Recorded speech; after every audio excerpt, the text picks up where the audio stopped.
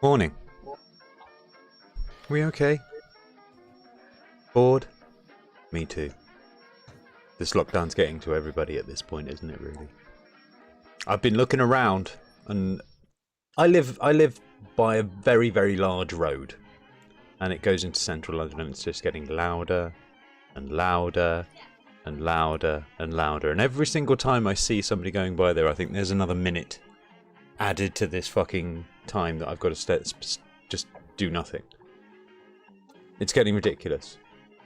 We've just had, what, VE celebrations? VED yes. Celebrations? Whatever the fuck you want to call them. Jesus fucking Christ. I've lost my shit with it, really. I didn't celebrate. Apparently, hashtags extend lockdown and hashtags street party were trending at the same time during that time.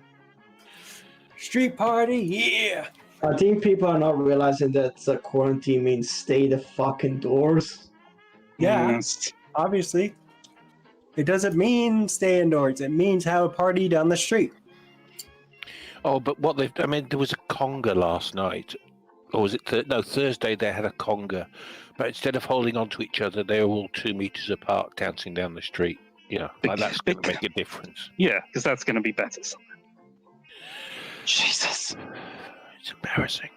Oh, here it is. Here's the conga thing. Hang on. Here's the conga. Look at these fucking idiots. Look at that. I'm sure do. Come on and do the conga. Do. Yeah. Do the conga. Yeah. That. I'm sure we're trying to... I don't understand. Questions.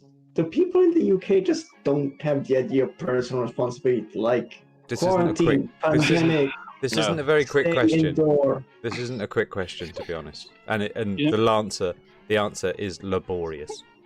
I could do it fairly quickly. We're trying to out-stupid America. Yeah, I mean, we also had the 2-minute silence at 11 o'clock in this country, and that's fair enough. But my parents went outside to do it along with lots of other people on our street. And after that, everyone decided to just gather around with a bit of coffee. And when my parents came back in the house, and I was like, oh, I'm not sure we were exactly 2 meters apart, but so long as we're careful. And I thought, My good lord, fuck's sake! I haven't left the house for 2 months. I'm telling you that the last few words are going to be spoken on this earth, and it'll be fine. Try it again. I'm telling you. Those will be the last words spoken. I don't know. Shit. Oh, I don't even know what that is. Sorry? So I'm busy trying to share because somebody's decided to get suspended from Twitter. Right.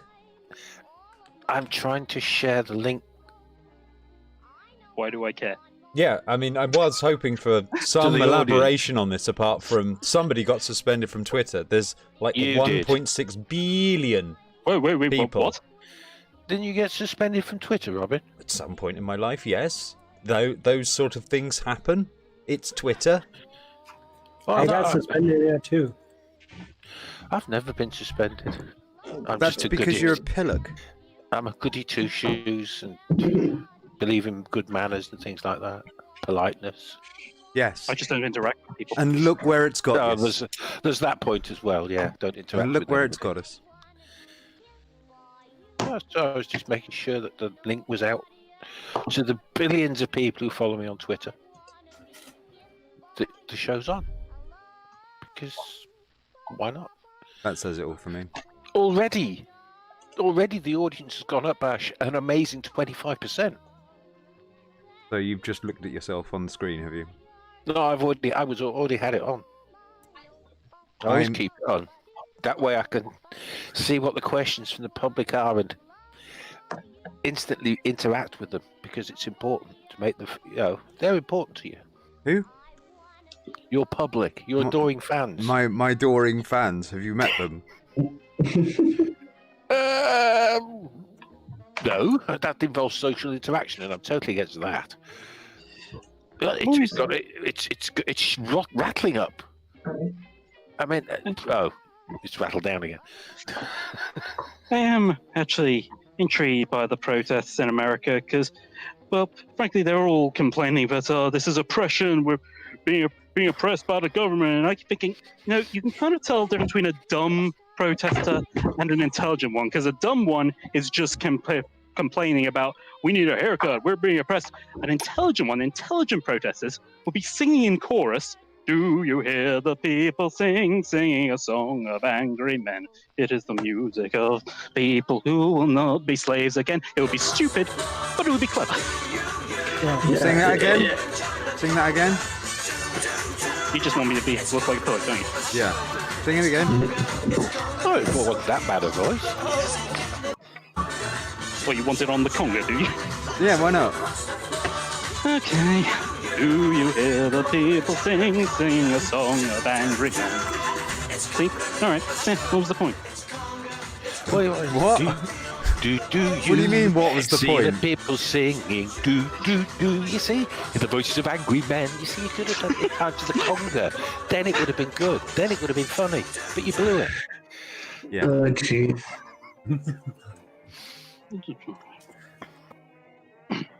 I'm just saying that those protests are like the people that actually actively go out and protest this shit in America and the UK. Like, next time they're at the hospital and you have the triage, put them at the bottom. To be fair, Luca, we're not exactly protesting here in the UK, we're just going out. Yeah. In the United States, okay, we are protesting our God-given right to euthanize ourselves, okay? We have the God-given right to commit suicide on... It does seem that some of you are thinking, if I go, I go. Yeah. And it's like, okay, then you're going to go. But let's be clear, the 99 or 90% of the people protesting like that are in America are all right-wingers. So I'm not, it's like, all of them? Yeah, I care about you. But every last one, are you sure about that? Are we certain that this is something to worry about? Are we certain? Yeah, seems like it. Yes, but are we? It's not that they could infect each other. It's the fact that people who need help, who have been observing lockdowns and isolation, who unfortunately catch it, their treatment will be delayed by morons. And this is a bit like that. Yeah. The health, your health service, no matter how good it is going to suffer more because they're having to spend more time treating people who could have avoided the illness, basically voluntarily catching it. Yeah. Well, to be also clear, they're on the tail end of our hospitalized system getting full. So if they get hospitalized, they're going to be at the tail end of that. So they would suffer the consequences. This is London. I'm Londoners. I'm very disappointed in you folk. I thought you'd be more sensible than this. Obviously not. Yeah. And I'm talking about my health system. Like, if the right wing gets sick because of these protests, which they are, actually, there are people who came down with COVID who, launched this stuff. They're at the tail end of where our hospital systems are going past that peak. So they're actually going to be on the waiting lines to get treatment. See, there's been 2 cases in the White House. Hooray! No, wait, that's bad thing. Sorry. There's also cases of the Secret Service getting sick too. People, this is really disconcerting for me to see this. Because you're going to say it anyway. Every single person I see here is another day. I went for my walk this evening, and I saw slightly more people. I did see kids on push bikes. Wait, Robin, do you mean another day of the virus or another day of the lockdown? Another day of lockdown. Right, yeah, you really sure of that, given the way things are looking like they're going to go right now? Well, in some respects, I'm quite, fine, drop the lockdown, let's have another peak, and then, will you ever learn people? Yeah, it's a bit like that. It's like, it's a hot plate. And all you're saying is, no, if we just push through it. No. hot. All you're doing is browning. That's it. You know, this is not. You can't sear this thing off. You can't outwin it. You can't bullshit it. You actually have to treat it with a bit of respect. And it will kill a load of people. Let's look at the countries that have actually done badly with this. Us, America, Russia. Russia is really bad. It's just going up and up and up. Meanwhile, every other European country, theirs are going down. It's almost as if populist leaders are really bad at this sort of thing. Well, we don't have a leader in the UK. We have somebody who says, maybe you shouldn't, maybe, it's not a good idea. I'm sorry, Boris, you're the boss. You're supposed to be Churchillian. You're supposed to be saying, no, we don't do this. Bring out a flaming law that says whatever. But have that. That's what the fuck's going on. Look at that shit.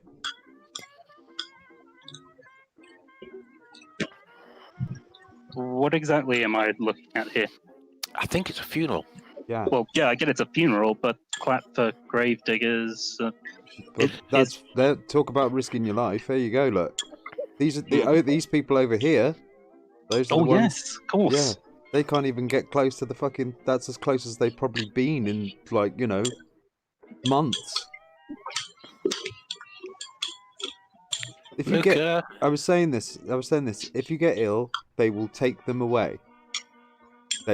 You are gone. They'll take you away from your family. You will not see them again.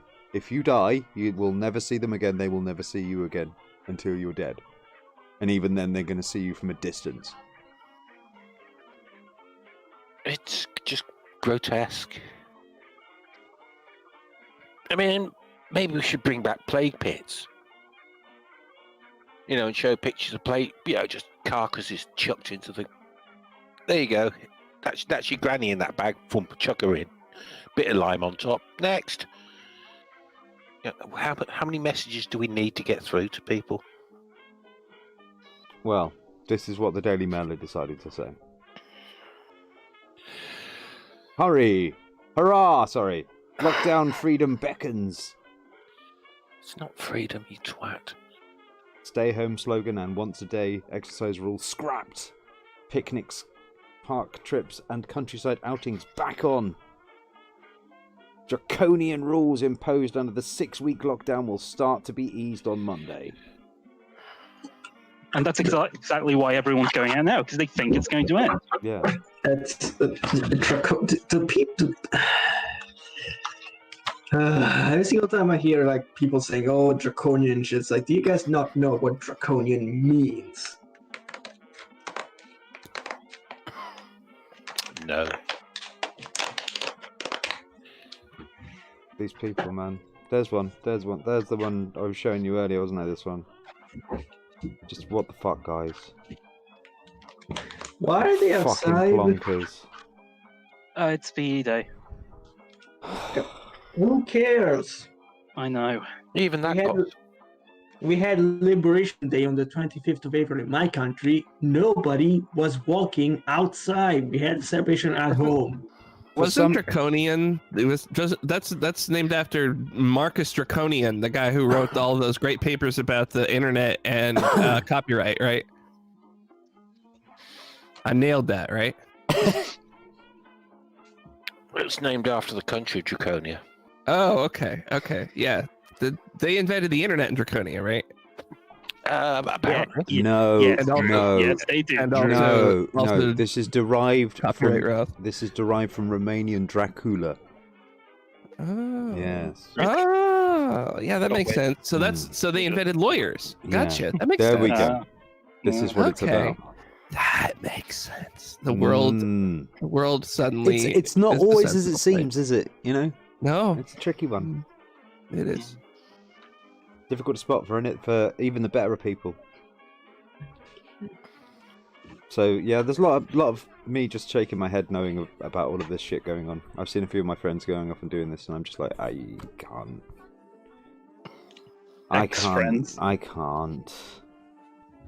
say anything here.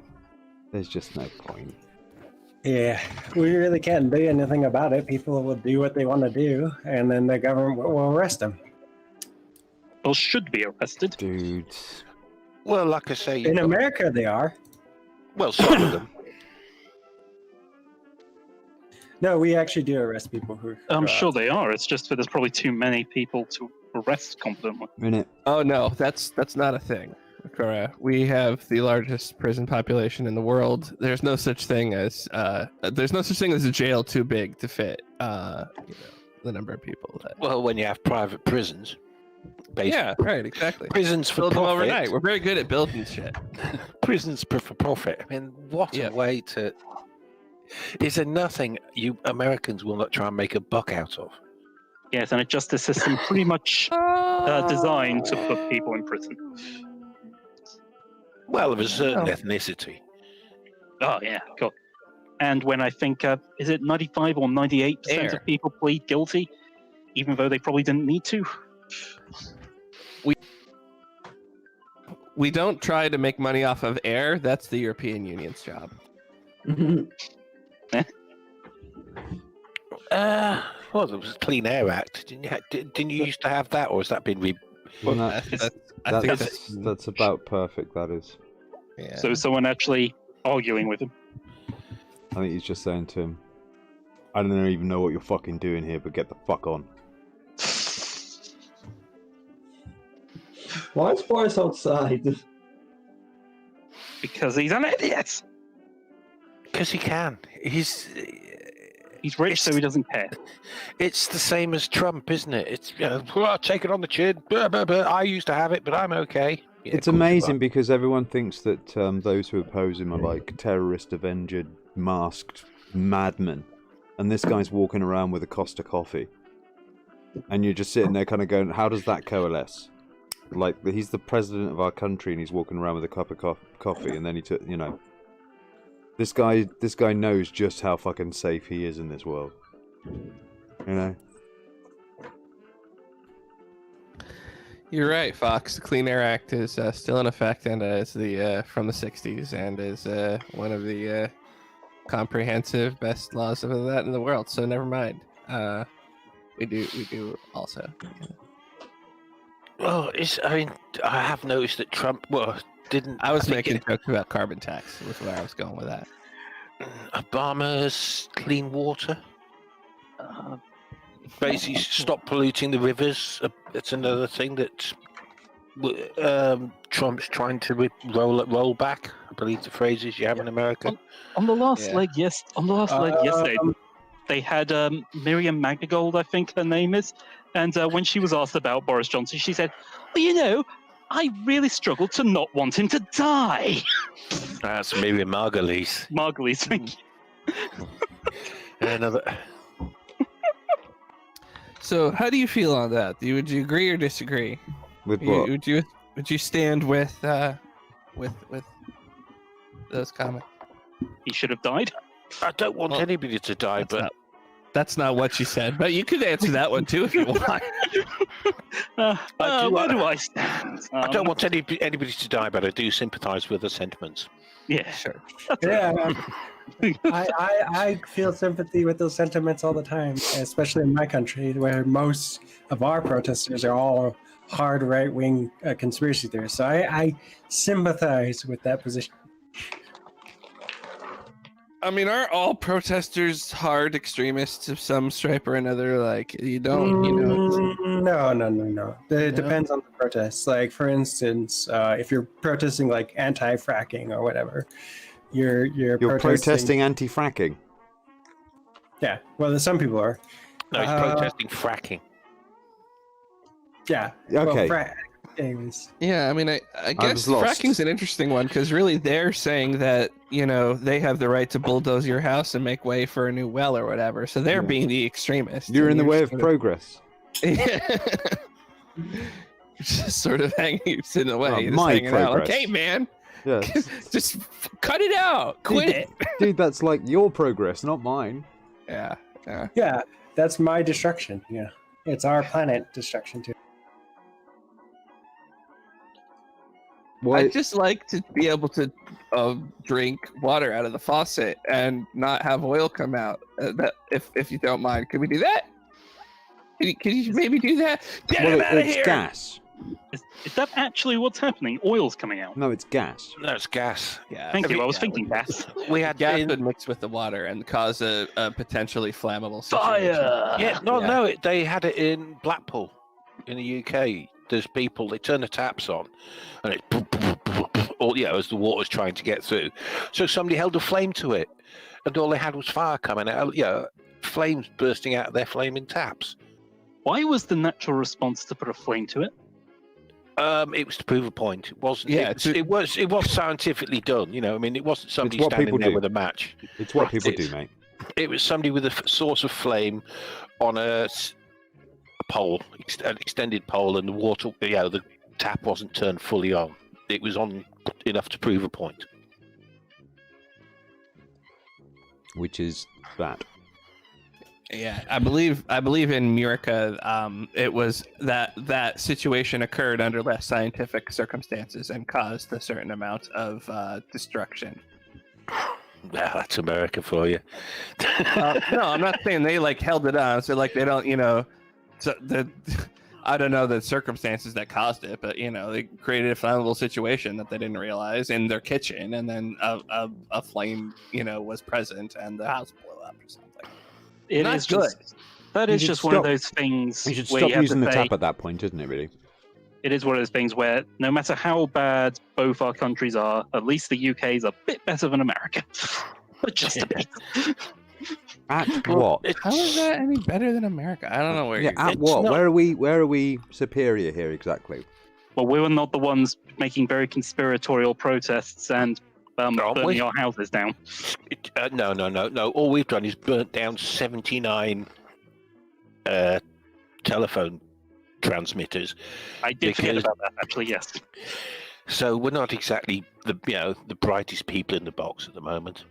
We have That's the really highest. the only point I try to make to my international friends. It's not that America is great, but that you actually all just suck worse is the thing. America has more resources.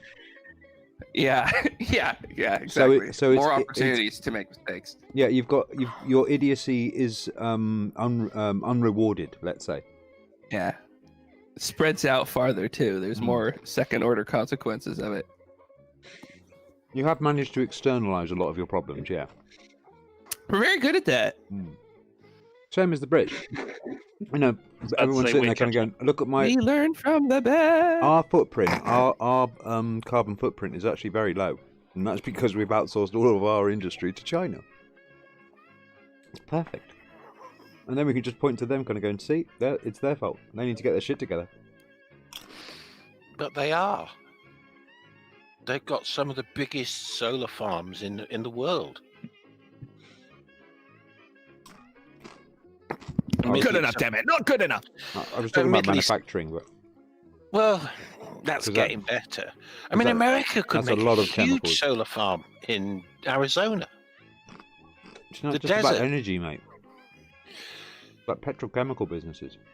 Well, yeah, but you can. It's Going from I mean, going from crude oil to a carpet. yeah, but what I'm saying is, you can. Lots of little things make a big thing. So Well, I mean, if- sometimes lots of a big thing make a little thing. well, Take a tree, for example. yes. I'm not certain this analogy is quite. It's not going well for you, no. No. No, and on the topic of the virus again, I was reading an article in Sky. Apparently, at the beginning of the week, apparently there has been some research done, and there is a thought that there is some mutated strains of the virus going around, possibly. Well, that's Well- good, isn't it? Well, or the corona is a mutated strain. It's a genius germ. Oh, yeah, that's true. Sorry. So I keep forgetting the chief scientific advisor to the Americas. Is a guy pointing at his temple. He's the president, unfortunately, who's never done virology in his life, but he gets hunches, and we should respect him for that. He has probably the best instincts. At least he's not thinking with his gut. There was actually a moment where he actually did fire his entire committee or his entire team of the to investigate and work on this, and then he hired them all back, saying, "Oh, I never realized they were so popular." Popularity. He didn't fire them. He announced that they were gonna wind down, and then everyone was like, "But no." And he was like, "Oh, okay, fine." Oh man! No, he actually fired them all in 2016 when he came to power. Well, there's that. He did do that. Yeah, but they were disloyal. And then blamed it on somebody else for change. Yeah, Not my fault. I was just thinking. Right. I was just thinking of a little montage of a bit of music, and it's just going, "We'll meet again, don't know when," and just have like the VE Day celebration people, and then slowly, like a really slow fade into a person on a hospital bed in a ventilator. Oh, We'll meet again in the hospital. And then you see them sitting to each other, holding hands, going, and then it goes, boop, boop, boop. You really wanted to. It's the Blackadder. It's the end of the Blackadder, isn't it? Yeah. Series 4, episode 6, where they go from over the wall and then to the field of poppies. No, they did they did the that Blackadder is- theme. That is so good. It is one. If you ever get the chance to see it, Boom, it is one of the most moving. I mean, considering if you know what Blackadder is, because it's such a funny comedy. You can easily like binge one series in a night easy enough. It's certainly better than the original intended ending, because there was a documentary years later, and they actually showed what the original ending was going to be. And originally, it was them running over the top, stopping, then all falling over, dead, and then there's Blackadder just looking up, looking really annoyed. They kind of knew at the time that was terrible, but then they decided to slow the image down, and that's when they realized, "Oh, that looks better." And I'm like, "Thank God you went with that one, because that original ending was just been awful." Yeah, but that's the And it was so emotional. that's the creative Oh my God. process. It is. That was It's good. extremely emotional. Yeah, no, Blackadder's great. Blackadder is amazing. The way Oh, you say seen it, it? you say it as though that black guy. That's how it sounds when you say Blackadder. What? Yeah. I don't. Maybe it's the accent. It just First you're of all, American, that's so not you're inherently racist. A phrase I would say anyway, Yeah, so I don't know exactly. why, but okay. Yeah. I'm just It's hearing one it of in your my accent. favorite That's all. TV shows, so Yeah. I really don't quite just- get where. Just your accent sort of like speaks to me as someone who's Just just my about accent, to it's just shoot my some sort of yeah, way of talking. I yeah, see. just to sort of like just butt check somebody in the side of the head just for being black. What? Never- But I never pegged you for classic British comedy, Drew. Robin, I think you're. Thank you, Bakura, for your appreciation of my appreciation. Look, I'm not saying it's Colin. you. It's just that you're American. Okay, well, yeah. It's just your I'm glad entire- you're not it's just saying your it's me, entire 'cause state I'm of about being. to say that it's you. I don't mean and you're to. weird. I'm not being prejudiced or anything. No, of course not. There you go. There's the link. I think you're getting. I'm not yourself hating the just player, before mate. your I'm not panties hating the in a player. public place I'm here, Robin. I'm not hating the player. I'm hating the game. Okay. All right, you fucking SJW cuck. Jesus. I knew you were a militant. I bet you've got a breakout bag and guns under your bed. Of course. Yeah, here in California with my duffel bag of assault rifles. Yeah. They're so easy to get here. Yeah. I'm about to go to a pawn And a shop map and to get the nearest those school. guns. He goes up to deaf people with an air horn. What would I need with a map?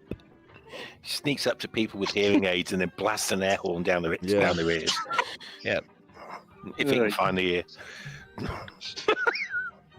That's very offensive, Robin. I can't believe you would suggest that I would need a map to find my way to a school. How dare It you? would be in Braille.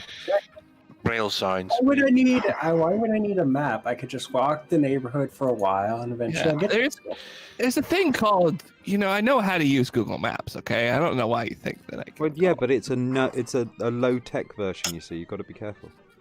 Yeah. Mm. You gotta be careful, otherwise they'll track you. I'm affording you forethought.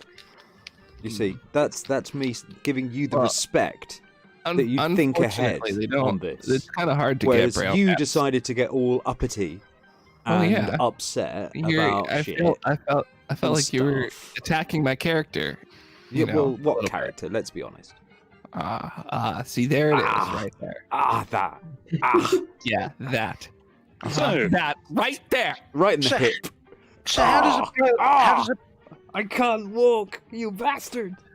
So How have we does- handled? Sorry, Sean. how do you read a braille contour map?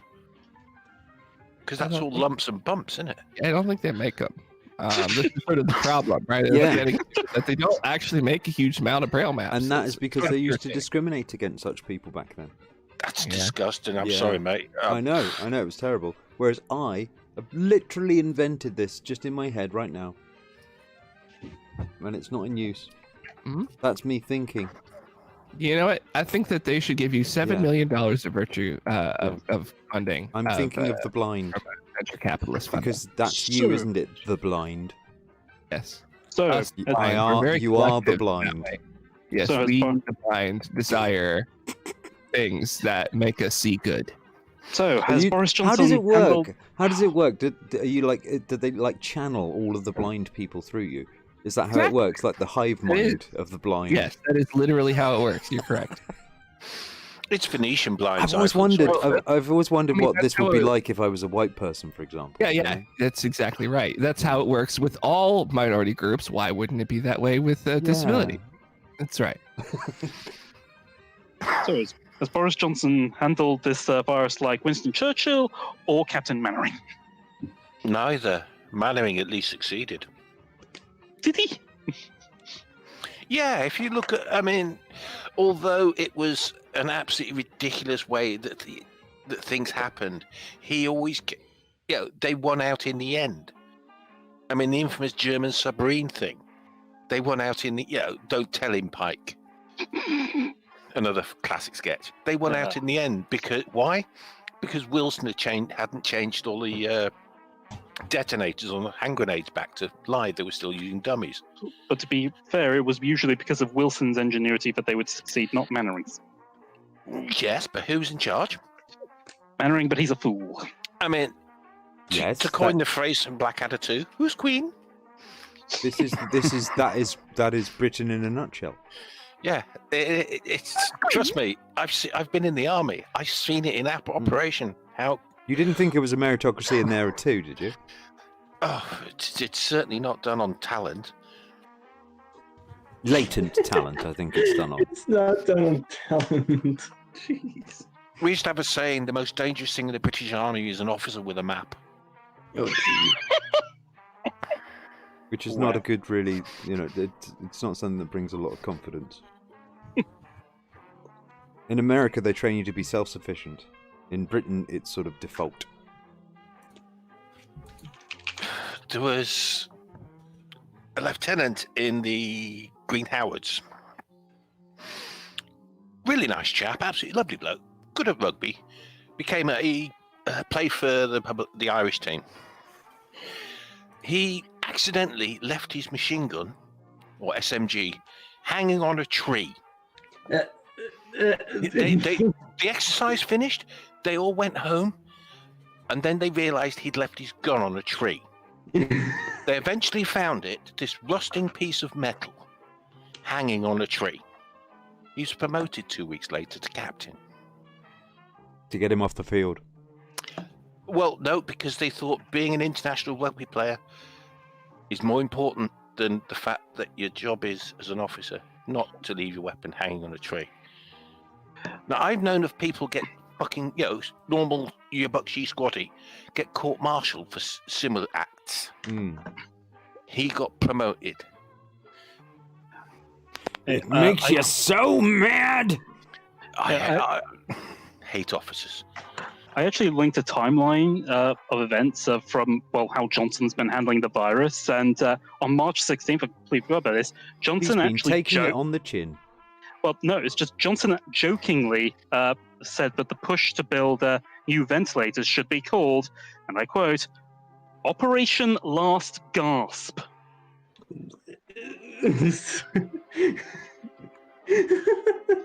Oh dear lord. Please say psych. Please say psych. Say psych. Well, he jokingly referred to it, but as Operation Last No, Gasp. and so I get that's it. the Too. closest It's thing. hilarious because the joke is that they're all dead, Yeah. and that's funny. It's funny because when they get on the ventilator, it's their last gasp before they die. It's our last gasp in our doomed attempt to solve this coronavirus problem. So it's hilarious. God damn it. I get it. God damn it. I get the we're humour, gonna just- die. We're not gonna make it, folks. I'm telling you, we're just not gonna make it. Not like this. We can't survive like this. Not with people like this here. What you need to do, Robin, is abolish a Tory party after this. What, can't we just kill them? Just abolish them. Come on, let's hang them up by piano wire from lampposts. Come The on, open where's house does not endorse piano wire, lampposts, or any other wires or posts being used in the hanging of people. Where's You are your really golden channeling your inner Luca there, Sean. I'm trying to. This isn't Luca. Well, exactly. Who Where are is you? Luca in this? Who's replaced Yeah. Luca? Where is Luca? He's in you. One of our Lucas is Sean, missing. where are you? Sean, are you in Luca right now? How dare you? How dare you? The sad part of all of this is people will still vote for the Tory party after this in the next election. Well, of course they will, because we'll have had 4 years to forget it. Exactly. I mean, 4 years of forgiveness. we'll have. The NHS nurses won't be getting badges because that's been scrapped. They certainly won't be getting a pay rise. But they have got 5 whole blue post boxes. Yeah, that just disgusted me. I was like, I mean, okay, I accept the GPO are a private company. Well, you're going to. Sorry, Royal Mail is a private company. But 5 post office.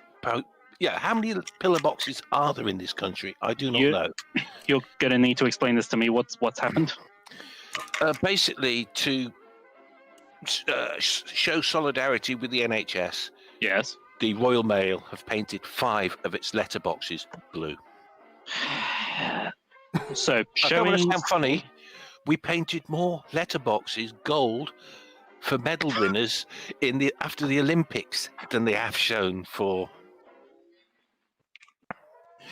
our respect for the NHS. And you're absolutely right, Abigail. And good hello and good Hello, evening. Abigail. Yeah, power the propaganda of the group. That's everything I've been seeing. Everything I've been seeing from this government, from the press, from everything has just been pure bolsterism, best chest beating propaganda. It's nothing. Nothing has been tangible in this. There's never been any attempt to. Rick, it wasn't just that Priti Patel boasted about the crime figures that plummeted. It was why she just completely ignored why. That was shoplifting's down. Yeah, because they're not fucking open, you bitch. Very difficult to steal something when it's behind a locked door. I mean, it depends on who you ask, but yeah. Pub fights. I mean, pub fights have gone right down. I haven't heard of one pub fight recently. Less driving accidents. It's all very having good, to you know. stay in. If everyone almost just stayed indoors and did nothing, everything would be a lot safer. I was about to say that actually. Yeah. You can't burgle somebody's house if they're there. Yeah. Well, no, because you're not allowed out. You break in. Quarantine. Yeah. Domestic abuse has gone up because of being trapped with your family. This is also true. I must admit, the cat's had a go at me a couple of times. That's domestic abuse to you, is it? Well, it's a domesticated cat. Well, semi-domesticated. Ball of fangs and fluff and teeth. Okay, here's a question for the gaming world out there. Yeah, cartridges. Do you think they should come back? It depends on what's in a cartridge, but maybe. It depends on how much you can put in it. 20 rounds of 5.56. Yes. Why not, Rick? Why not? They're cool. They were really nice when it came to consoles and stuff like that, yeah? It's that stuff that you can put on the shelf, all that sort of business. Well, if It you was had collectible. stuff like that, then yeah, it'd make more sense. If you had an SSD for a game, it would actually make way more sense. Or flash memory. Just a game with flash memory on it.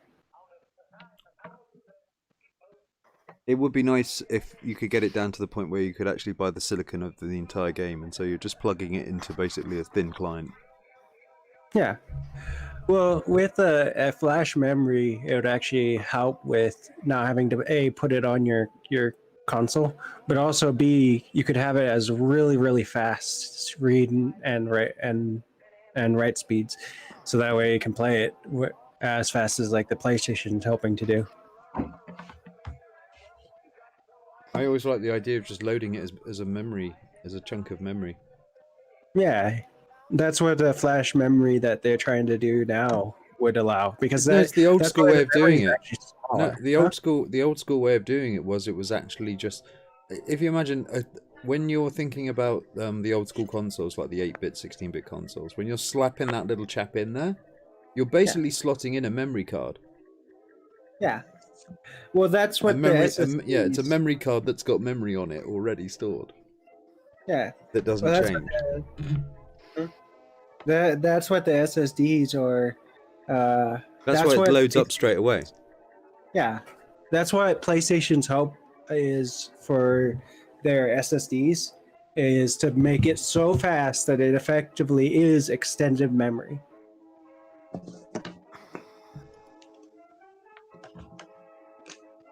I mean, if you look it up, they're actually really impressive SSDs, like better than what's on the actual market.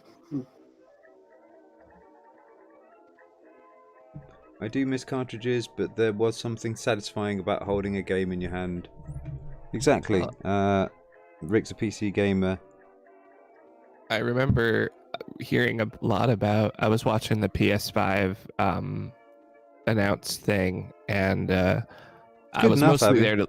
Sorry. I was mostly there because I wanted to hear about the 3D audio stuff, which looked kind of interesting because they've got like a separate audio for processing that. And I'm have my doubts as to how effective the whole thing is going to be and how much of it's just marketing. But anyway, one of the things they really pushed on was the SSD, how they've got like not just the SSD speeds, but also they had to like write the NAND controller, specifically, the storage controller, so that it could, handle like quick, bursts of data going back and forth to like optimize it for streaming from, all of this stuff from disk and having it load in really quickly so there wouldn't be any bottlenecks. It was interesting.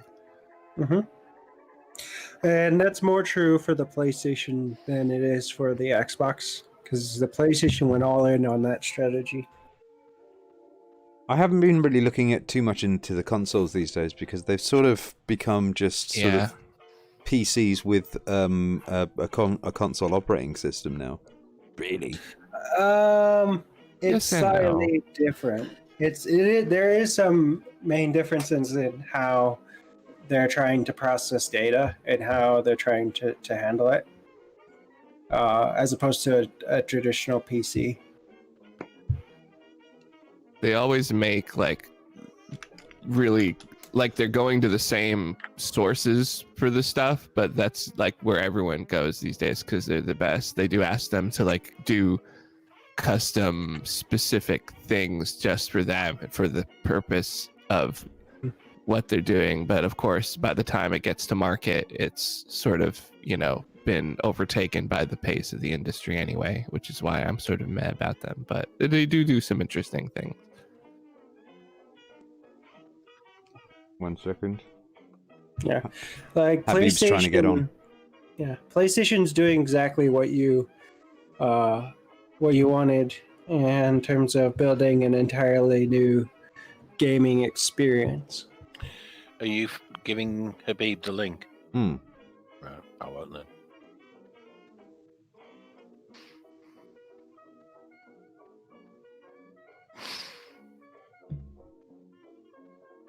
Don't mind me. No, I'm not it's not a topic I'm really up on, gaming. Nor me. I keep up on all this stuff because it translates into my experiences, but also it translates into the Futurism. direction.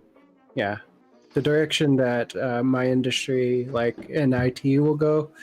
Like networking and stuff like that, will have to handle all this data. There's going to be a lot more of it going on, especially now with things like this. Oh yeah, definitely. Because people are going to have to trade in and out their games constantly because of how big the fucking things are. Hello. Hello. Good evening. So, what are we talking about Good anyway? evening. I'm looking very, very much forward to seeing the Ampere coming out. This Oh, looks like an that. absolute fucking beaut. Yeah, it might look great. I'm looking forward to a lot of things that are coming out. The consoles look great. Like this is finally after the. It reminds me of the PS3 and the Xbox 360 when they first came out. Like when the Xbox 360 came out, they benchmarked it against the 6600 GT, which was a $600 card, and back in the time. A $400 GPU was overpriced. That card was $600, and the Xbox 360 was beating it in terms of benchmarking. Now, I'm not going to put a lot of hopes on the consoles that are coming out, but they seem to at least compete with the 2080s and the 2070 Supers. Wait, so they're what? very, No. they're not the highest end, but they're very, very high end. No, they compete with the 2080 Ti. They're actually Not really. No, No, the not really. power performance is higher than that of. If you're talking about teraflops, then maybe. But when it No, when it I'm comes to- talking about targets for frame rate, because target for frame rate, 2080 cannot pull off the same things that the. You know, we will see when it comes out. But I've read enough about them. But no, they don't compete with the 2080 Ti. In some instances they might come on par with 2080 Ti, but I doubt that they will beat it, because from what I've seen, it's not there yet. But even that is kind of like you have let's assume $700 console, so a full $700 system that's in a API, so it's on a single chip that has the CPU and the GPU and the American. Don't forget that the reason why I say that it won't beat the 2080 Ti is because of VRAM. They don't have the same kind of capacity of VRAM. So, they're utilizing just shared memory. but VRAM is essential when you're loading 4K textures. They're targeting 4K, so that's what they're doing with the memory storage. They're using the RAM is the VRAM. Not good enough. Trust me, with my 2080 Ti, in some games now, if you're running in 4K textures or you're upscaling to 4K, it eats up to 8, sometimes even 10 gigabytes of that 10 gigabyte VRAM that it has. Well, that's different from utilization. So it can reserve that much, but that's different from how it's actually using it. If you say so. Okay. I know, because I watch these figures. You can see it reserve that much for the game, but it's actually utilization. It's utilized. I mean, I know the difference between reserve and utilized. Mm-hmm. I know. To be honest with you, you were asking what we were talking about at the beginning. We were talking about how no one in Britain's taking the lockdown seriously. Yeah. It's a bit of a mess. We're starting to ease up on the lockdown here. Oh Jesus! No, it's fine. We tested over 13% of the population, and the easing up is like, yeah, it's still very restricted. Like we have these, for example, like if you want to go to the supermarket, I'm not talking like the corner store, I'm talking like the hypermarkets in shopping malls, and those supermarkets are as big as villages. Like they're huge, and they're allowing only 25 people in, so you have to wait for like 3 hours. And in that Oh. long line where it's like people just standing like 2 meters like in front of each other, and like yeah, you're just sitting there with like a little trolley and waiting for like 2 hours just to go and get like a loaf of bread and a chicken. That's not good. Boris Johnson, I hope you're listening to this, Boris Johnson, because even Saudi Arabia are taking this more seriously than we are. No, I'm in the UAE. I'm not in Saudi Arabia. But Okay, fair enough. Thank you. He's just Saudi Arabian. There is a difference. Yeah, he said Saudi Arabia, He's but yeah, an like, Englishman yeah, in New we are in the Gulf countries where, I mean, yeah, it's not perfect. Like it could have been better. Like yeah, even with the tests that we're doing now, and they're talking about reopening, they haven't set a date yet. But I hear just from my clients and whatnot that they're looking at August as a target, even though no one is testing for antibodies. Everybody's just testing infections. So we have no idea how much of the population is already immune from asymptomatic, COVID-19, but we don't know. But they did a thing, and they did it just last week at the beginning of Ramadan. And I'm sure, like, if like the libertarian LARPers on Twitter would catch wind of this, they'd be like, "Oh no, the Gulf countries went fully communist." Every private hospital, every private insurance company, and all the major companies that have nothing to do with insurance or whatnot, but if they employ more than 5,000 people, they were tasked with a target of tests. Like some construction company was targeted, like you have to fund and conduct 100,000 tests by the end of the month. You can't do it, you'll be fined. I mean, we know that you have the capability and the capital to fund it, so go ahead. So yeah, they're wrapping up the test that way because it is like, we've got all this capital and all these people trying to get back into business. You want to get back sooner? Help us with the test. This is your target. Do it. Oh! That's awesome. But See that? It's observe quantum state, observer, and every other possible quantum state. but a yeah, good one. I like that. That's a good one. That's what the UAE is doing now. I know that the companies are doing it seriously. Like they're taking it super seriously. One of my friends works for a smallish insurance company, and they were tasked with 50,000 tests, and in less than a week they did like 30% of the target. They're like, yeah, we're way ahead. How are we in America so incapable of taking this seriously when others clearly can do it? Simple. We're trying to make money out of it. The NHS ain't doing the test. They gave them to a company that got fined £17 million for incompetence. The Americans were sold on the idea that if they comply with the lockdown, then they're listening to the big state and the communists and whatnot. And no one can tell me what I can do because I'm a fucking American. As for the Brits, I have no idea. You guys are just stupid. Yeah, basically. We have a buffoon in charge. I mean, you think about it. Take it on the chin. I'm going around. I'm shaking people by, infected people by the hand because I don't care. Da-di-da-di-da. And what happened? Oh, suddenly he suddenly gets the virus. What a bastard. Yeah, and then, because he's, had a not so severe reaction to it, he's back at work and that, it's nothing, we can all cope. Well, tell that to the 30-odd thousand that are dead, and those are his figures. Yeah, Habiba was actually saying there was a comedian actress woman, Miriam Margolyes, on a chat show yesterday, who, when asked what her thoughts about Boris Johnson, she said, well, I really struggle to not want him to die. No, it's weird. Like we kind of thought that the world superpowers and the richest countries in the world would be the ones that bounce back the fastest. Well, no. Were we wrong?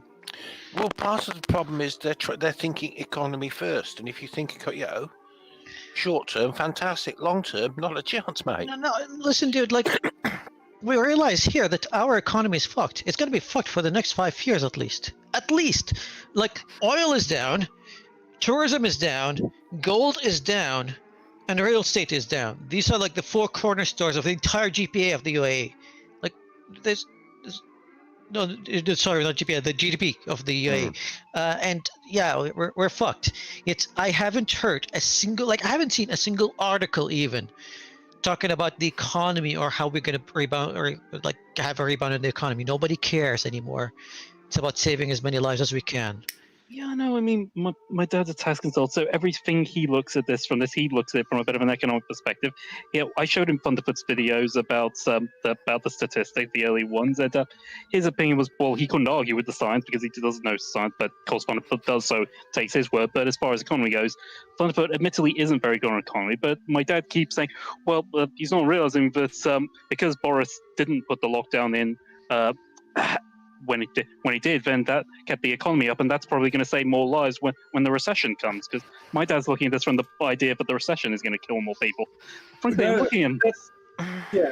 But the problem with that mindset is if you don't actually say in America there are bills that are floating to say give everybody $2,000 a month retroactively and proactively, and after the fact. The problem with looking at it is, well, if you keep the economy open, therefore it's gonna work out better. Is the fact that now you've exposed more people, and so they'll actually be out longer, and therefore the economy will get even worse. Exactly. Than just pulling them out, letting everybody get sick slower, because eventually everybody will catch it. That's actually what it means with that curve. But it's slower. You're able to treat everybody. You have more people alive. You have more people taken care of when they need to be hospitalized. Absolutely. And then you're able to get back up and running right away. The problem with America, though, what's actually worse is that nobody has disposable income. So when you shut down all shops and you shut down all paychecks, nobody has any capital to actually start buying and consuming right away. So that's why I keep trying to push the UBI. It's not because it's like a personal policy of like, yeah, I'm on the left. No, it's actually because if we don't do that, 80% of our people were living paycheck to paycheck already. So you just cut off all their paychecks. They're way behind on their debts and they're locked for years and they default for years. And that's a complete economic collapse. Yeah, I was actually trying to bend it by saying that I still think the scientific method of, no, just keep everyone locked up and then once it's manageable, you can reopen the economy, but we haven't even got it manageable in here, and they still want to reopen. Like I said, our tests are like, I mean, last time I checked, it was 13% of the population were tested, so that's a lot. Yeah, we tested a lot, and our death figures are like in the single digit per day. Now, granted, like the entire UAE is like less than 10 million people. We're like at 9.2 million people, so we're probably like the size of a. I think we're the size of London when it comes to terms of population, but having like a death toll of like a single digit per day, I think we're doing relatively fine. But even with that, we're thinking of reopening, like to complete the reopening maybe in August. Do you know, guys, I'm just looking at some of the MOSFET sort of timeline. By the end of this year, we'll be having somebody looking into 3 nanometer. Oh yeah, no, that's actually already looked into. TSMC is already working on their 3 nanometer. 1.4 nanometer by the end of the decade. Yeah, 5 nanometer has been actually it's been produced by Intel now. It's not ready for consumption yet. It might be released by next year. Considering 7 nano is considering that sort of capacity there. Mm-hmm. That's still a bit of room. I think it's going to get to the point where you can still clock it up, but it's going to get to the point where these things are going to get so hot that it'll be like temperature of the sun heat. Yeah. whenever you turn them on. That can't be good for a chip. There's a point of no returns, and the point of no returns is about 1.4 nanometers. It's 3 to 1.4 nanometers is about where, no matter what you do, it doesn't really matter anymore. But that's still pretty good. Like if you can get down to 1.4 nanometers, and that's performing against what we're doing here, that's a couple of orders of magnitude. Yeah, of course. 3 nanometers might be the correct answer. I was looking at there's a curve that basically you reach that point. And at that point, you're talking about electronics that actually are better suited for cooler temperatures. And so you can clock those down. Yeah, the actual shrinkage of the nanometer actually helps with thermals because it reduces the resistance and which reduces the heat that actually gets retained by this stuff. Yeah, I mean, I do get it. Like, I have my 900K. It's a toasty little CPU. I still love it, but it's a toasty little thing. My CPU is pretty alright.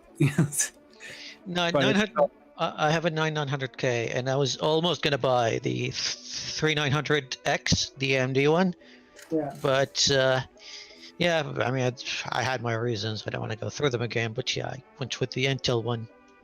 Yeah, which it's more like AMD if you want to do workloads, then go for AMD. But if you're just playing games, then go with the 9900. I do a lot of work, but Photoshop does not do well on AMD. No, it doesn't. I tested it. Yeah. I did, but no, it doesn't. It does better with clock speeds.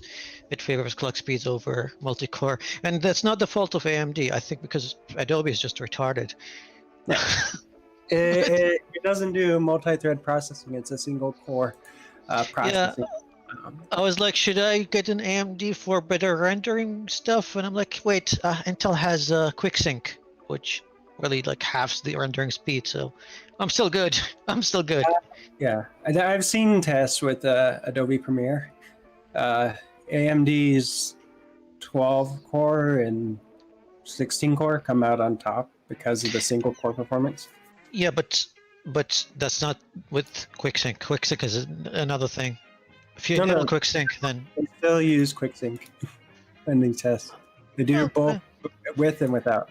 I mean, anyway, like I like with my workload, like this stuff that I do for work, I would render like a video every like 2 months. I don't do a lot of video. Most of my work is photography, so I'm still okay.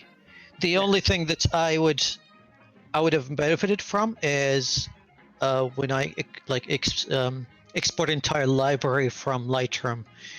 Like AMD would do it better, but again, like I had to balance it out.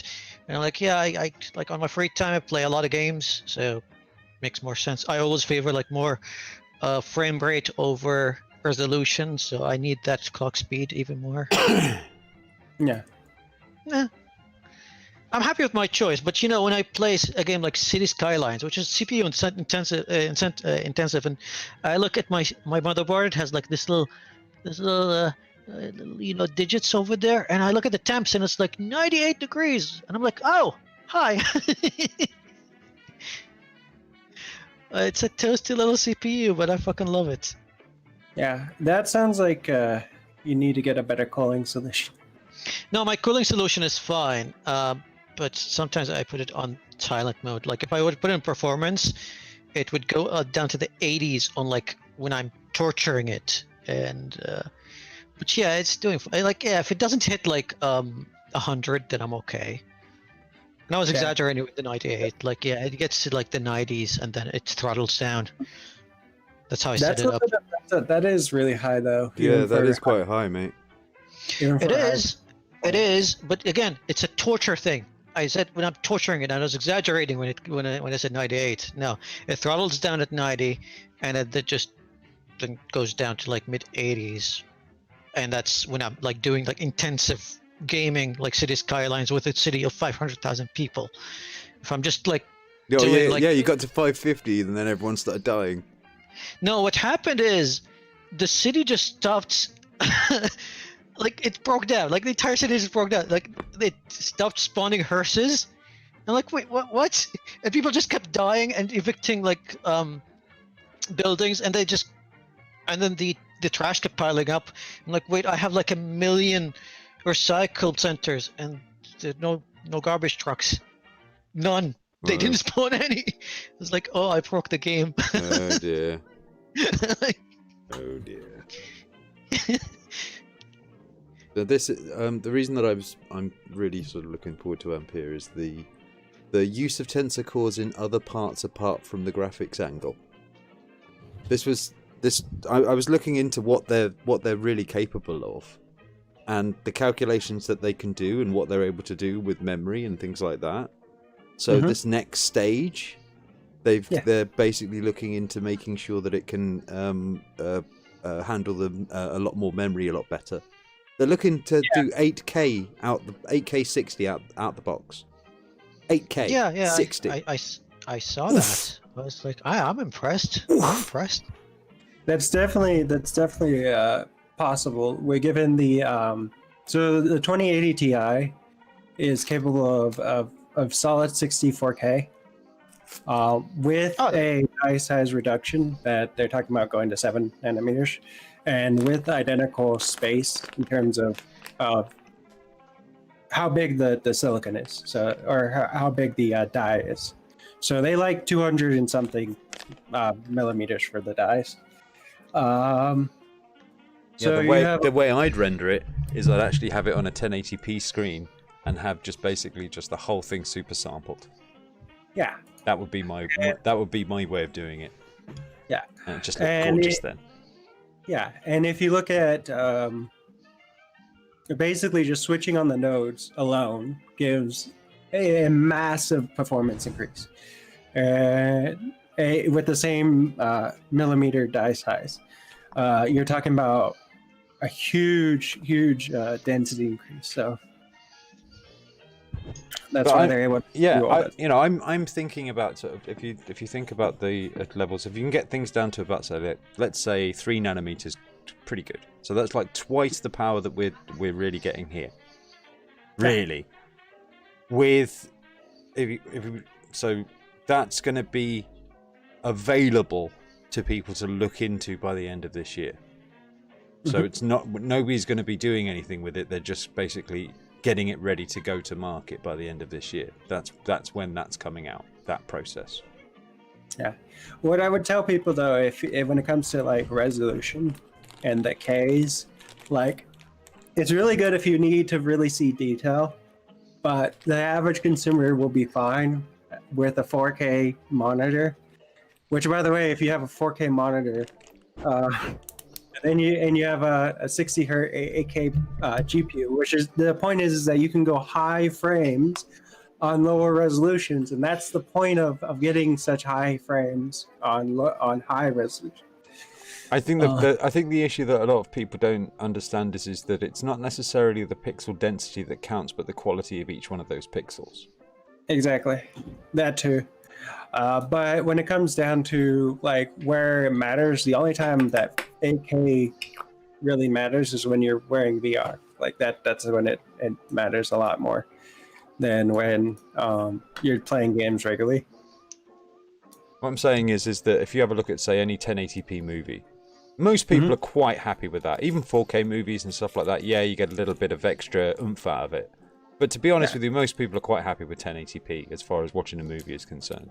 Nobody really cares. You know, and at that sort of level, most of the stuff is actually rendered at 4K and then super sampled down to 1080p. Yeah. That's how it's done in the movies. So to get rid of all of that shit. So if you can do that on a 1080p screen, a 4K image at a 1080p screen, have it all super sampled down, you're already golden at that point. And I mean, yeah, it would be nice to render it at 8K and then super sample it down. But that's not impossible either. But at that point, you've got enough pixels there to give people enough smoothness. For them to see that I think it was Universal announced / threatened that they were going to, because air quotes COVID-19, they were going to move all of they're going to start releasing their new movies at the same time as they would be released in theaters, and then the major theater chain dropped them. But they seem intent on releasing the digital versions of movies, when they're available, rather than waiting for the theater run, which is a huge. It was going to happen sooner or later, but the thing is, like, if they get dropped by all the major chains, it means that they cannot qualify for a few award shows, including the Academy. I think it was just one chain, but yeah. The Odeon as well. So AMC and in Britain the Odeon did. But Habib, actually, the Academy has just recently, because of the fact that no films are really going to be released in theaters this year. But I don't know if it's this year or going to be a continuous thing. They are going to count for films on streaming services. That's knowing how the Academy Awards are managed. There's a lot of snobs over there. So, I mean, Spielberg is still a big hotshot over there, and he hates streaming. So I highly predict that it's going to be temporary. And as soon as the things start opening up, they're going to revert back to having that condition that a movie has to premiere in Los Angeles in whatever time period or whatever. Yeah, but when it comes down to it, most of the time, all right, let me rephrase this. When it comes down to it, all they care about is making money. So if the Academy Awards isn't really going to give them anything, well, it's also let some. Okay, I've got a little bit of skin in this game. Don't mind. Yeah. But if you listen to Scorsese, for example, Scorsese's done a lot of work for trying to hold on to and sort of catalogue and archive lots of film, old film, things like that. His sort of take on this is that the cinema experience is more than just staring at a big screen. Yeah, I know. And it's the shared experience with the people that are there. The sort of, let's say, all of these buildings have got a certain quaintness to them, and it would be a shame to watch these things disappear and die. This is why a lot of people don't like streaming services, because it's basically it's killing the DVD market, yes, but the DVD market did a lot to kill the film market as well. Yeah, Scorsese came from a generation where, I mean, you still see it in a few theaters now, where the screen is, it gets covered by curtains at the end of the show, actual curtains. It's a show. It's a theater show, and yeah, you can watch Cats on. You can watch, not Cats the movie, but you can watch Cats the play on a video. You can buy a DVD. Is it the same? No, it's not. You can watch Shakespeare on your screen at home. You can just buy a performance, recorded performance, and watch it at home. Is it the same? Oh, far from the same. It's not. And a lot of the old school cinematographers and directors see the movies the same way. Going to the cinema is an essential part of the experience. Now, what I don't agree with is that they limit it to test the premiere or at least play in Los Angeles for a specific period of time. I mean, that's just Hollywood being snobbish about things. Well, it is a Hollywood sort of award ceremony, so you can understand. I know, but yeah, I still don't agree with it, because they try to promote themselves as a global kind of award ceremony, but then they're but you have to premiere here. Are you sure? Are you sure? I mean, they're a bit like the World Series, and I don't think you can. When basically they have a foreign film. No, I said they promote themselves as. I didn't say that they are. Well, they have foreign film. Yeah. So. Yeah, I know. I don't think they really are. I don't think they're really hiding that. No, like I said, it's a lot of. There's a lot of snobbery there. I'm not a fan. Okay, of the I get it. Okay, there's a certain snobbery attached to film in this particular front, and I want to reiterate again when it comes to the theatre experience, because it's this: when you go and walk into a theatre, there is no pause button for you. There is no toilet break that you can say to somebody, "Could you stop the thing for a second, please?" You have to be there. It demands your attention. You are there for it. It's not the other way around. It's a different relationship between a movie experience and a home experience, if you see what I mean, because of this. Yeah, same thing with like multiplayer versus single player games. Like when you're doing in the world, you can't pause a multiplayer game. But it's what I mean is that there's a certain cheapness that's attached to this, where you have this direct control over it. There's less And reverence. If you're going to take a break, you better make sure it's worth it, or Yeah. it's at the right spots where it's going to be talking for a little bit. Yeah, You know. it's something that you can catch up on, and it's. But even then, I mean, it's most of the time 90 minutes. I mean, fucking, go to the fucking toilet before you go in. What's wrong with you people? Get a bladder. And it's the concept of actually having that point where you definitely are the passive observer. The difference between the film experience and, say, watching TV or whatever like that is that you are actually an aggressive observer. You're a choosy and picky observer. And you don't get your money's worth out of TV. You can Yeah, you pause can it. just change the channel at any time. You can just go like, I don't like this. Yeah. Let me just give you an example. Like when I went and watched The Rise of Skywalker, and I'm a big Star Wars fanboy. I enjoyed it in the movie theater. I actually went to the theater twice to watch it. During this year's May 4th, I have this thing that I've been doing for more than a decade now. I would just like marathon all the Star Wars films, and I did. Like I took like 3 days to just marathon them all. Like not like I have anything better to do. I didn't enjoy The Rise of Skywalker at all. It was a mess, wasn't it? No, I still prefer every time I watch The Last Jedi, with every rewatch, I enjoy it more. I see like little details here and there, and I'm like, yeah, there's some good in this film. There's a lot of fun in this film. It wasn't like a bushfire. I mean, it wasn't that bad. But this is like my my third viewing, and the first time I see it at home for The Rise of Skywalker, and it sucked. But in the movie theater, I enjoyed it. It was the movie-going experience adds so much to the film, and that's something that I. Well, I think it probably because there was so much going on, that helped. There was it was absolutely roller coaster ridey, to the point of jarring for anyone in the home audience, and you can pause it and kind of go, "What the fuck is going on here?" Whereas when you're in the movie experience, you don't really get that time to think. You just what now, kind of deal. No, it's not like okay. I got to just like every now and then they just throw something at you, and I'm like, oh, what the fuck happened? But okay, just roll with it. Just roll with it. But every time, like with the Rise of Skywalker, it was too fan servicey.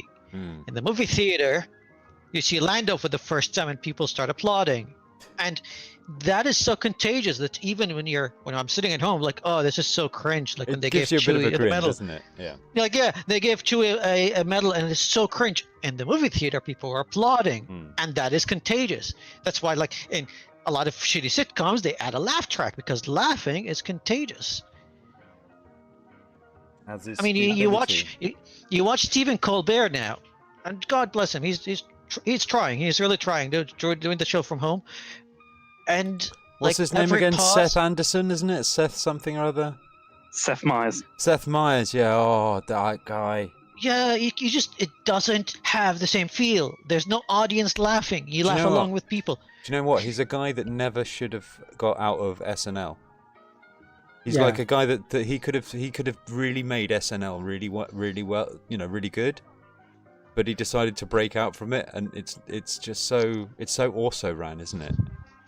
I really like Jon Stewart. I really do. I think he's funny. I do. I think Jon Stewart's really funny, does Seth. He does. He likes it. He's a nice guy. He's a nice guy. It's okay. It's all right. It's all right. That's Seth Meyers right there. It's like it's not insulting. It's passable. I always used to watch Jon Stewart on Daily Show. Interestingly, Jon Stewart seems to be spending his time going on other people's shows these days. Well, he doesn't have a show, does he? No. He gave it up. He keeps saying that he quit, but not really. He gets paid to just appear on other people's shows. Well, no, he's more into political activism. He's, he does a lot for the still. does a can lot imagine. for the 9/11 victims. Yeah. I remember the big Yeah, show but he did. That. when I said he quit working as a comedian. Yeah. But he makes his money by just going on other people's shows and getting paid a lot of money for it. Fair play to him. Did you see that episode of The Daily Show where he actually had a group of the 9/11 first responders and he talked about what they thought about how a bill wasn't going through Congress to extend their medical care or something like that? And thanks to that, Jon Stewart. I saw that. Yeah, Jon Stewart actually got the bill pretty much on the front table again at Congress because of all that. But I was really annoyed at this one person that they had on the show. I mean, it was meant to be a sort of roundtable discussion, and there was this one guy on the far end of it from John, just constantly going, "We're patriotic Americans doing our duty." And oh. Thing is, I feel for you, but you're annoying me. Well, that's how Americans are. It's how the world works. It's called taking advantage of people who care about. Look at our nurses. I can guarantee you, they've had the tin pan rattling. They almost got badges. They're certainly not going to get a pay rise. You look at what in this country are considered essential services, and how low paid they all are. Every single one. I know. My job. Will people, after it's over, sit back and think, we've got the pay structure wrong? Will they shit? It'll be bankers who'll need more money for this. They'll, bollocks. No, I mean, my job is technically an essential service, an online store, technically a small one. But nonetheless, that's why I was still working there for a while until it was decided we're going to furlough you because we're going to lose more money if we keep you here. But at least you furlough. I mean, I'm presuming, you get furloughed with wages or furloughed? Yeah. But I'm a fucking freelancer here. Like, I stopped working, I stopped getting paid. There's no safety net, there's nothing for me. I've been spending some of my savings. You've got savings. There you go. I've got some, which I had savings. You used to have savings, yeah, sorry. Yes, I had savings, and they're just gone. Like that was my moving out fund, and it's gone. You can't even be a gigolo now because you can't go out and sell your soul, can you? Just a gigolo and everywhere I go. Can't do shit.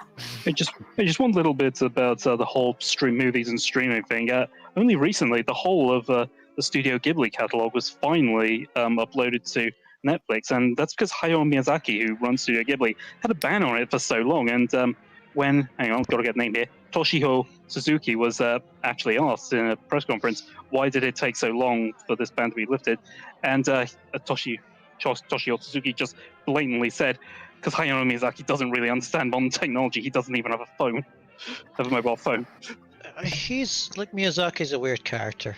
He's a very weird character. Oh yeah, I'm hoping to get a documentary about him soon. Eventually, once this is over. I love his writing style. He likes to create like urban legends. And, modern urban legends, except for one film, Princess Mononoke, where he created like an ancient legend that you watch it and it's like maybe it's like inspired by some like Asian or some like Oriental myth, but no, it's all original. The actual name, like the original name of the story was the Legend of Hashitaka. Yeah, well, he wrote a legend. That's what he does. Yeah, I'm looking at my entire collection here. I was watching when Marine was there yesterday. I think it was, and that one just made me cry. It's a thing with Studio Ghibli films. A lot of them do just make me want to cry all the time. Well, I mean, I kind of outgrew anime when I was a teenager until I think it was when I was in college and I was working for this small computer store. And someone brought a computer in with a DVD of Princess Mononoke, and I started watching it, and I was like, "Wait, this is fucking brilliant." This is like it got me back into anime for a while, and then I got bored. Have you seen Your Name? No, I haven't. Oh, you've got to see that one, mate. I mean, it looks like a typical body swap film, but when you get to it, it's just brilliant. Oh, what's that other one? A Silent Voice. that's really brutal in its subject matter. That frankly, I don't even want to tell you the plot. It's just one of those things you should watch with no knowledge going into it. A Silent Voice. It's on. Everything's on Netflix now, right? Yeah. Oh, is that on that? Hang on, let me check that one. Even then, that's just going to be the UK Netflix one I'm looking at. May I ask a question without getting my head bit off? Okay. No. Yeah, probably not. Probably not. Go ahead. What's the difference between a cartoon and an anime? Okay. Anime is I think Japanese, cartoon is. So basically none. Just means animation. Yes. Well, it's not a cartoon animation? No, listen, Yes. like, okay, Yeah. the main, like the way, like, okay, that's It's country of origin. That's the Yes. definition, pretty much, of the country of origin and whatnot. But I think the way it's colloquially being used, it's Japanese cartoons that are more geared towards adults than kids, and people are not associating them as cartoons. They just call them anime instead. Like That's I've seen. That's technically a lie, though, because anime, when it started in Japan, was absolutely intended mostly for children. The only time you saw anything for teenagers, this is my topic here. The moment you saw anything for teenagers or adults, it would usually be something like films. Then Neon Genesis Evangelion came around in 1996 and changed everything. Like I said, it's the way it's colloquially being used. I didn't say it's the original motive. Yeah, incidentally, Habib, I have checked Netflix. For the UK at least, yes, A Silent Voice is on Netflix. All right, I'll give it a check. I mean, I've got VPN. I can bounce around the world, so it's fine. Okay. If it's not on Netflix here, I'll bounce there. Nice. It's fine. What? Bowl of soup?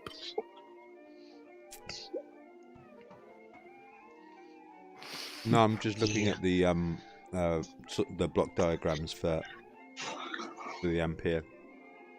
Oh yeah. The architecture. Mm.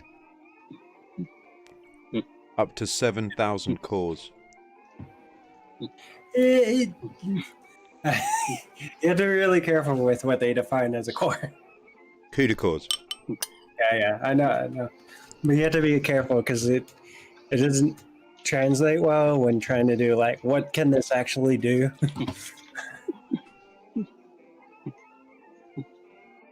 Well, oh,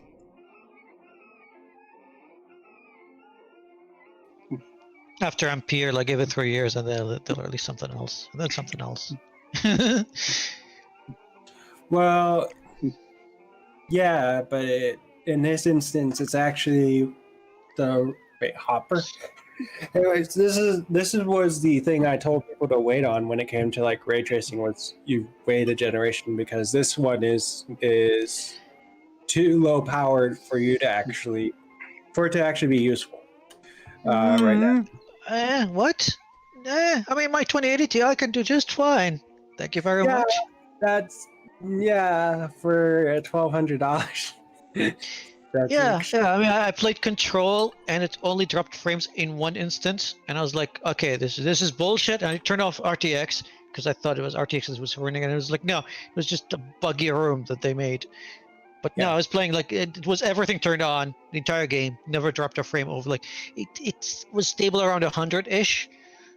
But I'm talking about like the 2060 to 2070, those which would be more commercially owned by the general populace.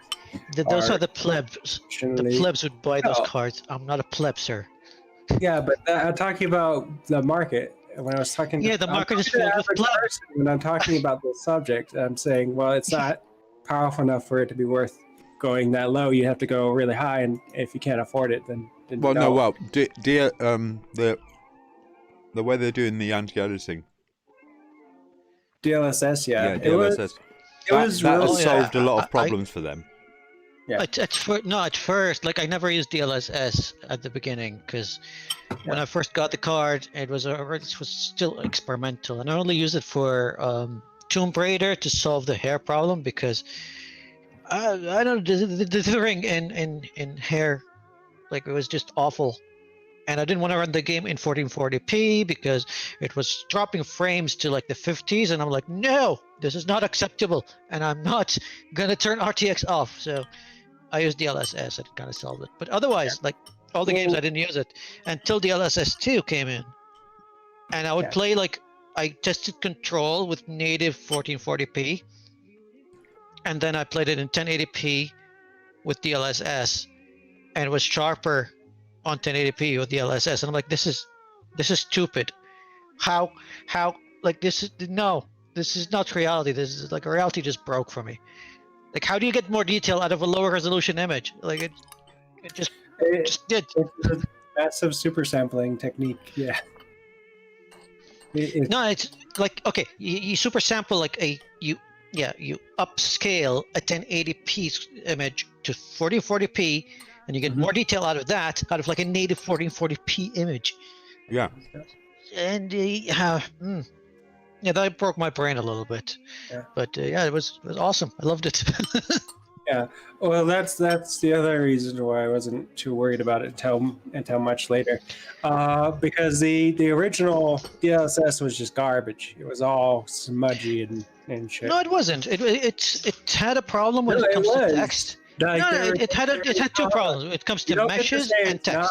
Boom. It's a conversation, dude. It had problems with meshes.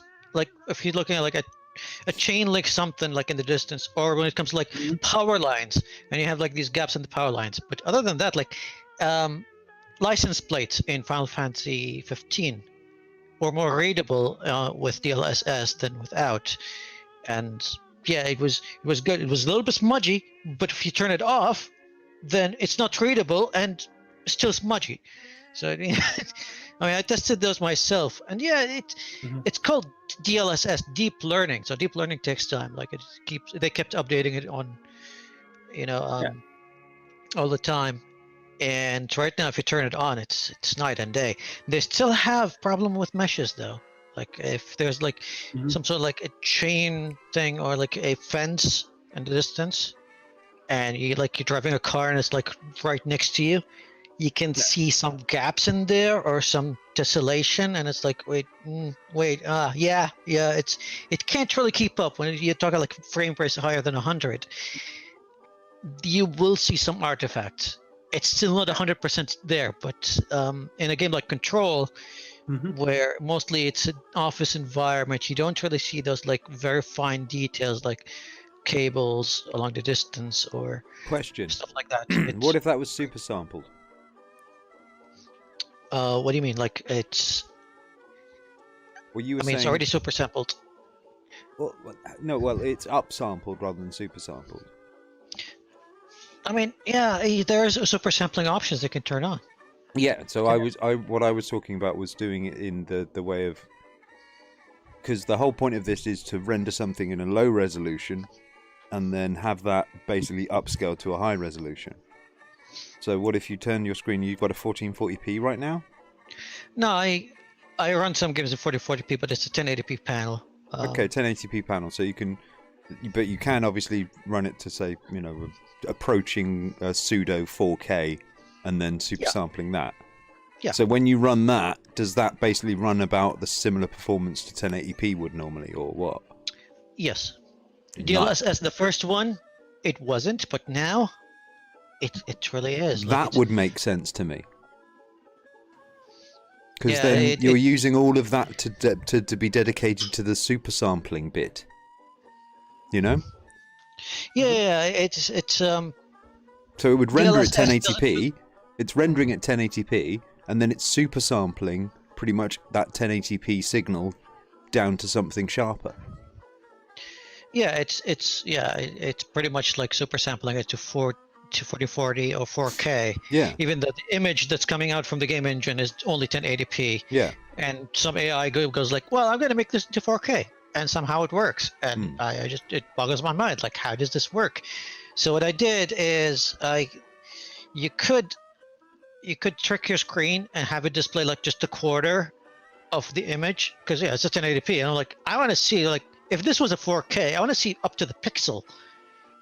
And goddamn, like, the text didn't have any smudges, and it's really sharper than if I would run like a native 4K image. So this is anti-aliasing finished. Yeah, it's Is that what you're saying to me? Is that what you're saying to me?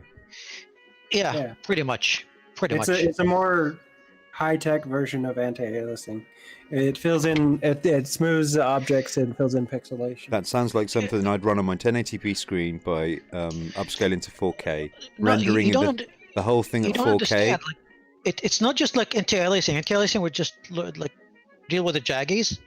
In Control, like all the characters, if you zoom into them, you see all the pores in their skin. Like they're so detailed. Like those meshes are very, very detailed. That's right. And those meshes, like all those like the little textures, have more detail as if you're zoomed into them.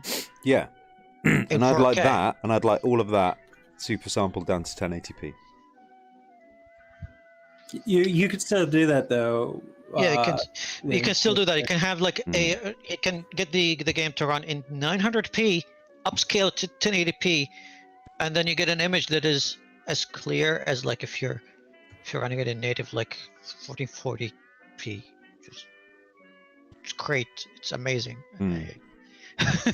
So yes, this is why I'm kind of looking forward to the Ampere. But some games haven't updated though. Like Tomb Raider, you can't run DLSS in anything less than 1440p, which is kind of stupid.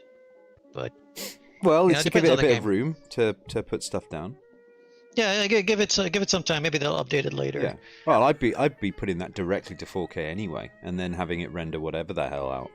Because what's that? What is it if it's at 4K? Isn't it 3 times or something? So it would be rendering at 1440p, and then super upsampling that out to 4K.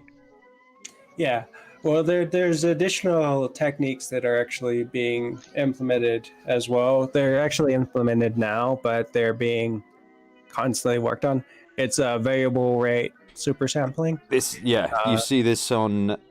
You can do this on most games, but obviously they don't have it on most games. But Ubisoft have got a lot to do with that in their rendering engines. When it comes to VRS, which is variable rate shading, and VRSS, a lot of that is Yeah, be right back. you're trying to Roger. when you're trying to do this, you're also trying to do like eye tracking. So that way you can do the more dynamic you can make it, the more power you can give to your system to play the game. And so if you had like an eye tracking on this side of things, you can have it like really high resolutions where you're actually able to see, and then just everywhere else is just low resolution that you can't actually see, and it makes that visibility cone just specific to just what you're. I wouldn't like that. That would put me off. That would be unsettling as well.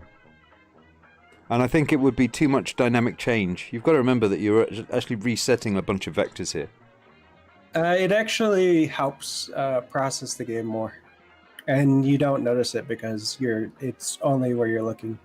Well, it works better in VR anyway. Perhaps that can help. There's a lot in VR that you can do.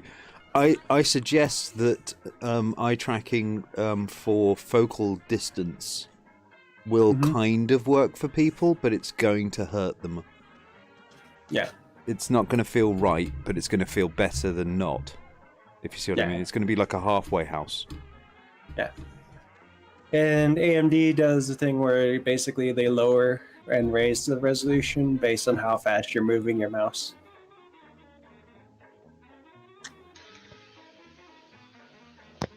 Do you know, I was thinking about ways to do pixel refocusing. And what about on the lens? Pixel refocusing on what lens? Well, okay, you've got the display in front of you, right? Yeah. And then you've got the lens that brings the light into you and then focuses it into your eye. Yeah, for VR? Yes.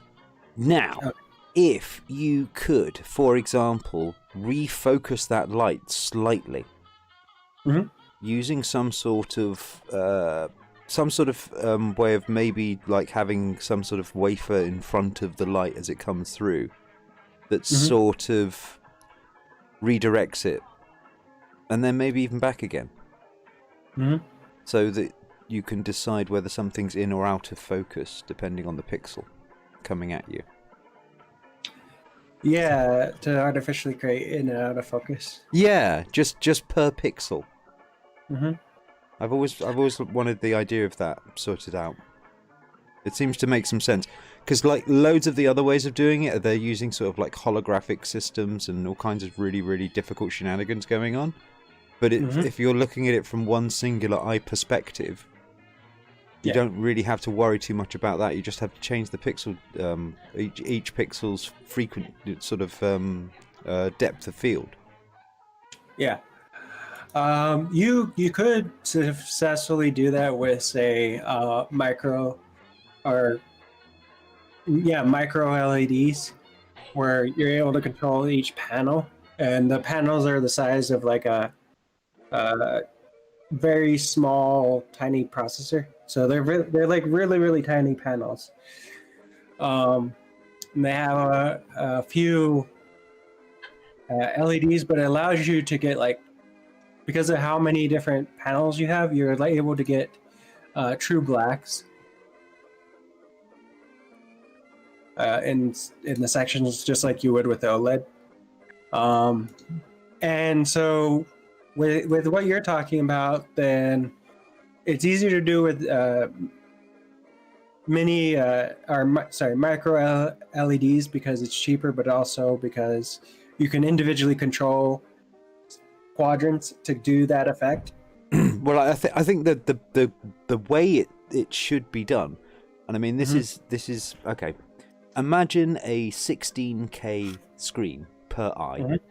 Okay, so now you've got a pixel density there that is way higher than the human eye can actually see. Yeah. So at this point, each one of those pixels has got a certain focal length. So you've got now a gradient between each pixel, if you will. The representation can be something else, but at least there's some gradiented representation there of focal distance. And then the representation of that focal distance is obviously laid out in front of the glass in front of you, with it would have to be refocusable depending on where it landed up with the eye. I mean, this would have to be obviously very, very well set up in order for it to be able to line up with the eye, looking at the pixels, if you see what I mean. That would be a trick. I'm not quite sure how that would work out very well. So there is a lot of problems associated with it. Yeah. Because you've got to think of when the eye moves, it doesn't just look left and right. It actually moves ever so slightly, not a huge distance. But it moves, maybe about a centimetre to the left or to the right? And at distances on a lens, that's actually quite a lot. I mean, if you look out of your lenses, look to the left, look to the right, you do get a little bit of lensing sort of weirdness, don't you? Yeah, you have a time between each movement before your brain will actually see again. By the way, what's the VR headset that you're using? I'm using the Oculus. Sorry, not the Oculus. The Odyssey Plus. The reason I'm using it is because it has no screen door effect, and it's way more comfortable with. What was the Odyssey Plus? Was that? That wasn't a Sony one, was it? That was the Samsung one. It's the Samsung Odyssey Plus.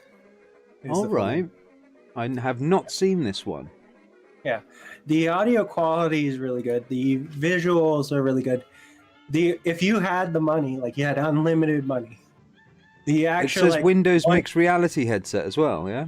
Yeah, it's also under $300, so that's the main other reason why I went for that. This is the one I recommend to everyone if they want to get in VR, but they don't want to spend a lot of money. Yeah, huge amount of money. So 360-degree spatial sound. Yeah. It's glass. Very big glass. It's like wearing goggles, kind of. I mean, to the most effect, I don't actually notice it, but if I had a Pimax 8K, XR, whatever, if I had unlimited money, I would go for that one. I saw those. Those were mental. Yeah. The difference in resolution in true 8K and that kind of stuff is massive comparatively speaking.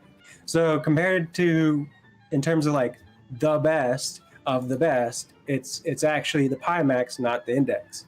When it comes to like middle best, it's the Index. When it comes to the best lower end, and the gap between the Index and it is the Index is good, but it's also an LED screen or LCD screen, liquid crystal.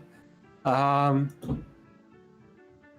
don't remember. I have to look it up, but anyways, it's an LED screen, I think, and that doesn't have true blacks. It's good. They're like what the panels they have on it are good for getting dark, but when you sleep in VR, it's quite difficult if you don't have the actual like headset off, which OLED displays do actually go off. It's got a reasonably high resolution. Yeah, 60 to 90. Yeah, I think the Odyssey has got a really high resolution. It's actually identical, and it's also dual panel too, so that's the important bit too. But it's an OLED display, and I haven't had any burn-in issues that you'll get with an OLED, mostly because when you're doing VR, your head's constantly moving, and you're looking around constantly. So there's no point in which you're just sitting there focusing on it. The only time that happens if you fall asleep in VR, but when I do that, I go to a room that's actually dark so that doesn't happen or isn't a concern. 110 degrees isn't bad.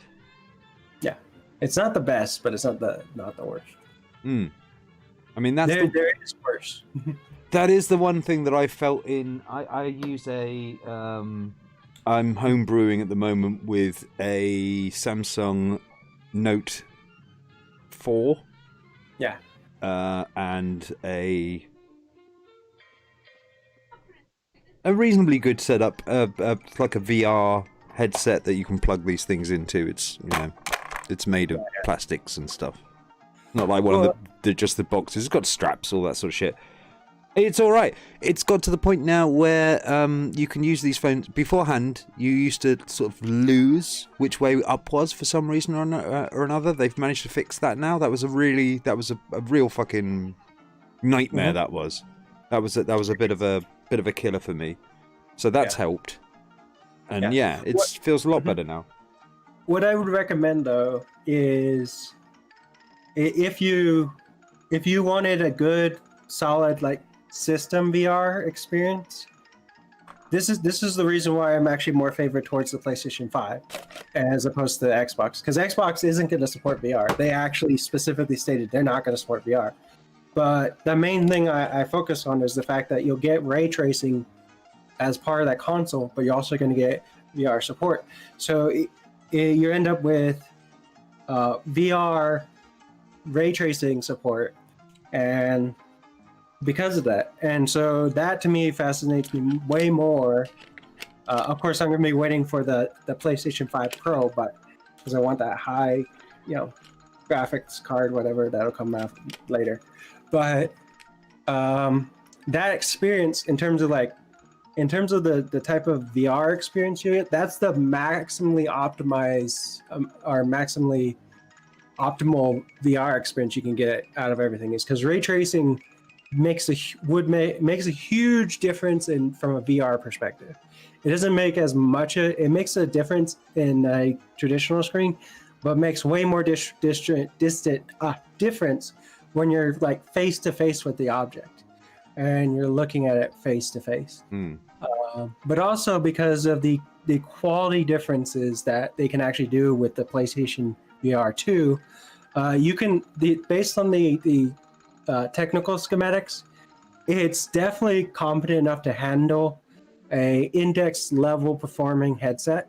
So you could have a wide angle lens, and you can also have a high resolution wide angle lens. So PlayStation can actually go for a higher end VR and also have it as a cheap system. But because they go for the higher end, you end up with a great experience, but it won't end up costing a whole lot because these things were $300 last time. There's no reason they shouldn't be $300 again. I'm kind of looking forward to them doing ones where that you basically sort of fit them in your eye socket, kind of thing. Yeah. So they surround it, all of the bits, and you, wherever you look, you're always seeing something, no matter what. That's when it's going to get weird. Yeah, the Pimax is actually really good at that one. They're really the field of view for the Pimax is insane. Well, the trouble is crossover for the nose. Oh yeah. That's the big issue. Yeah, I could see that. Yeah, the nose bridge, and the fact that I'm cross-eyed, so I see it more. Yeah. So I can understand them use it if they can use it to lens in from, on a V shape, for example. If they can lens that in straight enough, then yeah, you should be able to get a lot out of it. But that, I suspect that central bit can get lost a lot. Yeah. Well, the main reason for that bridge in the middle, you can get rid of the bridge in the middle if it was all one screen. But the main reason why is because it's two lenses, but it's also two displays. So on the Pimax, at least, on the Oculus, the Go, I think it's one display. See, I'm just thinking about this, the idea of doing it in a way of bending the light in some way, so you can slow it down, or maybe get it out of focus in some fashion. Oh yeah, you could definitely do that with lensing, or you could do that with, like I was saying, you can actually cause that effect by just simply having the mini panels slightly move back a little. Well, I'm thinking about making sure that it's variable per pixel.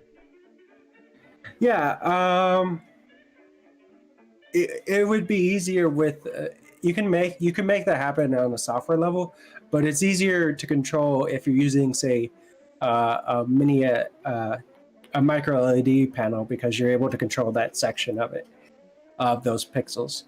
But the amount that section is very, very tiny, so it's like 60, or sorry, not 60. It's like 6 LEDs per panel. I actually have to look that up real quick, but it's not a lot of LEDs, but you do have to control. If you have control over those tiny panels, you basically can do any effect you want. Yeah, I mean the principle is basically making it so that you have a field that is out of focus, a field that is in focus, and a field that is out of focus, behind you. If you see what I mean. And then you've got the something in between those sort of middle, something that gets into the middle of that, so you can feel that you're looking at something in focus, or at least when you are looking, you will have to focus your eyes to it. Yeah, and that's going to move per pixel. It has to. Yeah. So each panel can be about 5 LEDs, which, if you know how big that is really, really small. Like, you won't notice the difference. You'd have to have a pixel density that was looking at the display pixels using like 10, 15, 20, maybe even 100 pixels. Really. Yeah. You need a resolution like that. But the whole point is that the pixel that you're representing may be represented by 100 pixels in like some 16K array. But the point of it is that with that information, you might be able to make it so that you could favor in or out of focus pixels. I don't know. Well, like the smallest object, for instance, is like a dust particle that gets on your glasses or something. And so you want that dust particle to be blurry. Instead of like a section of it, you just want that one thing to be blurry. You don't want the whole area to fade out, because that's actually how that looks when it's that close to your eye, and that's more realistic. So if you controlled a panel with 5 LEDs, and you made that 5 LEDs wavelength length change so it's blurry, that definitely would cover what you're aiming for. Of course, you'd probably do way more, but you see Well, what I we're mean? trying to think about Habib. You there? Yeah. Okay, we're trying to think of a way of creating a focal distance with per pixel on a VR headset. And the purpose is? So that when you look at this thing, it's got each pixel has its own focal distance.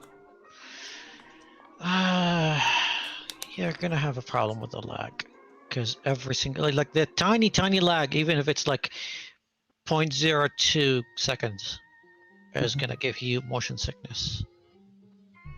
Gonna have it's possible. Like even with the screens that we have today, it's possible. Processing power is catching up, but it will catch up. It is like Yeah, but it's not a impossible. different. It's a mechanical on the screen thing, right? Okay, so it would have No, to. the It thing would is, have to like, be. it's an engineering challenge. It's not a Yeah. technical challenge per se.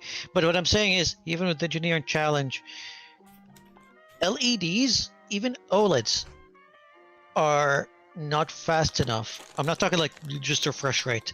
I'm talking the response time. The response time is not fast enough to not give you massive motion sickness if your focal length is lagging behind your eye movement. Well, Not at the moment there is that it would be the same. If you imagine this, you're representing a pixel here at a particular frequency. This is being scanned and rescanned every change, just like all the other pixels. Because it's not adaptive right now. It's all constant across the It's all screen. baked in, kind of, yeah. No. It's constant across the screen. So that's why, like, a lot of people have to adapt into a VR headset. But that's me, the headache personally- thing.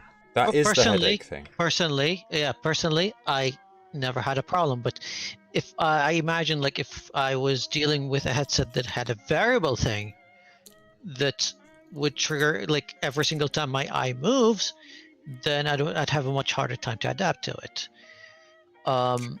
It would be interesting to see if it's done. It would be interesting to see, but I think I'd prefer the way that we're doing it now. Just get higher refresh rate, higher resolution, have my eye adapt to it, and once it's adapts, then I'm good. Yeah. Well, with the eye tracking, that was with the Pimax headset, they were using an eye tracking software, and so they were using Nvidia was testing out dynamic refresh rates, so variable refresh rate with eye tracking, and so you could see what he actually saw, like, and you could also see what the edges look like without him looking, and so with that, you could see it all turn blurry outside of his actual field of view, outside of the iris's view. But it was successfully able to constantly change as quick as he was looking. So he would say he didn't even notice any difference. No, I think in the longer sessions you'll start noticing. You'll notice if it slows down, but the way I think if you're doing like a 5-minute test, it's gonna be fine. I'm talking longer sessions, like an hour session. Then it's like having one of those old school fluorescent light, like office lights. Like you stay in the office for like an hour, you're fine. You start spending the entire day over there, and for some odd reason, you start feeling very dizzy. I don't know why. It's the frequency of the light. You don't notice it, but it's draining your eye like hell. It's not the same concept, but it's like the same kind of realm of like how these just minute frequencies might just give you eye strain. Well, yeah, I can understand that. That especially blue light in VR is gross. It's really gross to deal with. Oh yes, I know. I have to constantly tell developers that you need to make sure you have a blue light filter, which doesn't mean that you don't use blues. It means that you change the frequency that they're casting, but it appears to the observer it's blue or bluish color. Well, it's really a high pass, really, more than anything else. Low pass filter. Yeah. For frequency of light. And I posted a link to a demonstration of them doing dynamic refresh rates, in which you do see the actual like display, what's happening on the display versus what the person's actually seeing. And Yeah, it gets really weird. I've seen the demos of it. It's an interesting technology, and I'm not so enthused by it. Mhm. I was thinking about the idea of having a bed of pixels, Happy. Mm-hmm. Sort of see-through pixels, if you will. Okay. And then if you think about the distance between you and what you actually see has been certainly expanded, isn't it? You don't feel as if you're looking at something a few centimeters from you. Yeah. Okay. You're looking at something that feels maybe 10 feet away from you. Something like that. Yeah. Mm-hmm. So, if you imagine if, say, 2 inches feels like about 10 feet, what would a few millimeters feel like? Now imagine it embedded. So it's like in VR, it's not just giving it 2 images. It's like the way your eye focuses. It'll focus on something that seems like further away, and the pixels will react to it. Yeah. Again, you'll face the same kind of problem with that minute lag. Yes, on a 5-minute or even an hour test, you might be fine. But I think the motion sickness problem that they're facing right now with the current VR headsets is going to be multiplied by a lot. I don't think that's like LEDs, even OLEDs, are not fast enough when it comes to gray response speed for us to do it. If you have something that's more instant, I'm not talking like 1 microsecond. You need way less than that for tech like this to happen, because yes, 1 microsecond is not enough. And I'm talking like even if the tech is instant, I'm not even talking like, okay, the processing power of like that LED mesh or pixel mesh that you have, we're assuming that that's instant. The moment your eye changes, it's going to detect it and calculate all the things. I don't see how that's going to happen, but let's just assume. No. I wouldn't be doing it that way. I wouldn't be doing it that way. I would present each one of those pixels as its own focal distance. You have to adjust your eyes to that focal distance. Okay. So the idea is that if you have a depth of pixels, if for example you could make a rig in a way that you had, say, I don't know, maybe 16, 32, 64 in depth of pixels, quite close to each other, that make up maybe a couple of millimeters or whatever, and have that propelled down to your eye to make it feel as if it's actually a difference of, say, 10 feet. 1 foot away from you to 10 feet away from you. That would be enough for most people. Do you see what I mean? I don't know. It might work, but I kind of like I really doubt it. But the idea is having almost like a pixel array, and so that pixel is decided upon by its distance. Then it obviously brightens. It would need to be sort of propelled to you. But what I mean is the idea of having just that tiny bit of difference between the pixel. I've noticed this when I was lining up my lenses and things like that with the screen. If you move, I was using it with cardboard beforehand, and if you move the screen back or forward in just the wrong way, it goes in and out of focus quite easily. If you see what I mean, it doesn't occupy. You don't occupy a very large focal distance. So what I mean is if you could actually harness that difference. If you could make up, say, 16, 32 possibilities of pixel distance and have that shine through a bit of glass or whatever like that, that might be enough. So all you have to do is really just switch the fucker on. Maybe. It's a heavy array. I don't really think it would work. It would be a very heavy array. But having that sort of like see-through, I mean, most of them are see-through already. But the idea is getting the light out of that pixel at a different sort of focal distance than you would normally see it at. Maybe you could just do it from the surface. I don't know, and just have it as it gets to the lens, it'll just obviously be unfocused at that point. If you can start it off from that pixel just being slightly defocused by the time it gets to the actual the edge of the lens that guides it into your eye. It'll already be out of focus, you know? I think that you need to think more about this idea, because I think you have a lot of gaps in there that don't make any sense.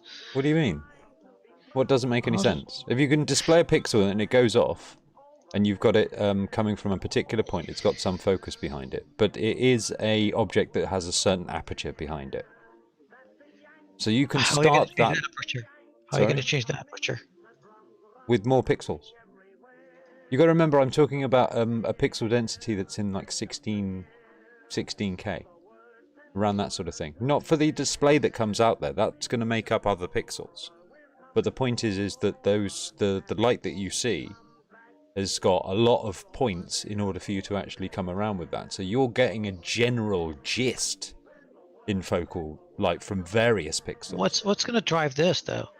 A 16K pixel array? Oh yeah, it'd have to be in this sort of level, definitely. What's going to drive it though? Well, like I was saying earlier, we're getting down to we should be by the end of this year. Somebody's looking into sort of 3 nanometer. So That's not going to be able to drive that, sir. No, not at the speed that you're thinking. No, not going to happen. Give it a chance. No. No, I mean, I know what you're going with here, but I don't. I think you're putting a lot of hopes on even the 3 nano. Like, no, not gonna work. Not gonna work. No, just thinking about like think of it like a projection that hits the sort of like the shell of the lens that comes in. If you project that light out from a little dot and it goes and hits it like so. I mean, you can have any light focused in a certain way. These pixels are done so that they shine out in a completely as diffuse pattern as you can. So whichever angle you see it from, it's always going to be the same pixel that you see, as best as they can. So the idea is you don't do that. You have that actual surface interfered with, so that it makes the screen look like it's out of focus, if you will, or in focus, depending. And then, of course, when it hits that lens is going to be either in or out of focus, depending on what sort of focal depth that you've decided on with your eyes. If you have enough pixels to run at that, so you don't, there's no sort of jarring with aliasing. Yeah, why not? Could make some sense. If you say so. What's the idea of having the light that's coming to you is going to be in or out of focus? It's going to be, I mean, you're already doing lensing and things like that, so we're getting to the point where it's beyond what you can see as one pixel. You know? I mean, you don't right now see one color pixel. You see 8 or 9 different colors of pixel. You know? You think you see white, but you're actually seeing red, green, and blue all put together. It's in that framework. Too small for you to really see properly. You know what I mean? I stopped paying attention because this is boring. Thanks. Okay, what do you want to talk about, Mr. Interesting? I don't know. I mean, I just joined your show. It's your show. Wow, man. The guy just comes on peanut gallery style. Like, this sucks, dude. I mean, alright, sorry. I got actually distracted by Twitter. Twitter is just being stupid because... Is it people being stupid again? When have they not been stupid? Well, exactly. So you're going onto Twitter, you're seeing stupid people. Where's the surprise here? Come on.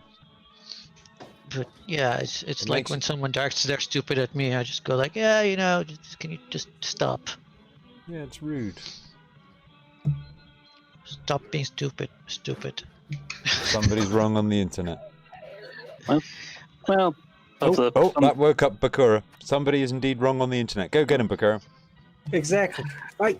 Let's go. Come on. Done. I was just saying, Sean actually put a link to the Guardian, and just among stupid things to do, it's actually a cartoon of the woman from the lion from the Rule Britannia logo, and the lion going, He cheated on when he cheered when his government denied nurses a pay rise, pretended his hobby was making buses out of champagne boxes, and claims he has got Brexit done, and now he's going to reveal his plan to get us out of lockdown. Britannia says, it's a new golden age. We're all gonna die. Yes, remember when Boris Johnson rugby tackled that child to the ground? Yeah. That was when the music died, was it? It just makes you really think a bit now in context with everything. He really can do anything and still get elected. Mm-hmm. Well, he didn't get elected though. He actually was appointed. True. Yes, but then we had a general election and he was elected.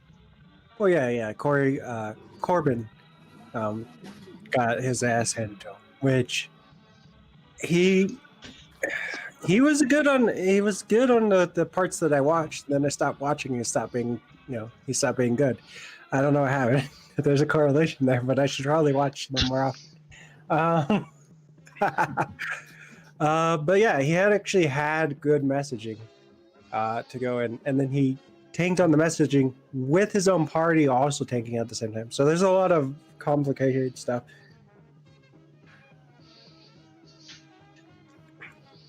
Backstabbing, that kind of. Yes.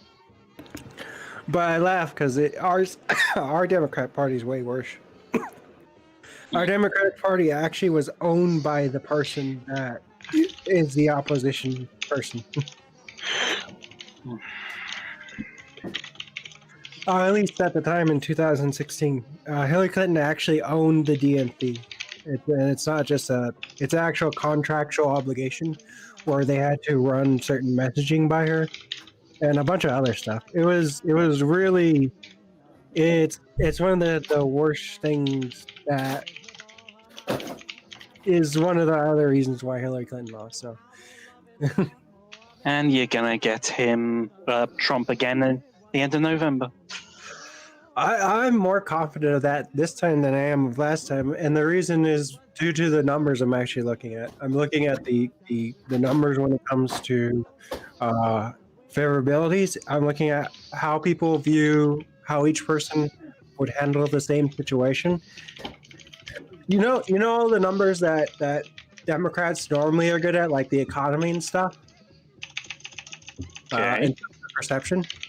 Biden has less favorabilities than Trump on that. So Hillary Clinton. Are you fucking serious?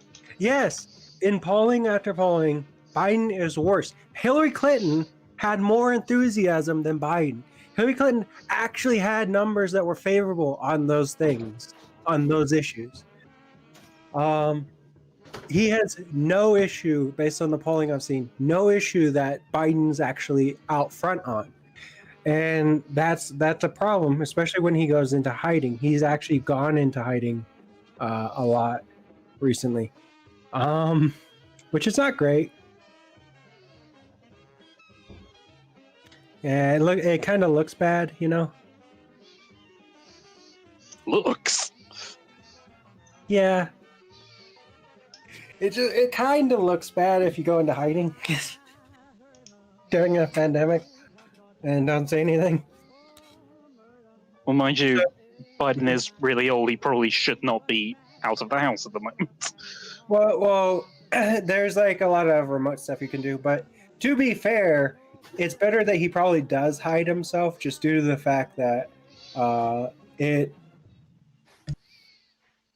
his numbers get worse the more he's in public. So it's actually beneficial that he stays behind the scenes than it is that he's out in the front. Eton Mess or Orange Disaster Zone? Which one? Which idiot are you talking about? Oh, we're talking about Biden. Biden's... Oh, Biden? Yeah, he has a negative effect. So every time he's out in front of people realize what he's like, and so he actually tanks in the polls. So yeah, Biden just is awful. Like in terms of a serious politician. What I classify as a serious politician. He's one of the worst when it comes down to it. Because he can't handle anything. And it's awful. Worse than Trump. Yes. Hillary Clinton at least had you go girl enthusiasm. She actually did have enthusiasm. You go girl enthusiasm. Yes, and I'm not kidding. That's a real political thing. Oh. So yes, Queen. I actually threw up a little in my mouth when I heard that. Yeah, I know. I hate it, but it's the liberals. So I can't. That sounded like when Mel was asked about girl power. Yeah. What did she say? Oh, they were asking, do you think Thatcher represented girl power? And Mel B was like, yeah, and it was like, do you think she represented girl power when she was what was it, channeling money through Nicaraguan death squads? Sorry, and she's like, I guess. I thought you meant Mel, who comes on here. No, sorry. No, Mel B. From the Spice Girls, of course, Mel B. Yeah. Jesus God, I mean, come on. That should be at the top of your thoughts. Actually, that's one of those things that I like with all the anti-SJWs who hate feminism so much. Oh, this girl power. Guys, history repeats itself. We had this before. Yeah. We had this with the Spice Girls. Oh, the Spice Girls. It'll die down eventually. Yeah.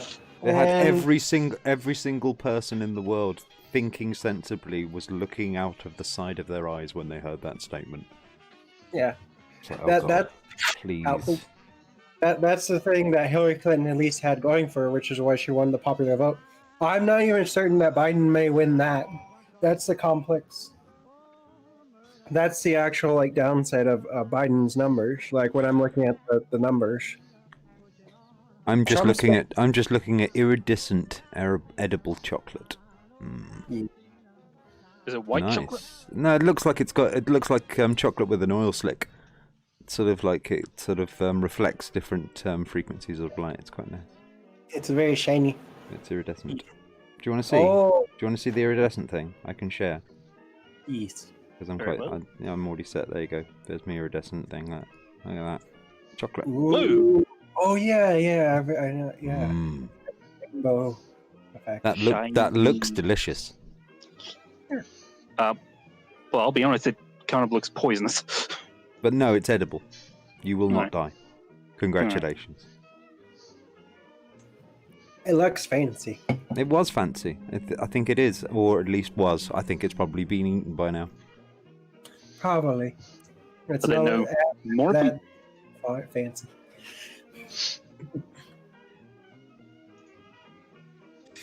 But yeah, my country is doing great though. So yeah.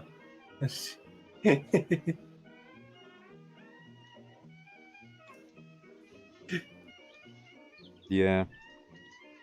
How many have gone now? How many people gotten sick? How many? Well, that's the big number, but it's a 7% rate. 7% of your population are infected now. It can't be right. 7% of all the people that are infected die. Oh, that's not bad. Ours is like 1 in 7. Yeah. It's 7 something. It's in terms Ours of was population. absolutely overwhelmed. In terms of the population, over 1 million people are infected. That's 1.3, and that's counting the people that you've counted. Yes, our government is pretty much claiming that about over 30,000 have recorded to have died, but the true number might be about 55,000. That will put it to 1 in every 4. Yeah, our true number is massively counted. Less a boomer doomer, more liability limiter. Yeah. It's all those pensioners. Ah well, they were going to die anyway eventually, just like any other person would. Second referendum then. This is what we were waiting for, guys. Yeah, Snap referendum now. after this lockdown goes away, I'm just saying there'll be less Republican voters. Well, of course they will, because they're the ones currently protesting to end the lockdown by going outside. Yeah, in America, yeah. Yours is more combination than ours is. This is why purposefully infecting people shouldn't have been a crime until now. Just after this, they should have left that open, so it kind of go, yeah, we're going to get the legislation through as soon as possible. It is fascinating to see all these people online who, in America, who claimed that COVID-19 was all a hoax, have now died from COVID-19. Well, lots of these people. Well, it's hilarious, isn't it? That they're dead. It shouldn't be, but... They should be put on a stick so people can see them from far away. That's what happens to those who deny science. Yeah, I find the dark irony hilarious. Because it's maddening. But I'm also like insane, so you probably shouldn't. Yeah, how many people have to die, old man? Yeah. Before you learn. Yeah. How long till this finally hits Trump? Because let's face it, at this rate, it is going to. Yeah, very, very soon. Very soon. As a matter of fact, but he'll have the medical care to cope with it. Well, everyone will eventually get it. That's the thing. It's going to be as contagious as it's very, very contagious. Eventually, everybody will get it. We're just trying to dumb down the numbers. But what I'm noticing at these daily report numbers, in terms of the daily case numbers, is it's going up and down like a heartbeat. It's going down, but this would indicate that we reached instability peak, which is what happens when you reach the maximum number of people. You're getting infected as fast as you possibly can, and the worst case scenario. So the reason why it goes peaks up and down, up and down, up and down, is because your attempts to stop infection isn't actually working. It's having almost a no effect because people are basically not doing anything correctly. So they're getting massively affected a lot. The funny thing, though, is that if Trump and Pence get it and become incapacitated, oh, lovely irony, that means Nancy Pelosi becomes president temporarily. Correct. That's a line of succession. Who then impeaches Trump immediately? Well, actually, you can become the actual president by declaring martial law. That would be great. By the way, declaring martial law at that instance, in which the president and the vice president and several Secret Service members and everybody else has been, is sick, it wouldn't be unreasonable because that means it's such an extreme situation. Declaring martial law because 2 people got ill? No. Declaring martial law because of the virus. It means your government body is actually getting ill. No, it's not a government body. It's right. This is not a presidency. This is the mayor of America. Okay? This has not been a presidency. This has not been decision by... His has been decision by proxy. He's like the cross between a Ouija board and a magic 8-ball. Yeah. He doesn't know what you're going to get. But it's not. Yeah. Well, no, what I was saying is declaring martial law as Nancy Pelosi in that instant. Why would you do that though? She could do it because of the crisis. So it's once again, yeah, but why? Why would the crisis require martial law? Because that's how you keep people locked in. Because you have to declare. What if you shoot them if they leave? Yeah. That's this is America in a nutshell. You've got way too many hammers, and you start seeing people as nails. So like you there's lockdown procedures without having to shoot at people. Yeah. The problem is a lot to do with just gotta hammer the nail, Robin. My God. But no, in our instance, it depends. So, like... No wonder you're not voting for Biden. This, sir, is malarkey. What are you talking about? I'm saying is that it's possible that she could declare it for reasons that the populace is out of control. There is a lot of like rebellious stuff that's going on right now. It's very complicated. I'm just saying there is justification to declare, in the instance that she became president for whatever reason, that if our governing body starts collapsing, including our police force, which is actually the reason why the police isn't going out right now, because they don't want to get sick either. It is possible that it can be declared to keep people safe. America now has 32% of the world's cases. Yes. Yay! Hey, we're very good at something, okay? Needs something to be good at. Exactly. Everybody has to feel good about something. And, Yeah, well, The United Yes. Kingdom has a whole 5.2%, along with Italy and Spain with 6.4%. mhm. and what's Russia- Britain good at? Russia's catching up with 4.8%. France coming behind it with 4.31%. Germany with 4.14%, and Brazil with 3.81% of the world's totals. Turkey, Iran, and China with Canada coming up behind. Well, the difference That if was you the actually, coronavirus charts. if you look at the daily cases, though, the daily cases are massively going down in Italy and Spain. But for the UK, it's sort of doing the same thing America's doing. So, That's because that's what we do. yeah. We're shit. When they We're way sneeze, we're the first to say achoo. Mhm. Yes, and we're not testing properly. I mean, for one thing, Man Hancock said something about, I can't remember the number, but let's just say a ballpark, we're going to get 100,000 tests done.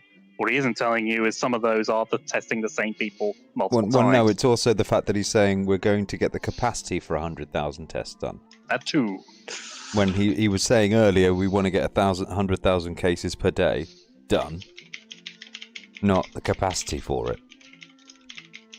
And then he's just sending stuff out and expecting people to do stuff on their own without any backup after that. Then there's people who my friend in Cornwall has to go about 60 miles into the next county in order to get her test. Oh, God. Yeah. So you see that, they're saying to make sure that you isolate, and then once you're done with that, travel 60 miles to another town. Don't forget to ask directions.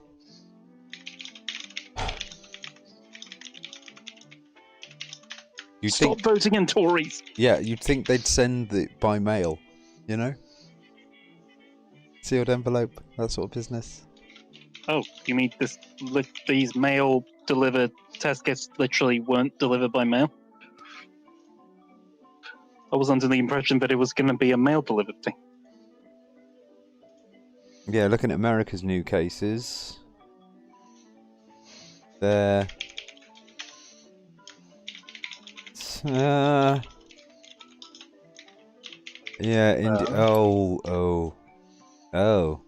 That's bad. Oh. Yeah. Then that way, okay, everybody except you've got. I look at it as you are in the red if you've got more than 100 new cases. That's when you hit red levels, if you see what I mean. So every state apart from Oregon, Oklahoma, New Hampshire, Washington, North Dakota, Maine, Idaho, West Virginia, Wyoming, Hawaii, and Alaska. These are the places that are doing okay. And I mean, when I say Oregon, that's actually at 92, so they're not really doing that well. But like after that, everybody else: New Mexico, Missouri, Nevada, Canada, Kansas, South Carolina, Delaware, Utah, District of Columbia, Rhode Island, Iowa, South Dakota. It just goes on and on. Everyone's going up and up and up and up and up and up here. By the time I get to Ohio, we're like 681 cases per day. Illinois right now is now second to New York in new cases. They've now passed California. Illinois. Well, say we like. It seems like the Americans are better at testing than us. Yeah. Mm-hmm. Texas is about to make 1,000 a day. Florida, obviously, with its lovely coastline and people willing to be ill, is looking at about 800. Yeah. Yeah. We have done over 8 million tests, so we've tested at least 3% of our population.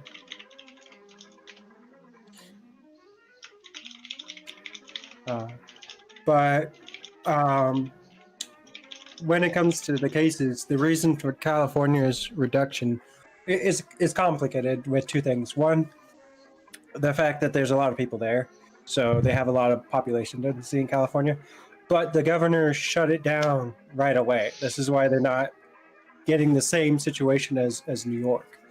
But they are still have a lot of people who get sick because a lot of people get exposed to it. Do you know what's going on here is that these plateaus are long. Oh yeah, in America it's going to be a lot worse because people can't go to the hospital. A lot of these plateaus seem to be these cases don't go away. They take a long time. Illinois being second is very scary, by the way, because New York and California have high case counts, but that's expected because they have huge populations. New York has 20 million people in it, but Missouri, the what did I say? Second place. Illinois only has 12 million people. So it's yeah. And it's Illinois. I mean, whoever mentions Illinois, most of them are in Chicago because that's where most of the people are, and it's that's a fairly tiny area. So that's pretty scary. Where are you from? Everyone's like, where are you from? Illinois. Where's that? You know, that's what people say about Illinois. Yeah, most of the cases are in Chicago, Illinois, but when I've been in Chicago, Chicago is really dense. It's like San Francisco dense in terms of building layout and population.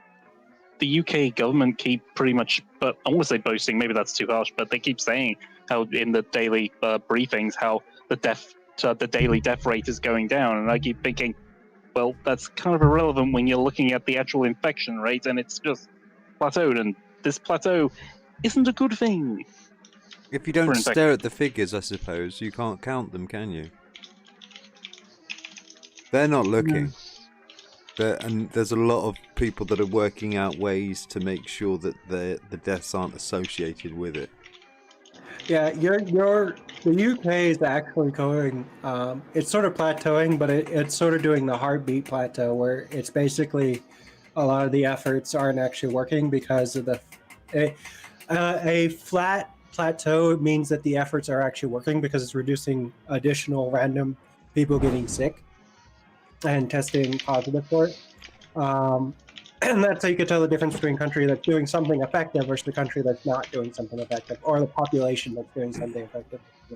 And yet we're going to be opening up again a bit on Monday, sort of, maybe. We don't really know. It's not really clear.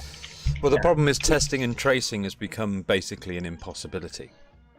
Yeah. Oh, no, it isn't. You have an app now for that.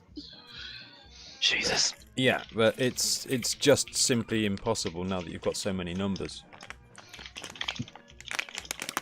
Especially for America. Yeah, you'd never be able to get the administration together to be able to cover all of that. Yeah, that could be. When I was talking about martial law, I'm talking about the right-wing protesters who all have guns for some reason. Being shot. No, marching down to shoot the governing bodies. That's what you're after. No, that's what I'm talking about happening as to why the president could do martial law. Yeah, I understand what he's talking about. He's declaring martial law to stop these protesters who have the guns shooting at public bodies. That's what he means. It's what you have to do in order to seize the National Guard. God. Yeah. It would be so funny if America had another one of those. Yeah, and in this instance, it's very possible because everybody's fucking broke. And so people are basically mad at the government, but not in the right way. They're mad at the fact they can't go, work again without the government. They basically have such a narrow view that the government might actually give them assistance.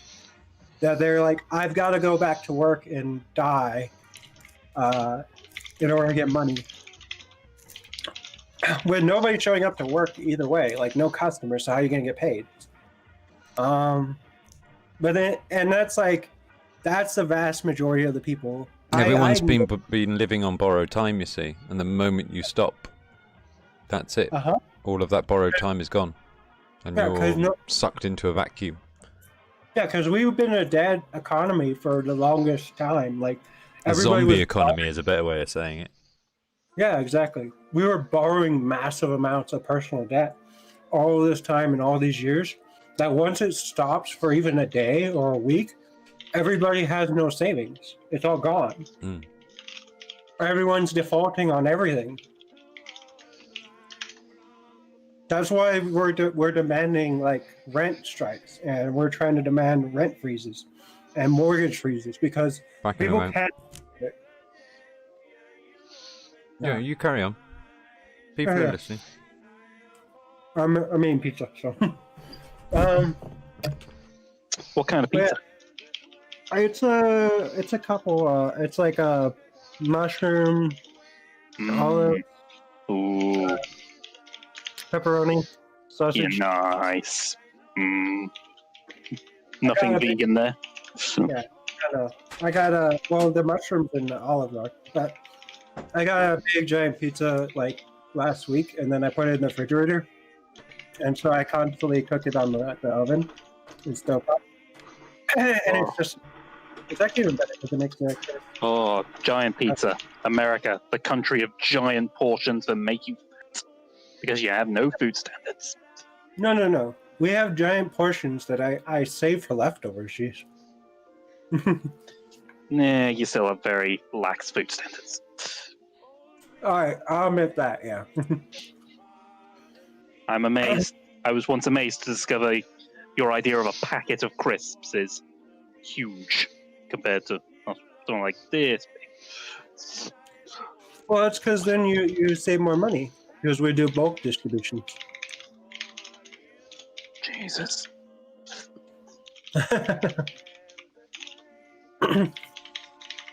My country is dying. Will somebody have a prayer for us? Yeah. No. No, I'm not going to have a prayer. No, I'm not going to have a prayer for the country that has free refills. That's why that's another reason you're getting fat free refills. But that's not why we're dying. I think the diabetes can kill you, mate. Well, no. Diabetes from the sugar. Well, that might actually be one of the precursors that contributes to why you can die from this. Yeah. Also, 7% death is actually way higher than the average. 7% mortality rate from cases is actually extremely bad.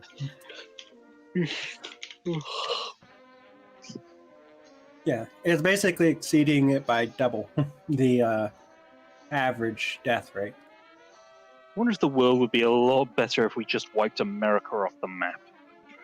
Hey, I'm trying to save it with socialism here, okay? I don't know, just leave Mexico and Canada to take over the whole area. Just wipe out all the Americans. Actually, no. Wipe out all of America, even that little bit of Alaska, even Alaska. Just take out that bit of Alaska, melt that to the ground, and then just have a whole nuclear zone that off of Mexico and Canada can't get through. Yeah. A lot of people I know here, okay, are decent people. It's the people who've seen the protests that aren't great. And nature's taking care of that, so, Sorry. Kura, I'm a little unclear and confused. Maybe you can clarify. What problem are you trying to solve with the nuking of America? Just the world being unsafe.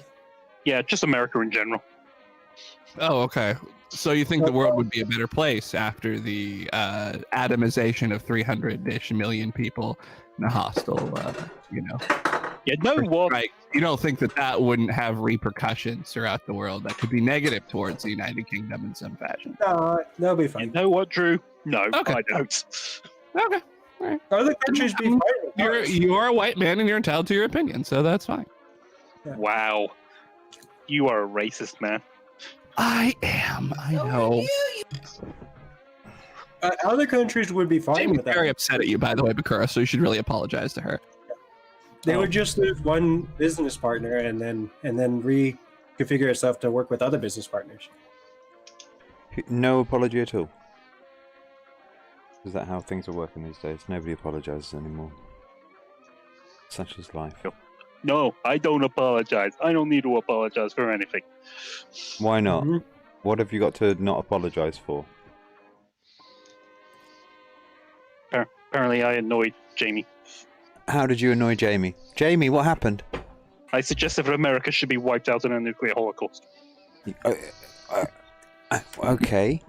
That seems... I mean, listen, like, dude, like playing Fallout is a lot of fun. Fiery fire of death, along with my family and everybody I've ever known, and Yeah, but you won't have the time to say goodbye, so... so, I mean, you can take We your won't. xenophobia and you can stick it up your ass, as far as I'm concerned. But Jamie, But this won't affect me. This won't affect me or my family, though. I die. I mean, here's the thing. Like, yeah, I know that it's an off-color kind of joke, but I heard it from people. No, listen. Let me just say this. After 9/11, I know I'm going a little bit way back.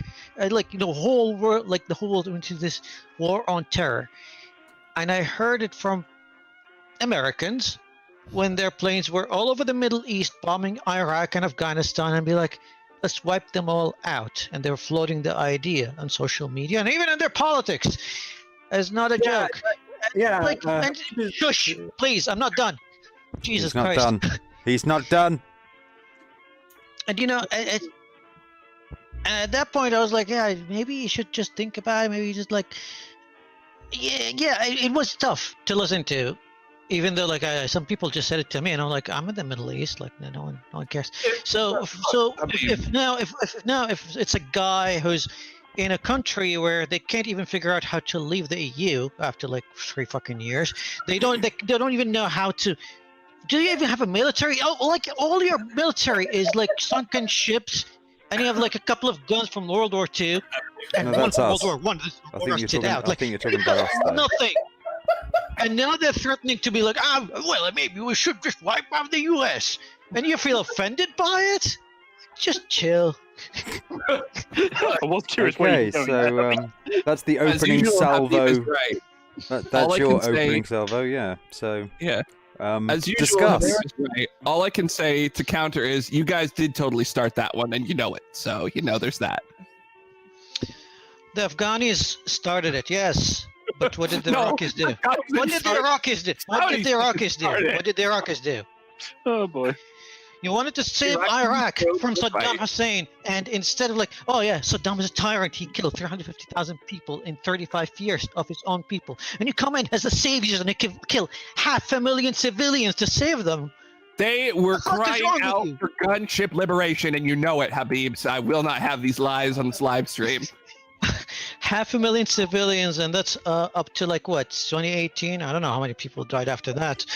Religion that doesn't involve bombing lots of No. people. Can't we figure believe- that out? No, I think that was Robin's original point. No. I think that's been sort of That established. we like at to this bomb point, everyone, yeah. which is fine. We can do that. However, it is totally It's grossly murder. offensive for anyone to suggest that we should be bombed out of existence.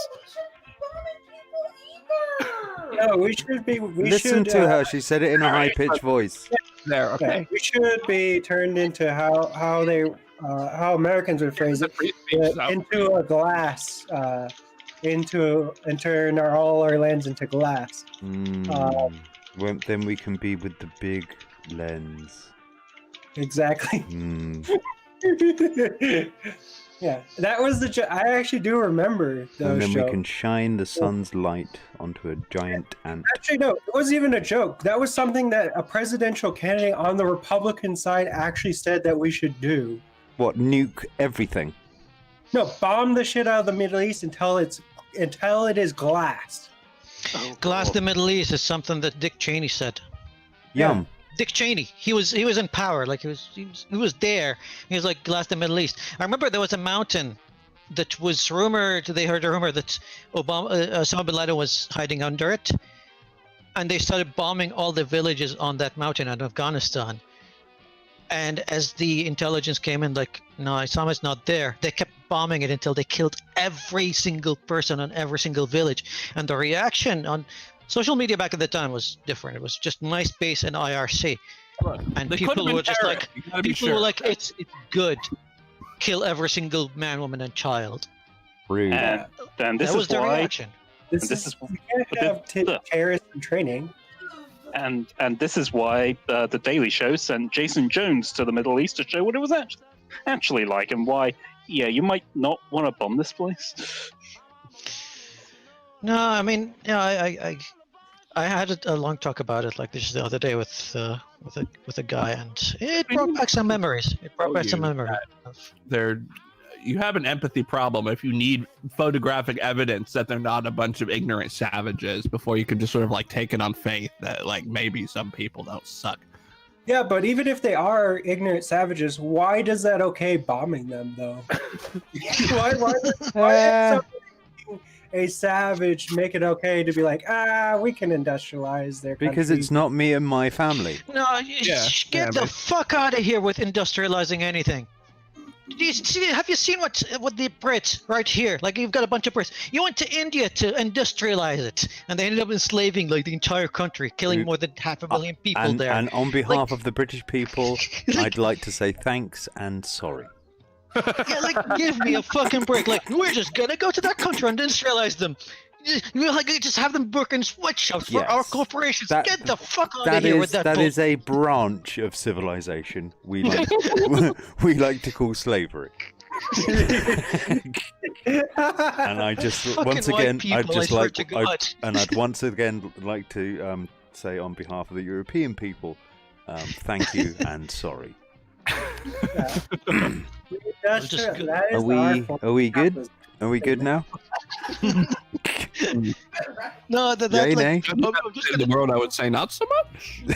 we'll just industrialize them. That kind of triggers me. I'm sorry, but it's like, yeah, you okay? You all right? You want to sit down? Why is it just backwards or whatever? Why is that suddenly just become okay to go like, oh yeah, we're gonna colonialize that nation? Because that it's just the way that a lot of Americans perceive foreign policy, that it's okay to just step in on people because we still have the manifest destiny bullshit that Wilson that Wilson pushed into Americans' psyche. No, you guys moved out of Europe and we're like, oh, we're no longer British or Dutch or Italians. And then you went there and you're like, wait, there's only just Mexicans. And you genocided all the natives. I would like and then, to. Shh, Sorry. I'm not done yet. All and right, then they're like, but we want to do just like the Brits. They go and they do colonization. The Ottomans were there and everybody was there just doing colonization. You're like, oh, what are we going to do? And you still haven't figured it out. Like, it's been like 250 years, 300 years.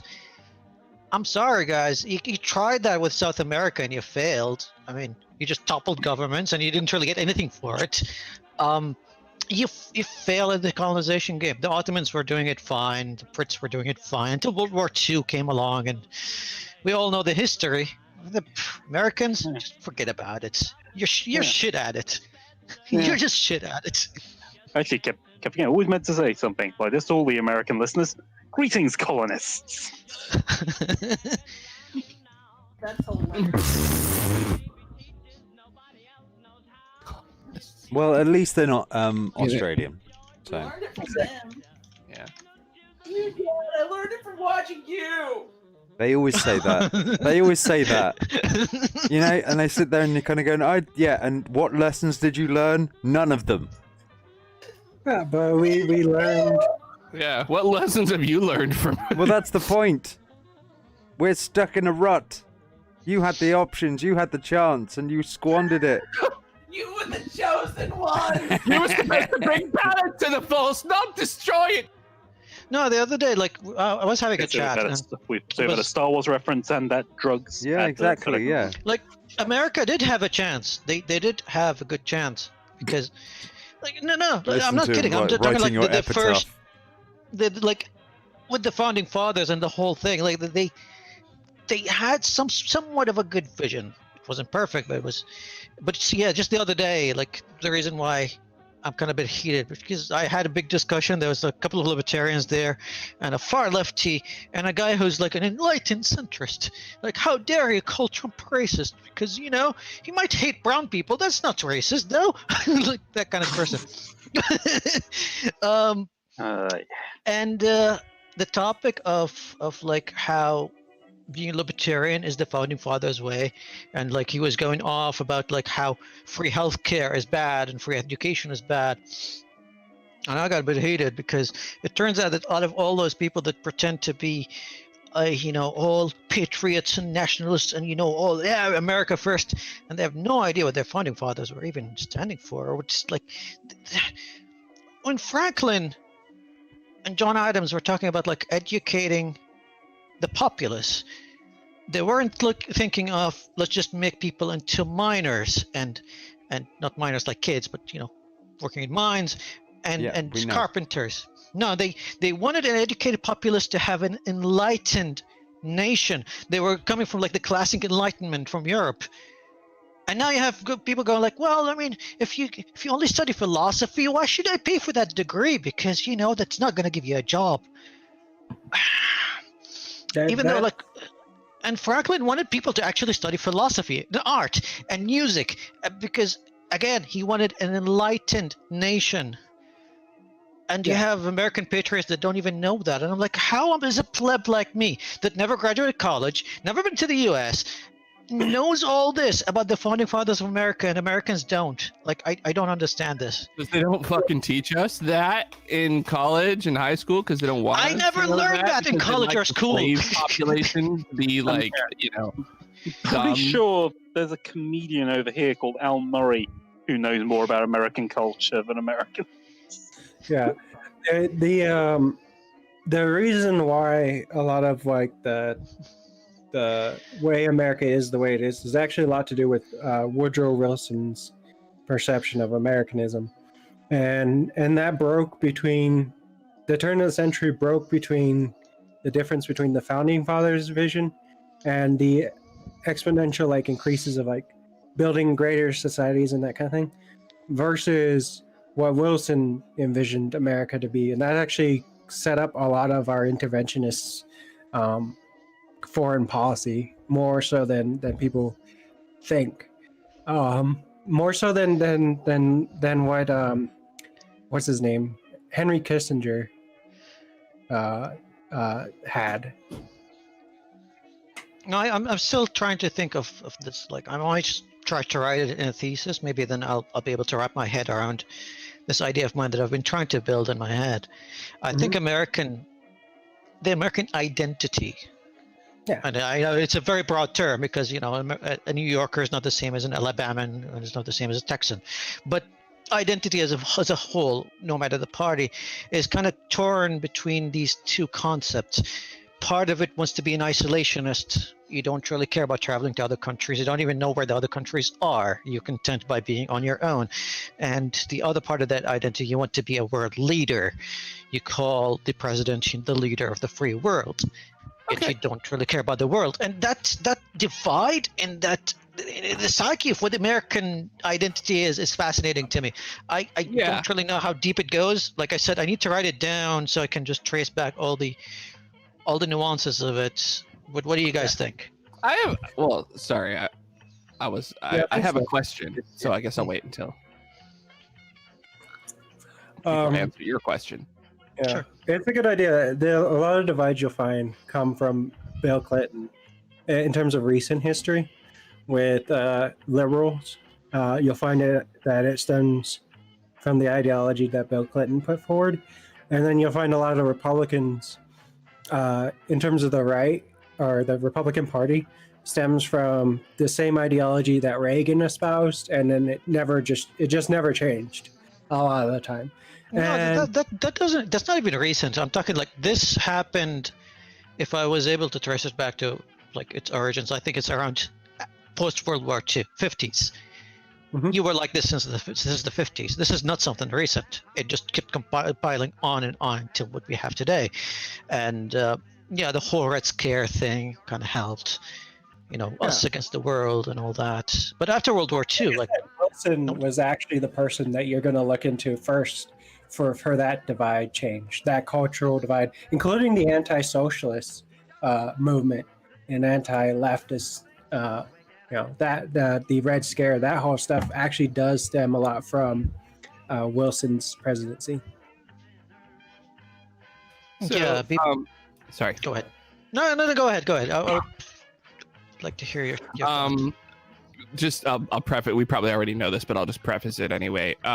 So the whole interventionalist versus non-interventionalism has been sort of this debate that we've been kind of having passive aggressively since the founding, because we had George Washington saying don't get involved, and we sort of stayed that way until the I'd say First World War, where we didn't want to get involved ostensibly because of that, but then there were also other reasons we didn't want to, and we didn't get involved, and we were sort of criticized for sort of showing up at the end of the whatever, and then World War II is coming along as sort of the same thing. We don't really respond until we get attacked in Japan, and so then that's sort of the end of the argument from then on. It's like, well, we should intervene in foreign conflicts because what affects us over here will eventually affect us over here, and the world and it's a global conflict, and we all need to pitch into our part. And and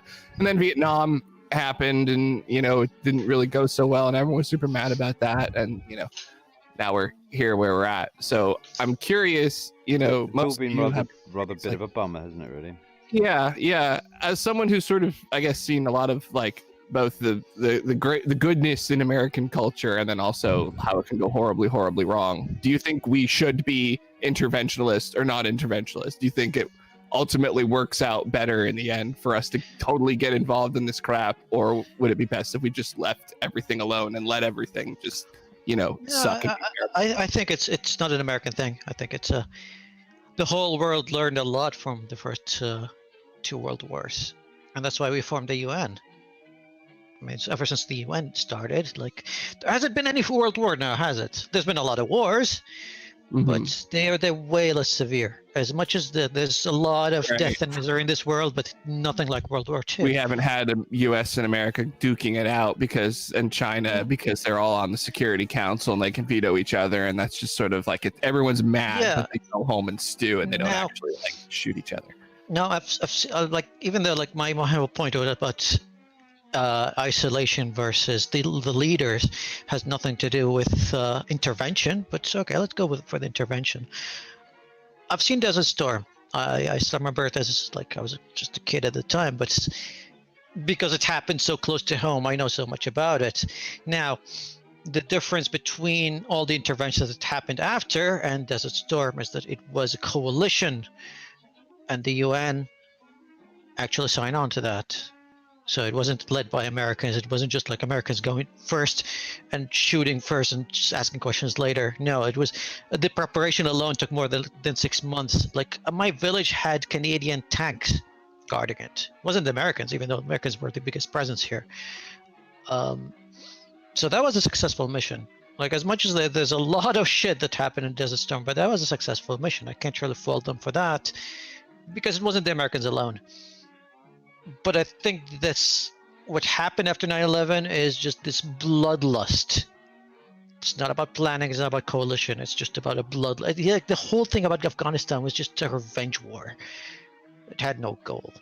Iraq, some people say it's about the oil. Some people say, well, Bush just wanted to finish his father's job. Some people say it's the Saudis trying to push one of their rivals in the region out of the picture. There's a lot of reasons, but again, what drove the people the most in America was not the lies. They didn't really care if Saddam did not have weapons of mass destruction. There was a lot of people defending the war, even though there was a lie. There are still people today defending that lie. They're like, yeah, well, Saddam was a bad person. Right. It was a bloodlust. And that's where the American interventionism, like, this is where interventionism is not really about intervention. It's not, because what's your end goal? There is none. It's just a bloodlust. And yes, there is a lot of powers to be that are controlling that Oh, blood, no. like the military-industrial complex. The goal is to set up democratic governance so that people rule themselves and select their own leaders and don't, fall to the rule of despotism and tyranny, Habib. I can't believe I'm hearing this. It's shocking. Right. Democracy by bombing. Well, it's not just that, but that's the part. Like, it's not a region that's set up for that, right? You can speak to that better than I do, but it's just not, you know what I mean? Like, just sort of, correct me if I'm wrong, but that's just not a realistic goal, right? You are wrong on this point. The people actually do, like, there's certain. So you had the Middle East like push for democracy. It's like a whole giant summer thing where a bunch of people revolted in the Middle East to push for more democratic systems. I can't remember what it was called. Arab Spring. The Arab Spring was a complete failure. Yeah, it was a complete failure. The only country that kind of succeeded with that was Tunis or Tunisia. But the reason, what I'm saying is, in terms of what you're wrong on, isn't the fact that people don't want to do some form of democracy or whatever. It's the fact that we actually side with dictators. We actually prop up and side with 90% of the world's dictators. So, and when it came to Hillary Clinton, for instance, and you can look this up, there were actually two rebellions in, say, Libya. There was a democratic rebellion, and there was a right-wing rebellion. And the right-wing rebellion would guarantee that if they got into power, would guarantee that we would have economic control over Libya. And so Hillary Clinton backs the right-wing rebellion, and we use our asset resources to back the right-wing rebellion as opposed to the democratic one. So it's not a matter of whether or not the nations want or the people want democracy. It's a matter of us actually getting involved to prevent that, because we can't control the region and the interests for our corporate interests if they're democratic, because they can just veto us. Democratic nations are just annoying to deal with if you're trying to push corporate interests. No, the Americans' definition of democracy kind of confuses me sometimes, because they see anything that is a government kind of control over any sector of, just running a country as socialism. Yet they want to democratize countries by removing governments because lesser government is good.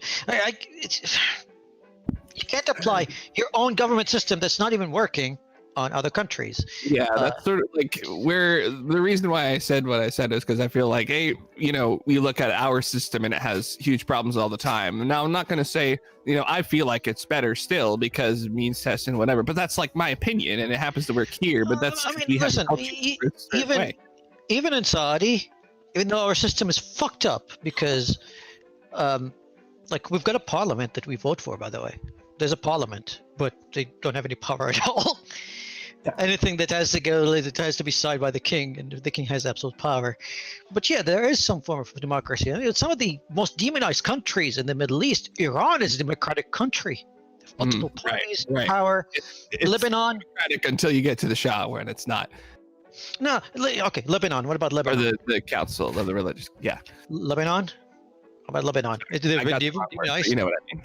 Yeah, Lebanon is demonized a lot. They've got a very active parliament. They've got a prime minister, a term limit, and all that.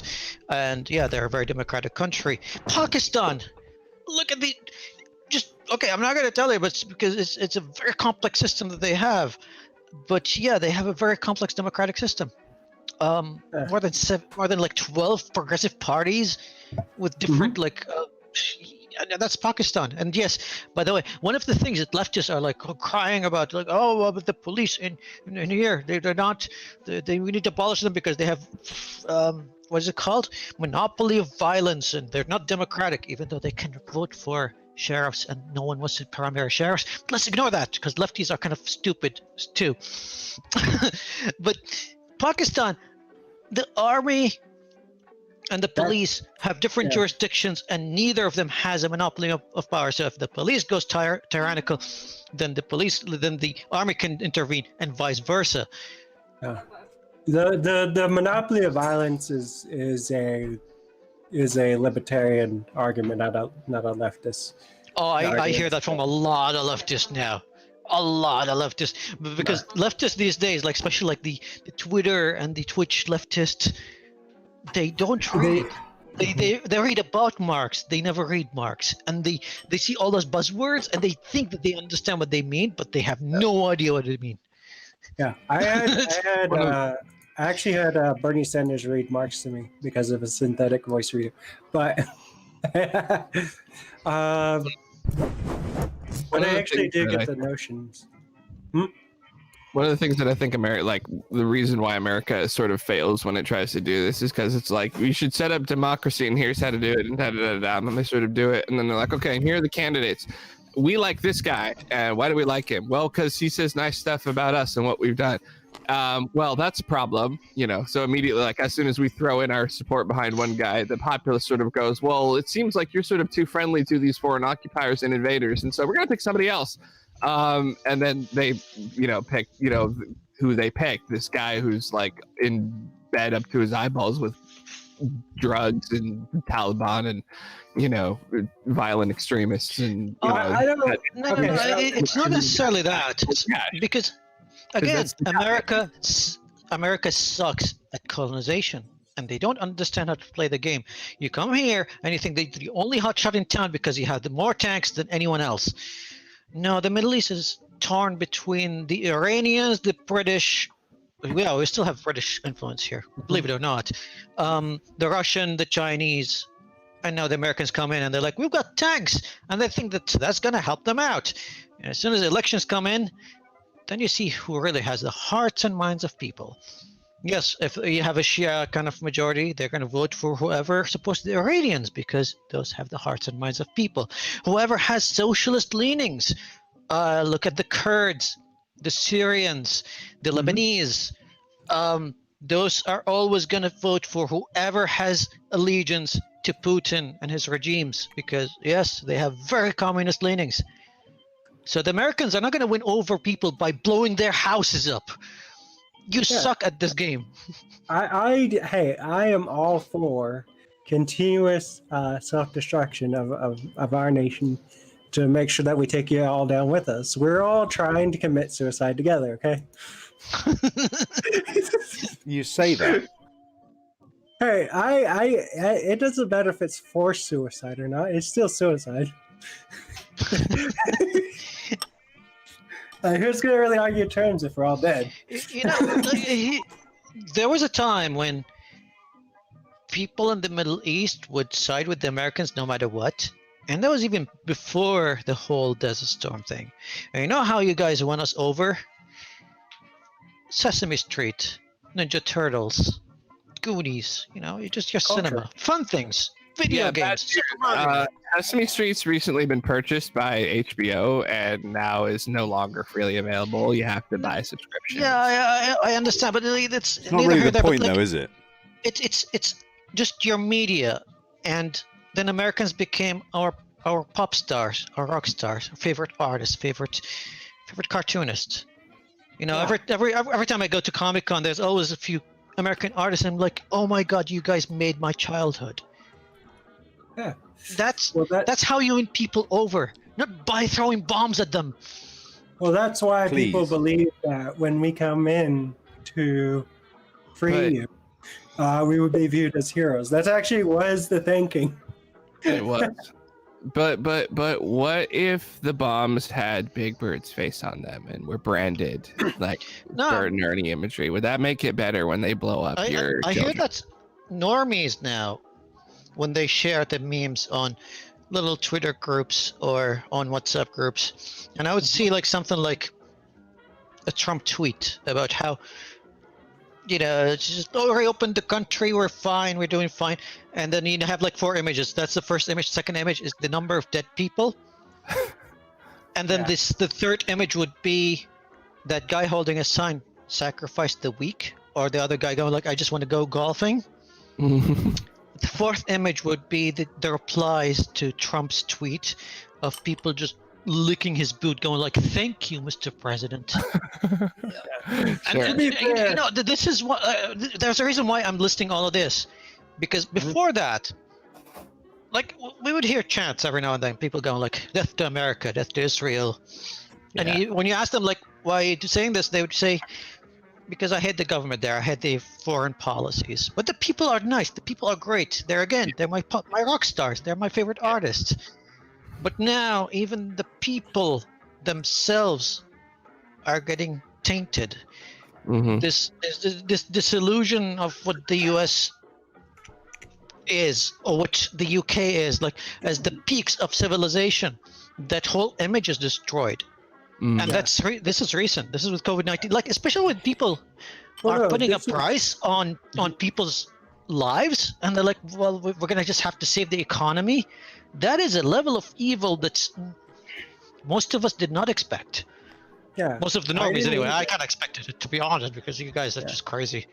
Yeah. Well, we actually, so in America, when I was going, I never actually saw America as a great beacon of whatever the fuck people keep saying, because I grew up in the recession. I actually grew up during the Bush years. I grew up during, I was born in 1990s. So basically 2000s was when I mainly remember, 2000 going forward. And so I already saw like a failing country. Like my country had a lot of issues, and then we had the recession, and that made it even worse.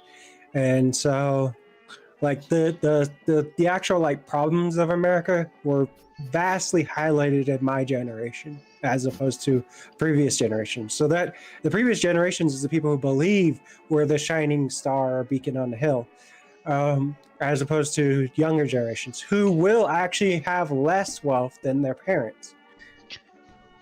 See, like the image that a lot of normies would get of America is a little bit different than mine. Like I think since the 90s, I befriended a lot of Americans on the internet, like ever since the IRC days, and just playing Doom on Usenet. Those were the days, man. 1993, and I was already making friends all over the world. So it's crazy. That was the 90s were the best decade. As far as I'm concerned, the 90s were the peak of civilization. But the thing is, like, a lot of people were not like a lot of people here would learn about America again from your TV shows, your cinema, and your music. And that gave us the idea that, look at these guys. They're free. They have sitcoms where there's an entire show where people just laugh. It's just to make people laugh. It's crazy because, we had comedies in our theater, but we had more tragedies than comedies. That was the common thing. We don't have a lot of like in Arabic, it's sort of like literature. Most of our literature is just tragedies and sadness and grief. So, and then you have something like, Tim Allen just making people laugh by being stupid, and you're like, this is fun. I want to live there. They seem to be happy. Yeah. And in reality, everybody started to go massively into the debt economy, and everybody started getting miserable. And that's the part that people don't realize. A lot of like the misery of American citizens has a lot to do with the stranglehold that debt can cause. Debt actually feels depressing, just the fact of having it.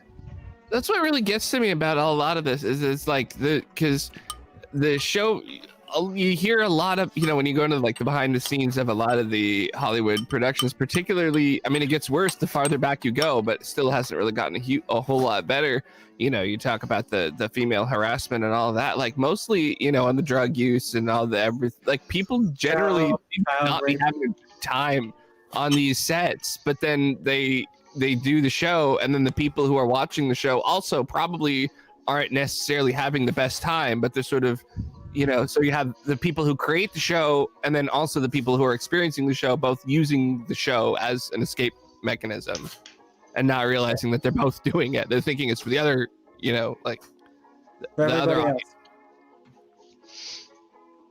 I mean, that kind of mindset of Americans just didn't come only from the media. Like my dad's generation didn't really have that from the media alone. Oil was first discovered in Saudi in the 60s. First, it was the Germans that were interested in it, but they didn't really get enough funds, or they didn't have enough connections to actually start drilling for oil. The Brits were the first to actually drill it for oil, but when the bidding war started, the Americans started their own, the American Oil Company, and then it was called the Saudi American Oil Company, that later on became Saudi Aramco. And if you like remember, I think they still exist in the U.S. in some areas, but you know that those factory towns, you know, a town that exists only for a mill. Saudi itself became a factory town, and the entire town was centered around Aramco. It was a nation inside a nation, and yeah, we started getting like everything from like social structures, education, infrastructure, wealth started from that.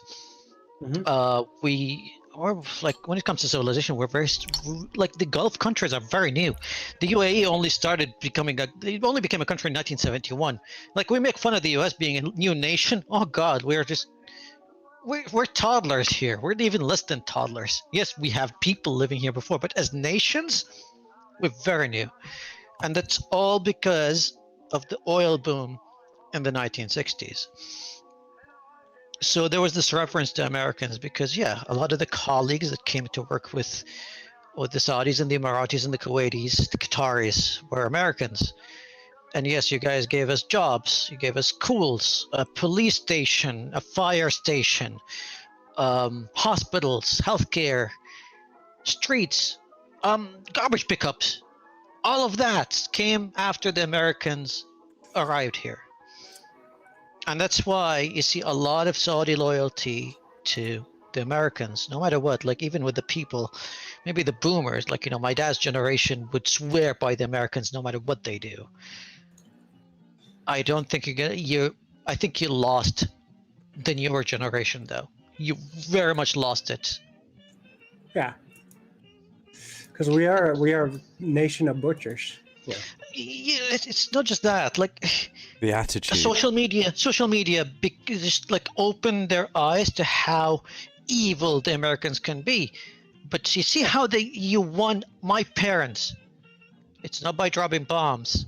You came in, and yes, you benefited a lot. Like it was the Saudi American Oil Company, 50-50. 50% of the oil was yours, but you had the hearts and minds of the people. That's why the Saudi oil was sold in US dollars. That's how powerful that union was. And now you're losing it. You didn't win it by bombs, you won it by cooperating with a country. Yeah. You lost that. You suck at colonizing people. You just suck at it. Yeah. I'm sorry, am I being a little bit preachy? I feel like I'm being preachy. Nah, it's fine. I mean, it's not his fault, you know. I'm against all this. By the way, leftists... You're against America, Ben. Yeah, I am against America. Anyways, what? America's shitty. It's really fucking shitty. Kill the infidel. Exactly. But when it comes to leftists, not all of them are against policing.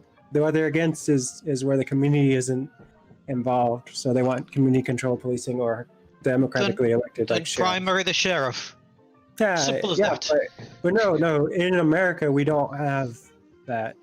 There's sheriffs, but the vast majority of policing is done by just crazy people. So, I mean, don't you vote for your sheriffs or not? We do, but that's different. So sheriffs don't actually... Are they in charge of the police or not? No, not at all. They're in charge of their section. So they can gather... How about the DA? You can vote for your DA then? Yeah, you can. Okay. You can vote for the DA and the mayor. Okay, really, forget about all the history that's happened with America and where it stands now in the nation, whatever like that. To be honest with you, I can deal with all that because that's America. Yeah. However, One American Network. Wait, what? Okay, we saw... You know, but Robin, I like to talk about ideas. I don't like to talk about people. Just ideas. Give me ideas. High level ideas, please. Yeah, it's just like We already What had Fox. American We already have Fox News. What is this? I don't know. Why did they need to tell? Why did? Breitbart. Yeah, these people are insane. Yeah, it's Breitbart in a serious light. I give up. Too hot for Fox. I give Dude, up. I have to be honest. I've found it really hard to try. Shoot, I don't remember if it was OAN or Sinclair, but a couple of OAN. It's not the Onion, although it's OAN. similar. OAN. I don't remember if it was them or Sinclair, but it was a Quincy Sharp dude. I think that's OAN. And he's like their foreign correspondent guy. And it was during the chlorine gas attack on Duma. And there were a couple of journalists that were led on the ground. And it was him and a CBS dude. And I think someone from Reuters or Intercept or whatever. And he was the only guy who went wherever the Syrian government told them to do and reported exactly what like their people were saying and had no questions for them whatsoever. Just like, the other networks were like, well, it were probably actors are told to say that or whatever, but they just presented it straight with like, no, this is what they were saying, dude. I don't know. It's just, maybe it looks like it was fake. Who knows what happened? It's like, what the shit? You actually not, what the fuck are you doing? Apparently, OAN ran a segment last night on mounting evidence of a globalist conspiracy by the Clintons, Soros, Gates, Fauci, and the Chinese government to use coronavirus to establish sweeping population control by backing remdesivir over hydrochloroquine. That's the. You know what? I was talking about seriously going mean. through the history and how American imperialism just became a failure, and now you're giving me this stupidity. Pearson Sharp, and yeah, he's OAN. I just can't. This is OAN. This is what America is watching and kind of going, I saw it on the TV. This is on isn't this network television or is this just online? It might just be online, to be fair. But it's everywhere now. They're being cited. They're being cited as a source. They're on TV of news. They are on TV actually. Yeah. OAN is on TV. Oh yeah. The thing is, this is like their version of RT. I can forgive a lot of stupid. And I understand when people go out to protest and go we want to reopen because being in lockdown is mentally taxing, especially when it comes to poor people that don't have enough money and they're like, we just really need to work. However, you're talking about Americans and they went and they did the protest and their signs that they were holding is like, I want to go bowling, I want a haircut. How fucking entitled can you This is supposed to be some sort of hard-working, hard-spirited people who have got, they can tough shit out. And it's like, all we're asking you to do is sit in your homes and just not do anything for a few weeks. Well, there is a counterpoint to that is that that I need a haircut sign stuff. Those are the memes that get popularized. But at the same time, you do actually have leftist groups in their cars doing protests and stuff against economic reasons. So, and they're obeying reasonably safe rules, they're not obstructing emergency services and stuff like that. Yeah, the kind of people that I'm talking about, the people that go out and yell at nurses, and these kind of people that go well, this is America, and I'm a libertarian, and you can't tell me what to do because I want to go and cough on you. Yeah, which by the way, they're this is unconstitutional. No, they can actually detain you for quarantine reasons constitutionally. They can withhold you and detain you for this reason. But they use all these draconian words. Yeah. To display the government as this overarching evil supervillain. But this really is down to you can't be the boss of me. Yeah. This is just They just called communism for some reason, and I'm just like, they're calling Trump's government communistic.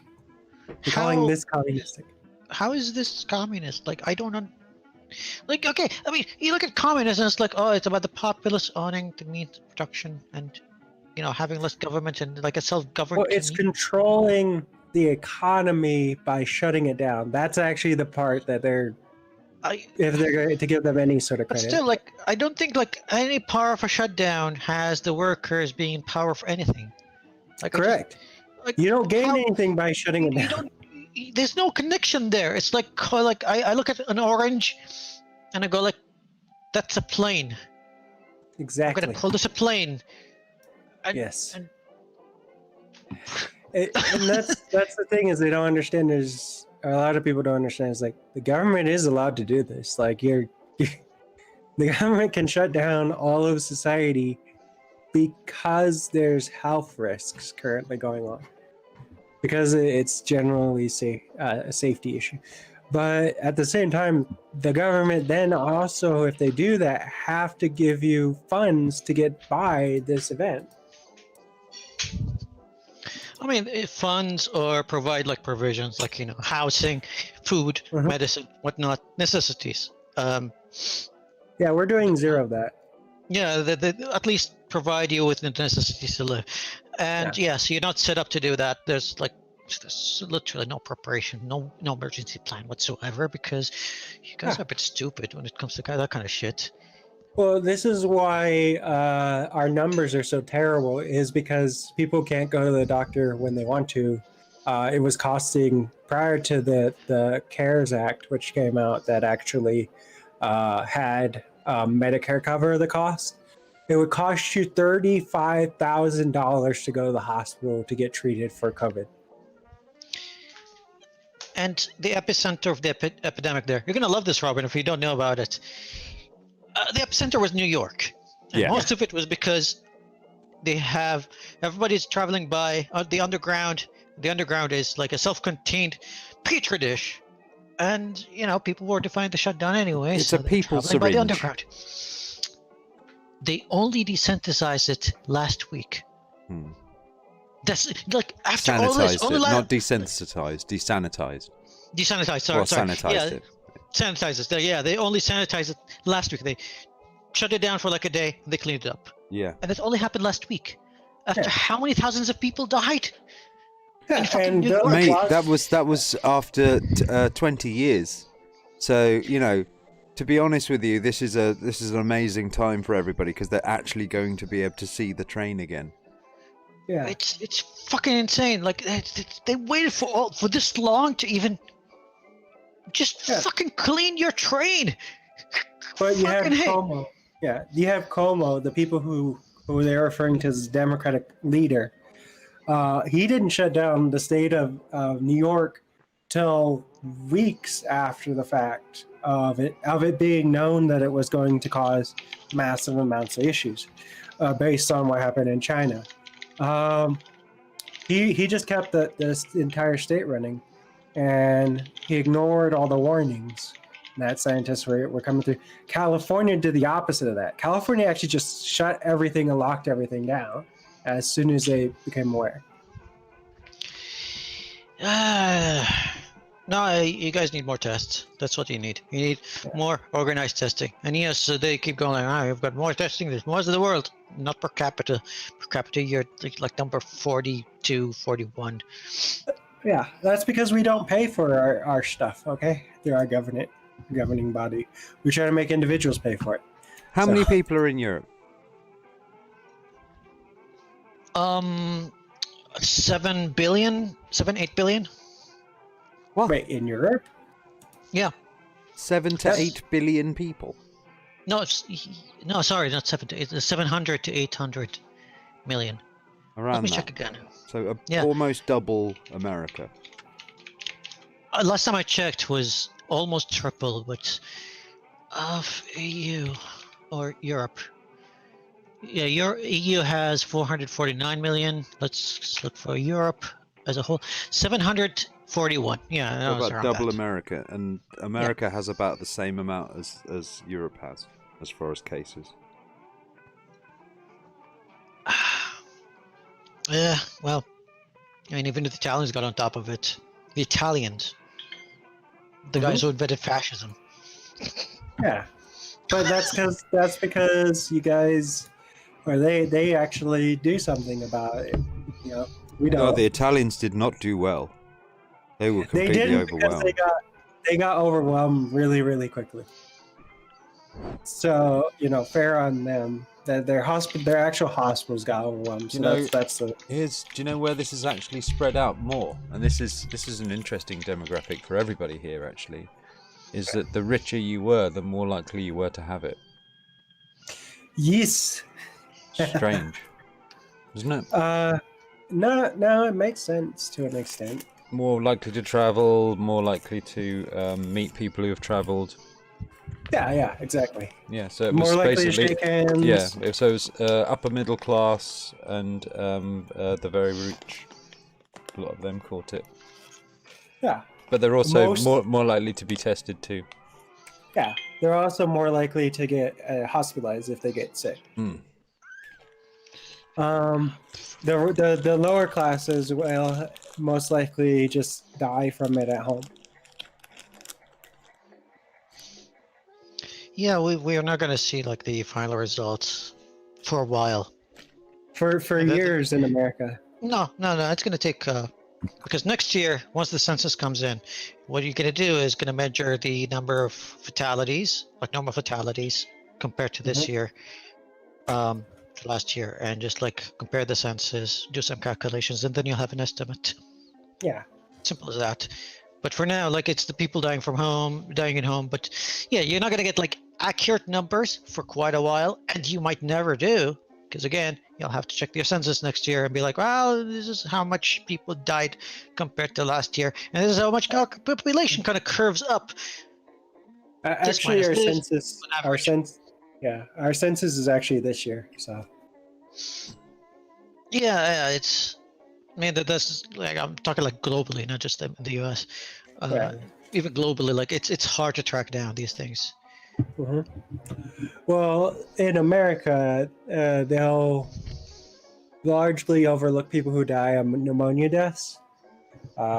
We actually undercount by a lot how many people actually have died. So it may be actually double the amount of total. Well, there's also deaths. the amount of people that have died due to hospitals being overwhelmed as well, because you've got to understand is that this means that all services, there's people getting injured and people at death's door already in hospital.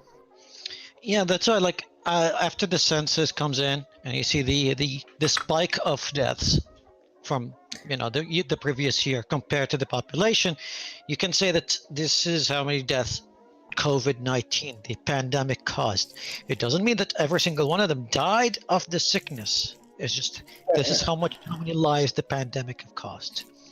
And it won't be an accurate number again. It'll have a margin of error, but basically that's how it's going to be. It's going to be calculated in the end. And it's going to suck balls. Yeah. And we're gonna have a high score, okay? We're trying to get that high score. We've had this sweep through care homes, like entire care homes just decimated by this. Yeah, we already do have the high score in population numbers, but what we don't have the high score is like percent of death rate. So we're shooting up for that 20s percentile of everybody who gets infected is going to die.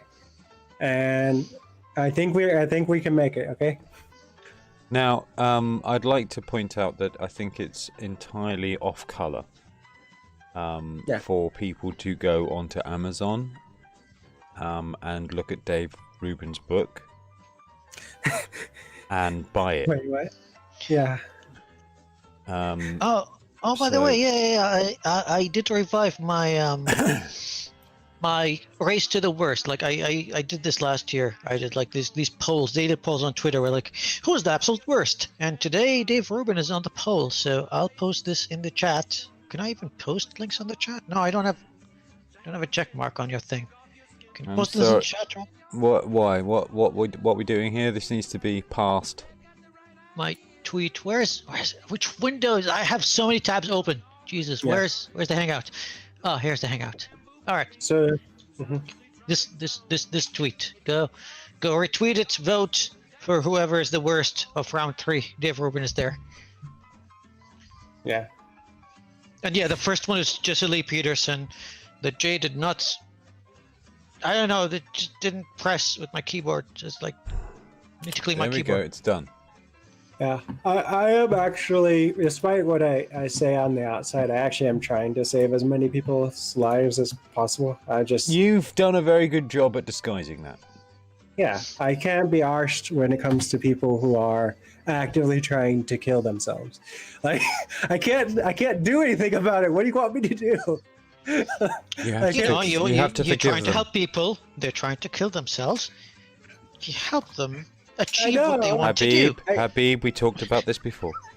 I'm just saying we should probably have a couple of them learn a couple jihadist tricks of suicide bombing, and then just go to the government. That they're set about to say. We've had 2 words, Habib we're off air, and right? jihad. Right, okay. Live streamed onto the internet, and you don't think the FBI are going to pick up on this? I was gonna say, hold on. Are we live or are we not live? Of course we're live. Oh, okay. Of Then course. I'll, Every if we're not single bit of live, evidence. I wouldn't know. All of this evidence will be used against me eventually. But no, I actually am. here's the way I put it. You know, we felt like we had something to give to the world, you know, in terms of like governance and democracy, and you know what, I feel like now the shoe has turned, and I feel like maybe we in America could learn a few things. The shoe has from turned. The rest of the world about, you know, militant opposition to government tyranny. The shoe has turned the other foot, and it fits like a glove, doesn't it? The shoe's on the other hand now, isn't it, Kramer? Yeah, exactly. But yeah, I actually am pushing for UBI and trying to get this stuff done, and also helping to push the outside party to use the messaging to put pressure on the inside parties. Despite what I may say, I actually am actively trying to build outside pressure against the system so that they actually do something, because they don't have a choice. If they don't do something, then it just won't go well. Like, It won't go well. As if it's going well now. It's going well for Nancy Pelosi with her ice cream, cabinet and shit. It's going well for the wealthy and the powerful. It's just. I have to say, that was one of the most Marie Antoinette moments I've ever seen. Do you know that the ice cream went for like $15 a pint? I feel like that was kind of an undercovered element of the whole thing. It was super expensive ice cream that she was all proud of. Like, I could understand it if it was a single, like, it was like 2 tubs of ice cream. I'd be like, okay. But she had an entire drawer, a freezer drawer with her ice cream. It's like, she's a crazy hoarder. But no. To be fair, I'll give the other possibility, which is that she may have only hoarded when everything was shutting down. Like, I'll give that possible benefit of the doubt. But then how are you supposed? That's just as bad though, because then how are you supposed to tell the rest of the country not to hoard? While you're going on TV and be like, oh, look at my big freezer full of shit that I was able to buy. We're not telling people not to get like food and stuff like that. What we're telling them not to hoard is like toilet paper. And yeah, to be honest, like out of all the things you could be mad at Nancy Pelosi for, like buying tons of ice cream at a time that is stressful for every single person on this planet, is the least of my worries. I'm more worried about the fact that she actually stopped UBI. I'm more worried about that. My problem isn't that she bought the ice cream. My problem is that she thought it was a good idea as like a publicity event to like go on television and tell the world about the $15 a pint ice cream that she decided to buy. Seems like missing the mark a little bit. Yeah, but she got asked, like, what is your treat during this event? She literally got asked by the host. That wasn't... That's why I don't fault her for that as much. I thought I thought it was she's also a millionaire. This is the part that people don't get. She is a fucking millionaire, so she has the right to buy some a lot of shit. Sure does. The actual stuff that people should be mad at is not the fucking ice cream. It's the fact she actually blocked our ability to get funds to people. She actually was the one who tried to make everything means tested. She's the one that's actually pushing against it. This is the shit you should be mad about. It's really not clear to me what that whole thing about the Small Business Association was supposed to accomplish. Because, like, wasn't it them who were like saying that they didn't want it in the bill, and then they did a round of negotiation, and they basically put what they were going to put in the bill anyway, and as a new bill. Like, why hold it up if you don't get any concessions out of it? What's the point? Yeah, that whole thing was just paychecks guarantees. And that's what the Small Business Association. Huh? Unless you work in sex, if you display acts of a prurient sexual nature, or if you sell products that are designed to stimulate a prurient sexual desire, then you are not allowed to get funds specifically from the Small Business Association. Thanks, Mike Pence, and your Puritan bullshit. Yeah, but that was to guarantee paychecks. But also, I think that's dumb. But then again, you could still sell dildos. Like Amazon can overnight dildos actually to you. So they're still making. You can buy the dildos from Amazon. You just can't, market the dildos as a dildo spokesperson. So you can. And what I'm saying is that didn't get put on hold in terms of shipping. So like on Amazon, dildos will still go overnight, or they'll still go 2-day shipping. And so you could get your dildo in at least like 2 to 3 days. So what I'm saying is that they still can sell products. So they're still open for business. Dildo makers. You can't get a loan from the small business to pay your employees. So like if you do cam people or whatever, then you're just screwed. If your like business is selling sex products, then you're only screwed if you had to close down. But technically the dildo factories didn't have to close down. Bad Dragons still were up and running. Yeah, the products are still manufactured, but the marketing is a bit of a shambles. Yeah, but and you gotta get good marketing for your sex toys. Yeah, but I would say that everybody, whenever you launch a new sex toy, is paying attention because they don't have anything else to do. So you get that email. You think this would be great for live streamers, it's an unprecedented moment where people are sitting at their computer and want to wank, and it's just a click away. But no, you can't get a loan in order to pay people during this time. So it's just like, good luck, sink or swim on your own. But nobody else actually is it is actually a good time for live streaming, you playing with yourself and stuff like that. They're getting a bunch of money. I've seen some figures. And some evidence of that. God bless America, right? Yeah. I'm actually more for that than I am for selling one's own personal body. And it's mostly because you're more in control in that situation than you are if you're confronted with an individual one-on-one. It's harder to maintain your own control in situation where you're facing. Yeah, it's more on your terms when it's your environment, for sure. Yeah, exactly. And that's the part that's the only part that concerns me about prostitution is that bit of where you have less control. However, and that's also why I'm more into VR, is I hope that actually becomes a viable means of like making money. Is you just do sexual stuff in VR to people.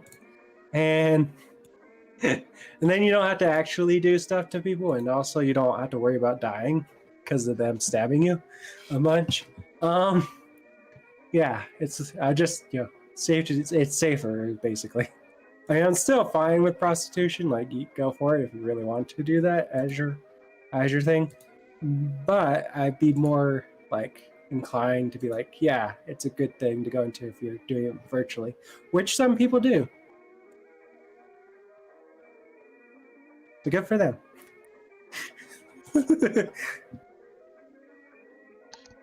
I don't know how we started talking about UBI, ice cream, and dildos, but okay. Well, we were talking about Robin, they're still technically open. Even though they can't get a business loan, they're still technically open.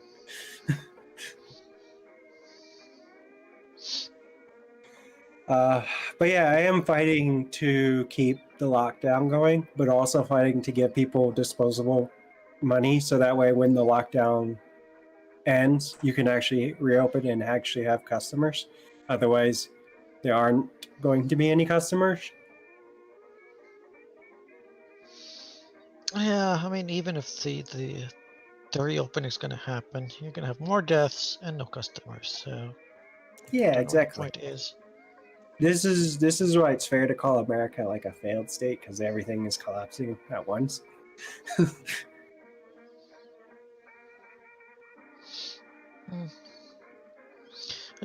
want things to reopen so I can start working, because seriously, it's getting crazy. And Yeah, I'm getting working bored. from home though. Yeah. I can't work from home really as a photographer. Like I need to actually work. Well, No. you can take photos of your home and try to. That's not how it works. Yeah. I would buy pictures of like my shitty apartment. Like, Why you gotta not? give me that. Sell it as a fad lifestyle, okay? But hey, You know, it's, sell it to rich people who want to know what it's like to be poor, but don't actually want to be poor. I think I'm gonna bounce back from this very quickly as soon as the lockdown ends, because there's a lot of backlog of work that needs to be done. Like a lot of the fashion brands, their spring and now even their summer line, Yeah. they're using stock photography with like all the outfits photoshopped on top, because they can't do any photo shoots anywhere. They do the photo shoots usually either in LA, Italy, France, or Dubai. Those are like their hotspots. And I think some of the brands do their shoots in Hong Kong. And yeah, you know, if they market in Asia, then it's in South Korea. None of those countries are working with photographers. None. There are zero photo shoots happening. So Yeah.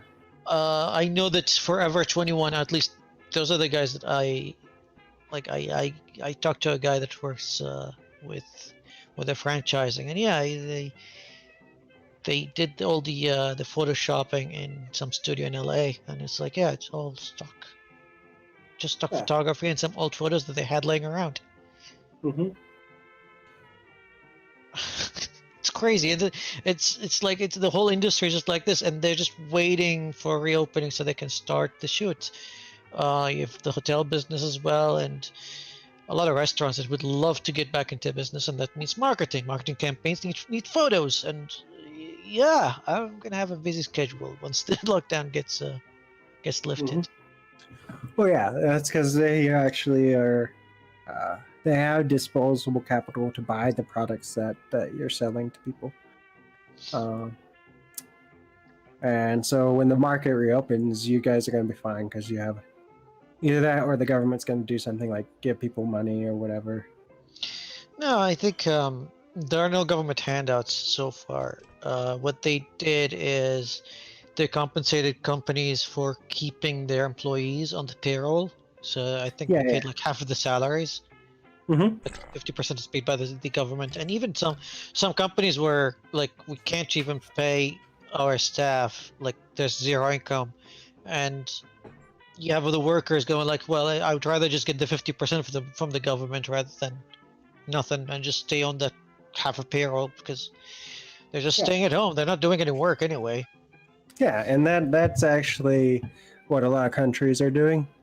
90%, 80%, that kind of thing. So they still get money paid out. Canada was doing $2,000, I think, a month.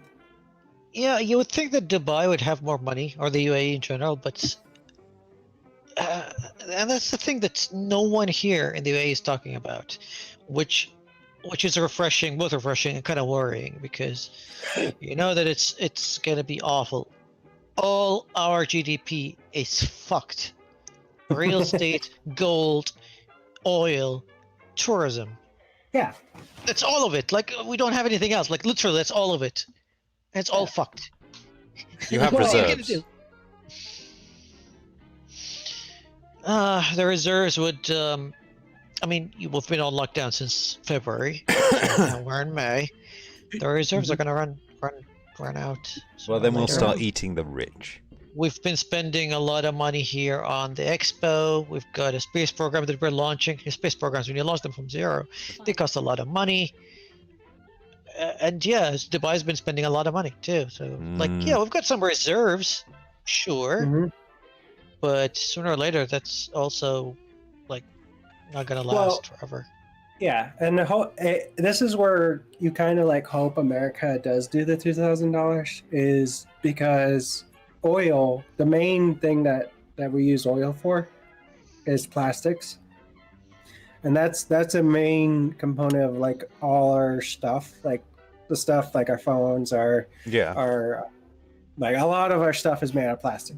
Okay. Our keyboards and stuff like that. We're out of third grade. Help us out, mate. Come on. Yeah.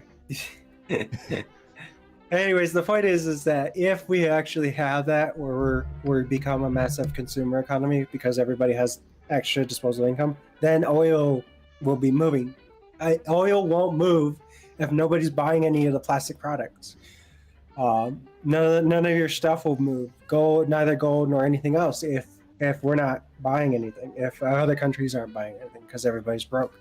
This isn't something that won't change. Obviously, once we're allowed out, we'll get back to our shopping habits instantly with a vengeance.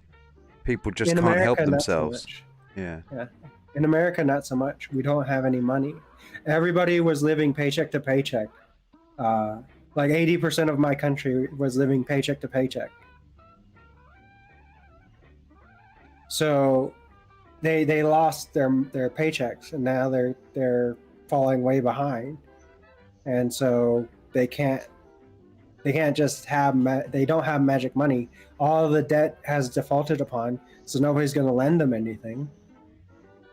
And that's what I'm getting at, is that the other countries may be doing something to help their citizens, and they may have disposable capital for after this.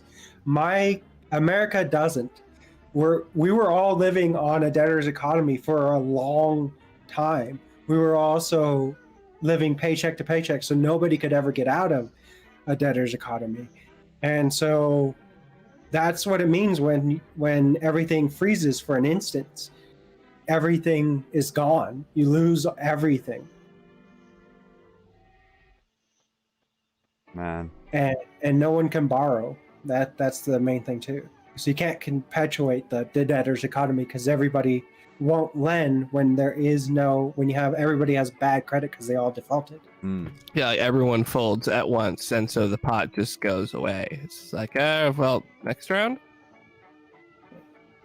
Yeah, the pot is taken by the house. Yeah, exactly. And the house has got the shit. Yeah, exactly. Yeah. So be the banker. Yep. Basically. Pretty much. Yeah. That's the whole point of Monopoly. It is. Let you know exactly who's in control. Did you notice there was no government at any point in control when it came to Monopoly? No, that is the point of Monopoly. I remember someone was saying it's a demonstration of capitalism. Yes. Actually. Yes. It's not just capitalism. It's not even. No, it is. It was called, in its inception, the landlord's game. Yeah, landlords. Yeah, landlordism. Yeah, but that's a reference to capitalism, actually. If you say so.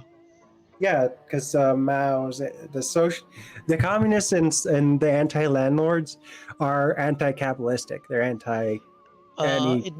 Not okay. You can be for capitalism and anti-landlords. You know that, right? Kind of a contradiction, because you end up with landlords in capitalism, even if you go. No. Because capitalism can, not all capitalists are libertarians.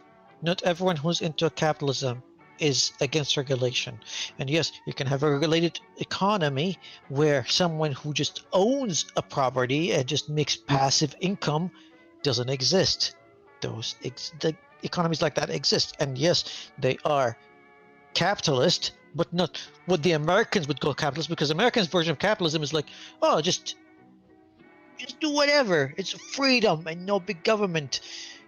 I call those people LARPers because they really have no idea what they're talking about. Like, you talk to any of them, and none of them read Adams. None of them read any book about economy. Most of them never went even to college. They just post shit on Twitter and think that they're smart. Yeah. And then they also go like, you don't understand basic economics. Like, oh no, they understand basic economics. That's it. That's the point. That's as far as they've got. No, they're telling everyone else you don't understand basic economics. So they're basically insulting you by saying they're as basic as it gets. They just go like curve for supply, curve for demand, price.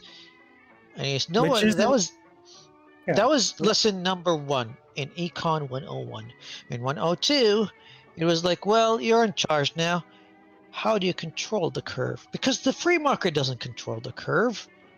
How to create scarcity? How to control prices? Maximize what you get. You want to buy something and then sell it more expensively than you bought it. How do you do that? How do you process that thing? Yeah, and it goes into the nuances of that curve. You can't just like go like, it's a curve and it's controlled by an invisible hand in the market. No, it's not.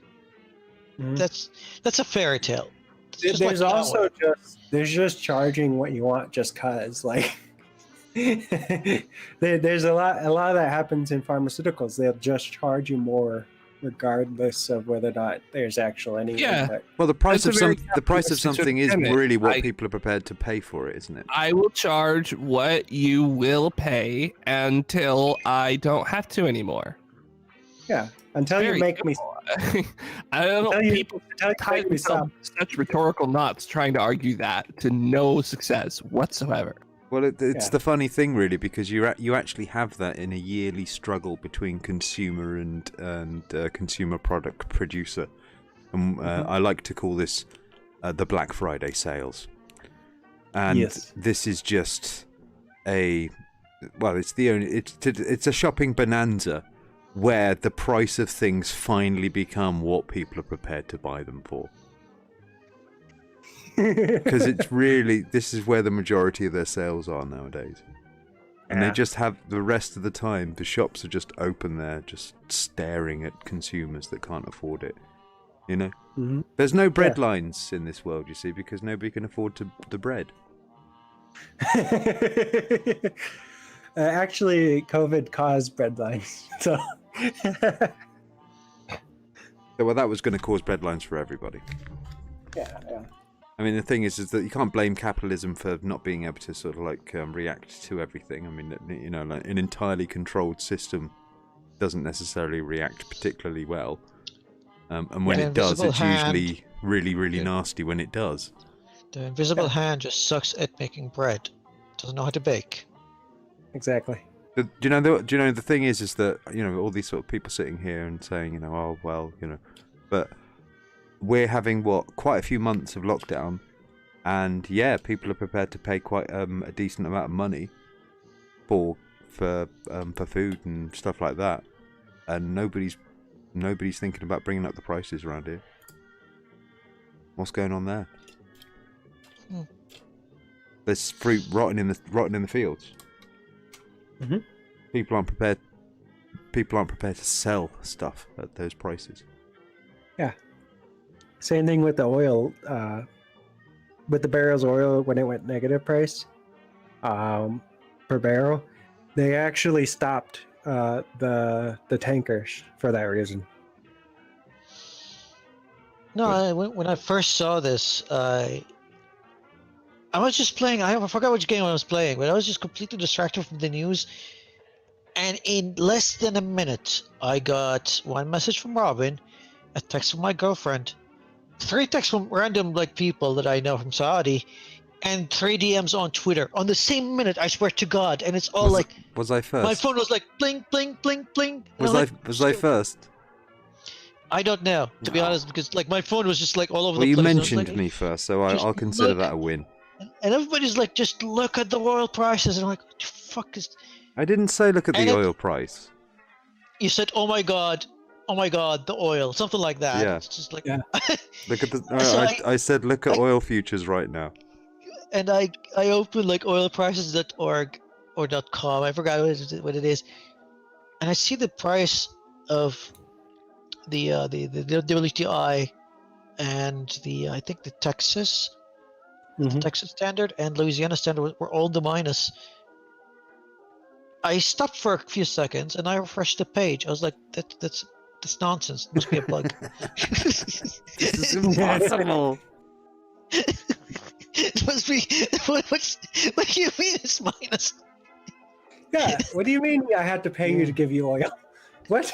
There should be a meme of this, and it just says looking at the oil prices, and then a picture of Luke Skywalker just finding out that Darth Vader is his dad, and it just says people who know basic economics. No, I don't understand. That's impossible. Listen, like if you were playing World of Warcraft, you go into a store in the middle of like whatever city that they have. Forgot the name of the cities there. It's been a long time, and you go into a shop and you want that armor or that sword, and the price is in minus. Yeah, they'll pay you to take it away. No, you would just launch like a bug report and call Blizzard, be like, hey, you have a bug in your system. It's broken. No, Your game is fucking broken. It was really funny because basically this is just just after the Americans had just sorted out all their oil reserves. Yeah. Just like, oh, unlucky mate. Yeah. This happens just due to an overflow issue. They underestimate how much oil would be needed at a particular moment, and so the contract is why. Well, no, it's a shockwave of need. No. They tried to compete with the Russians and the Saudis because they were both having like a price war about oil, and the Americans tried to tag along. They lost big. You guys fought a fight that you had no idea how to fight. And yeah, the Saudis can sell, by the way, they can sell oil at $5 and we still make money. Yeah. The US can't even break even at $20, so You can close them whenever you like. you can't keep up. You just can't. You should have just like sat down and be little good boys when you had the chance. But no, you wanted to keep up with the big boys and you failed. Yeah. Well, actually, we ruined it for you too. So. No, we sell oil at Brent, and Brent was fine. I think the lowest Brent got was like $20. We were still making money. Mm-hmm. So no, you didn't ruin us for us guys. We're doing just fine. What are you talking about? Yeah. See, now if they were clever, they'd buy their oil off you, and then sell it for just a small markup, and then it makes it look as if they're keeping up. I made an offer to the Americans to buy 1,000 barrels of oil at minus 36. I just wanted $36,000, but no one gave me oil, so. Yeah, I mean, waiting for $36,000 though. Well, that you have to go to the tankers to get that, and Yeah, you do have to store it somewhere. No, I went exactly. on Amazon and was like, "Can I order? Where do I order oil from?" Like Amazon, just like first buy. yeah, you have to actually, you have to get it from the shipping sites. I was expecting a bunch of Brits to turn up in little boats. Dunkirk again. Yeah. Hey, I hear you have oil. Yeah. I'm here to take back as much oil as I can carry. Yeah. This is our freedom, Yeah. But yeah, as soon as the month passed, then the contract goes into the next terms and cycle, so the price goes back up to $18. Well, they're just having to, it's all just a knock-on effect of need, isn't it? Really. So yeah. Now that they're trimming down the amount of production, they're fine. Yeah. Well, it's a matter of the terms of agreement. So they're basically during this particular cycle, because of how much they gave already, that's why it was 18. It was 32 under. But once you go to the next cycle, that contract term refreshes. So I would have taken a couple of hundred. Yeah. I would have rolled it down the road somehow. Yeah, Got a I mean, friend to you pick it get up. actual barrels, by the way, so it is something you can roll. Yeah, you know, I'd borrow a truck. Yeah, I would borrow a fucking truck for. Yeah. Yeah. Give me 1,000 barrels. Like, yeah, we've got deserts here. I can just stuff them somewhere. Yeah, Come back for them later when the price gets back up again. I mean, listen. and then you can If someone gave me like $36,000 and 1,000 barrels of oil, trust me, I can deal with 1,000 barrels of oil if I had $36,000. 1,000 barrels of oil. That's quite a lot. Yeah, well, we've got a lot of desert. Yeah, I've got an empty lot that It's I. not yours. I mean, while you're piling it up there's going to be somebody floating over on a helicopter gun and going, dude, what do you think? What? The Nevada desert doesn't belong to Atari either, yet they buried a lot of shit in there. I want to go to a pilgrimage to that spot. Utah has a lot of desert, so I mean, I can. And see if I can dig one out. Yeah, I can figure out a spot to place it. Some yeah, video game pilgrimage out, spots out there. Yeah, but the other thing, like I said, a lot of the reason why for the backlog too has to do with the fact that people can't buy anything. The main use of oil is petroleum, not for Vaseline mainly. Lube. Yeah. Mainly. Yeah. Everybody knows that. They don't want to exactly. say it.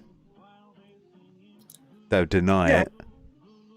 Mhm. They'll research it and find out it's not true.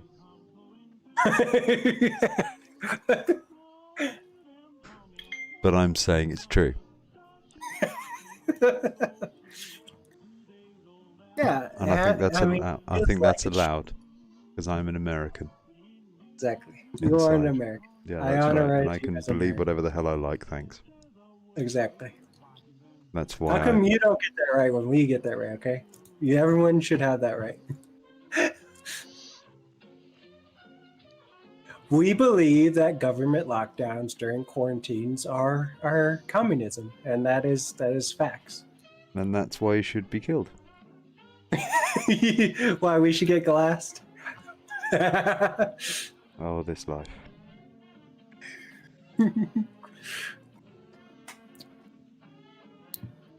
Anyway, what time are we on? It's 5 a.m. where I am. Did you want to go to bed? Are you tired?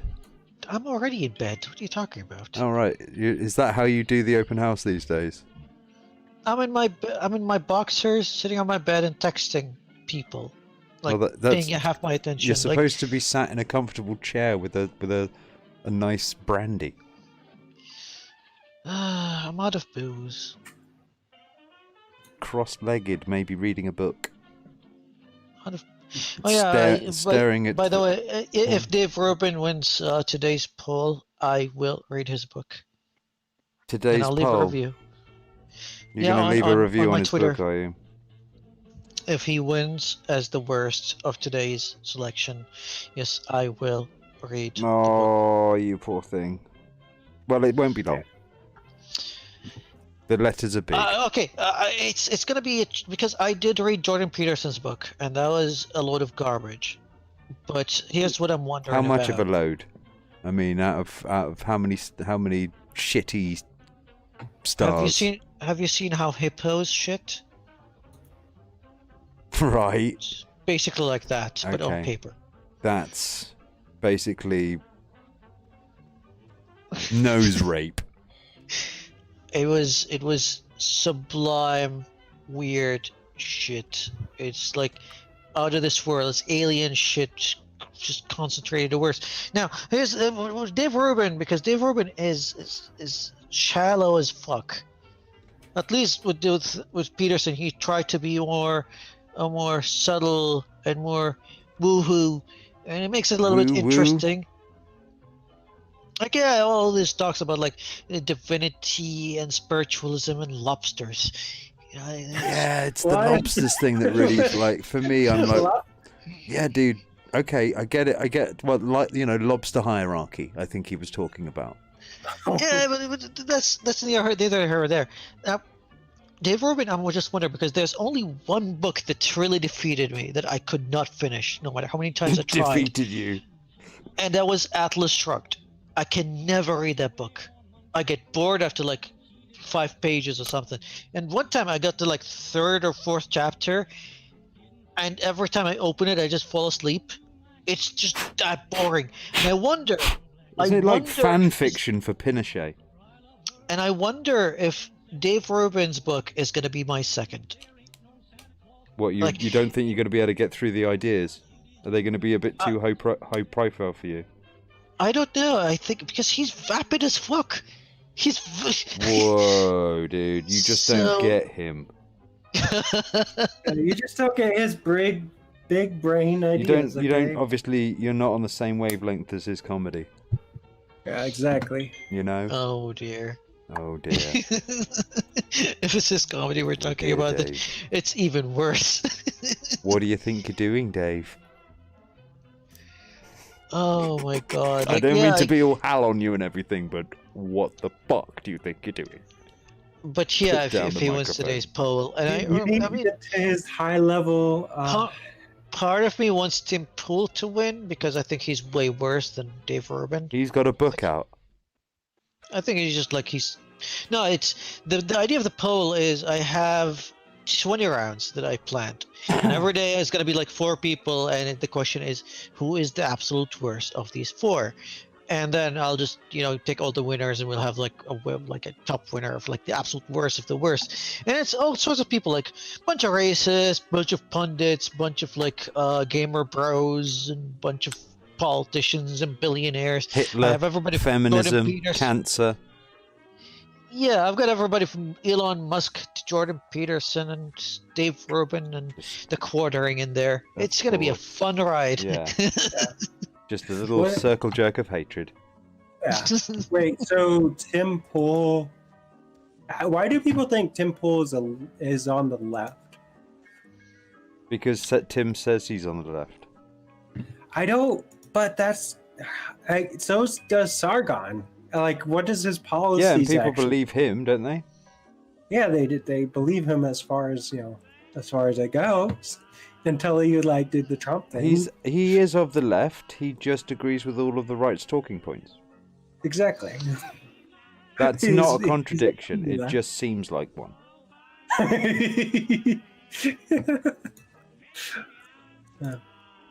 And these are people. I think these are people who didn't so much read 1984, but copied somebody else's homework. Yeah. They got the synopsis down because they had to write it with their own handwriting. Yeah. But I'm not just talking about that they follow the talking points. No, they also believe that the policies that come out of the right is the correct solution. The correct solution to Tim Pool? Sorry. No. The that they should follow that line of economics and that line of they try to be right wing libertarians or something. Oh. I think the problem with right wing libertarians is the same as most sort of neo-analytic. Well, really just nigh on anarchists. Yeah. I mean, the tip of libertarianism is basically a giant fucking anarchy ice chunk under the water ready to slice your ship in half. Yeah.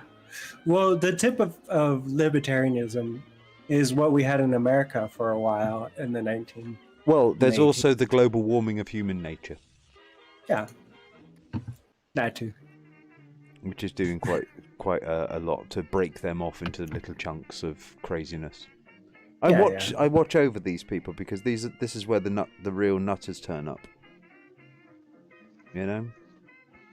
Have you not noticed with all of this lockdown business? The moment this is where people are attacking government. There's already been some people shootings and stuff. Or did you hear about that fucking? There was like some people refer to it as a modern day lynching. Like 2 guys just basically decided to just sort of. I think some guy was jogging or some shit. Yeah, I saw that. I saw that. And they just assumed that he was burgling some people. It's like, when you're burgling people, don't you bring a car? Yeah. Because aren't you like bringing stuff with you if you're gonna transport gear that you've stolen out of somebody's house to your own home? And if you're doing it on foot, that's going to be a bit of a trick, isn't it? Mm-hmm. Did not understand this, and yeah, I see this guy like wrestling this other guy with a fucking shotgun, and then the other guy shoots him with a pistol. Like, yum. You all alright over there? Everybody okay? This lockdown's getting to people. Is that Pug? Hello, Dusty. How you doing, mate? Oh, that wasn't him then. He'll be back, I'm sure. Yeah. It is getting to people a lot of the sense. And this is the part that people go, well, if you get rid of like what people traditionally view as the economy, where you get more free time or whatever, or capitalism or whatever, you change the system somehow, that people would just go be lazy and stuff if you had a welfare state, or people be lazy, whatever. It's like, no, because they get restless.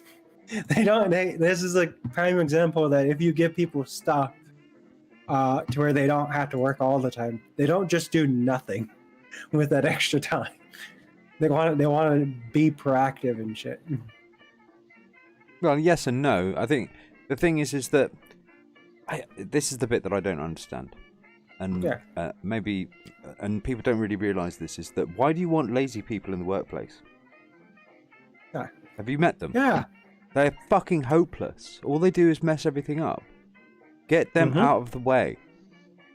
You know, and I mean, if it's going to be somebody who can speak a second language, doesn't steal all the pens, and behaves themselves, and you know, what the fuck? Stay at home, dude. Yeah, fine. Yeah, that's why I'm for a negative income tax. Kinda, it's like, that's fine. You don't want to work, that's fine. Whatever, I don't care.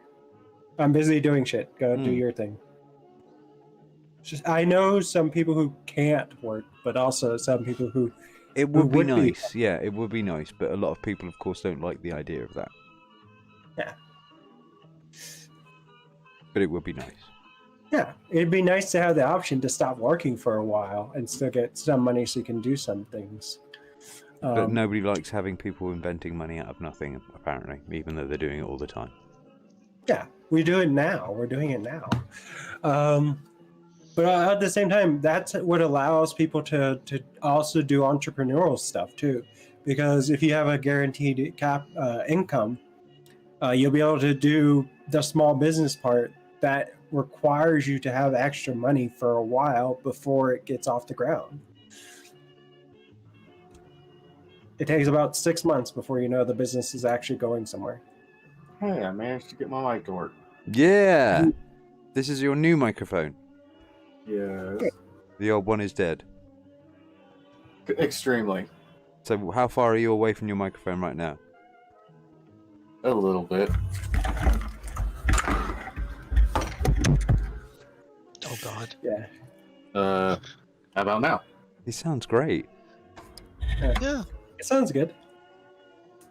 You are sounding as you should for once. I mean, it is a snowball. Yay! Welcome to the club, mate. Welcome to the Yeti world. Who else is on a cheaper, Yeti? It was cheaper than buying a new headset. Try and have it so it points towards your chest a bit. And that way we won't pick up so much echoes of the room.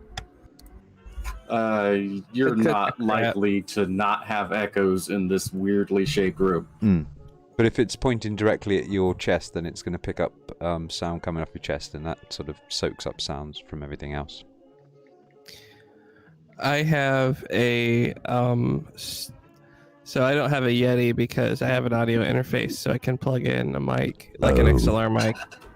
So I have a Studio Projects CS5 microphone. And it doesn't really come through on the Hangout, but it's in like cardioid mode. It has like a bunch of different polar patterns. So if I put it on omnidirectional mode, then it takes in sound from all angles, and then you can hear like my room. It also has some roll-offs, some bass EQs that I can switch off.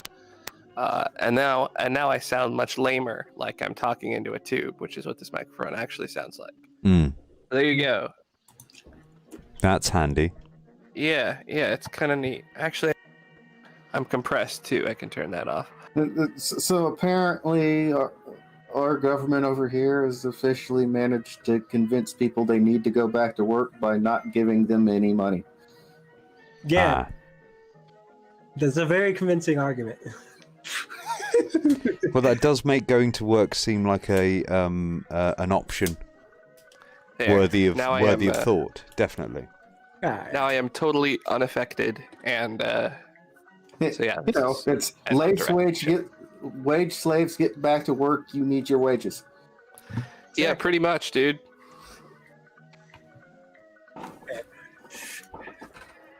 No, we do not care if you're going to die if you go back to work. In fact, we're going to make it so you can't sue them for getting you sick by negligence. How is this happening? Where? Can I get a link? It's been a couple of states have been trying to fucking pull that shit. So what's this business? Do tell. Come on. Spill the beans. On it. Come on. I'm trying to remember what the word is, damn it. It's gross negligence or... indemnity or something. Oh, indemnity. There's a heartbeat murder and stuff like that. If you die of the disease, tough. America. Aren't they a lovely bunch?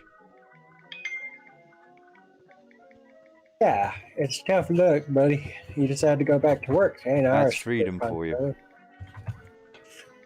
Hell, there's like 4 or 5 states that have set up freaking tip lines that say, make it so that if you don't come into work when they reopen, they will cite you for unemployment fraud.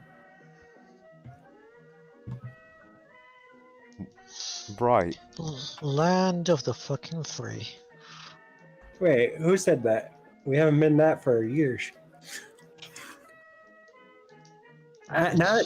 Not since I've been alive have we actually been. The entire time I've been alive, we've never been the land of the free. It's a new national fucking anthem. Yeah, that's propaganda from like the 1600s. Well, you just asked who says that, and I answered you. You did. You just pretended that nobody says that at all. It's in your fucking national anthem, so people say it all the fucking time. God That's damn what you it! asked. No, primarily they sing it, but Man, you're very catty today, aren't you? A little bit, yes. Yeah, you're right. Who's hurt I just feel like yelling at people. you? All right. It's therapeutic. You've been talking to too many people on Twitter. I know. I can tell now. I can tell when he's been doing too much Twitter now. He gets himself up into a bit of a hetty mood. Yeah, it's something I gotta teach people to avoid when I'm working with the campaigners people. Oh, I got 3 months of GeForce Go for free. I'm a founder. Yay! Yeah, I got that too, and I checked the lag, and I'm like, dude, like you just I tested what's it called? Rocket League. Rocket League, and I was just like dragging the mouse, and like the actual cursor in the game was lagging like 2 seconds behind. I'm like, what's this shit? Get a better location, dude. You'd think Dubai would have their own servers. No, we don't. Just think about that. I mean, if it was up to me, I would. But... If you could invest in a little server bank over there, get into some of that cloud computing money. Yeah, I mean, dude, I can run all my games in top specs anyway, from my PC. I don't need to just stream them. Like, why would I? It's actually You good like for streaming up and down. So you play the game, and then you stream the game, and then I have enough runs out bandwidth nice. to stream the game just fine. Like, here's the thing, dude. You get 4K 60. Yes, maybe I don't play in 4K because I don't need 4K, but do you get 1440p? No, 144 hertz? No, you don't. No, I do. I don't mind though. I've got a 970. Fuck you. I'm like 2.5 generations down from that thing. You got a 970. I've got a 2070. Ha! I got a Radeon 7. 2080 fucking Ti. Nice. Dude, that costs almost as much as my entire computer. Yeah. I love my GPU. Yeah, I'm not going for that thing until I can get a cooling loop on it. I'm gonna hang on for the Ampere. I think I'm in the right spot here. This is my happy spot. Actually, Hang on a to that few of them Ampere. do cost as much as my entire computer. God damn. Mm-hmm. I got the Radeon 7 one was like $500, I think, at one point. No, I did my upgrade because I thought that Cyberpunk was coming out. I did my upgrade because my computer exploded. I very much doubt that this is going to be that much faster. In the certainly the earlier versions, I think they'll hold their fire for the TIs. But no, I think Ampere is going to be like some new tech, and yes, I think like the 3070 will be as fast as my card, and that's just judging from like Nvidia's the 3060 history. was saying. Well, have you got the TI or? Yeah, the TI. Oh yeah, but I would TI. say the 3070 would probably be an equivalent. Yeah. Yeah. So yeah, the 3080 will be a little bit faster. The 3080 Ti will just destroy my card. But you know what? I got the 980 Ti before my card, and it lasted me for like 5 years. I think this one will last for another 5 years. I'm more than happy with that. Do you know what it feels like for me is that you've got what I would consider the 780 syndrome. I think the 30 series is going to be very much like the 900 series. So better power. You know, at the moment they're ridiculous. Let's be honest. If you have a look at the stats of the generations going up, all you can see is we need to think about the power, guys. It's getting ridiculous now. I've got a massive PSU. Yeah, exactly. You need a I'm fine massive with one it. in order to run it. That's a bit much. And I think that they'll be looking I already at... have a massive one. It's like I don't really care. Like even if I upgrade, it's still gonna be here. Yeah, but what I'm saying is that if you're a graphics card manufacturer and you're seeing more and more and more power going in there, you're thinking about bringing that power down. Yeah, I get it. I mean, I'm not gonna say they're gonna be better cards, but I'm very confident that my card is gonna last me for 5 years. Oh yeah, definitely. It's going to be fine. Like I said, this particular one, it's going to be only faster, I think, with the ray tracing. It's just going to be a smoother experience with the ray tracing. But with the rest of it, with other games that you play anyway that don't actually require that, there's not going to be much difference, I don't think. The real question is, how long is it going to take before a fucking 4K game can be played at above 60? It's already the case. It's already the case. Yeah. It's already the case with a lot of games. Yeah, it depends on the game that you want to play, but I can play on the Radeon 7 most games at 60 hertz. No, I think he's talking about like with RTX on. With some games you can do it. I know with Control, you can't really do this. With MechWarrior 5, it's doable. With Tomb Raider, you have to turn off a few things here and there, but it's doable. Even though Tomb Raider is one of the early examples.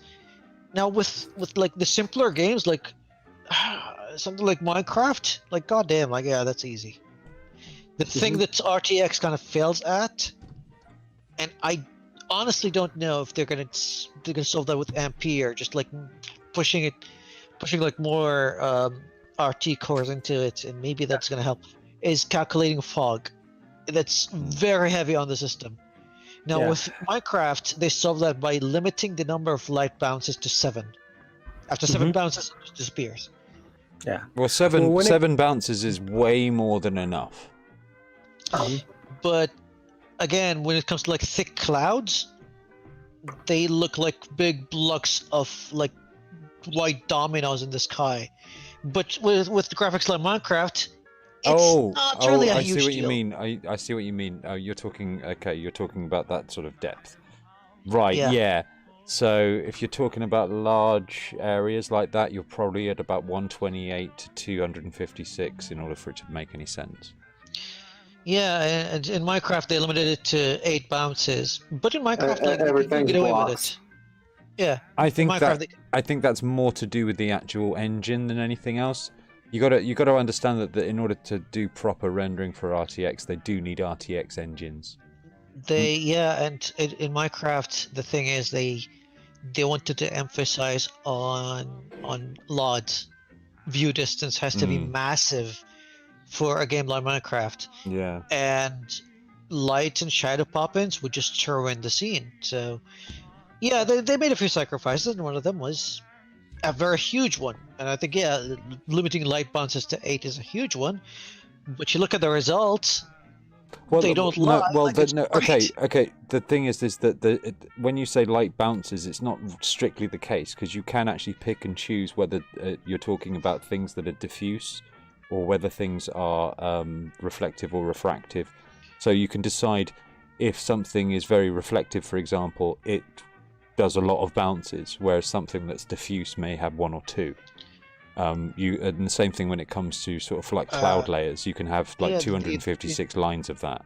But what I'm saying is it may be just set. Yeah. Yeah, the engine is set. It's hard set on 8, and with a game like Minecraft, like I said, they have a texture pack with the beta, but Minecraft is very, very modder heavy. So you're gonna have like all sorts of mods, but they all have to work with that limitation. Yeah, you can create all sorts of textures. Yeah, but you have to it's not the engine for the job. It's just a sort of like the fact that somebody's managed to do it is like, oh, cool. Yeah, it's mostly done through the API anyway.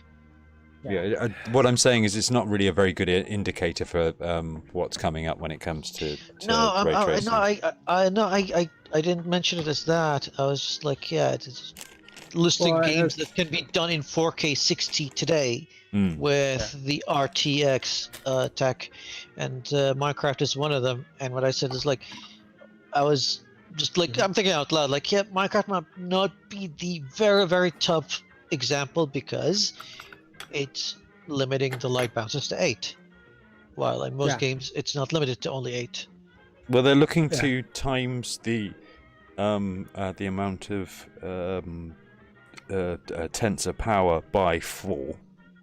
So they're looking to get the rendering performance 4 times up from what they've got right now. So that's what they're after for the difference between the 2080 and the 3080.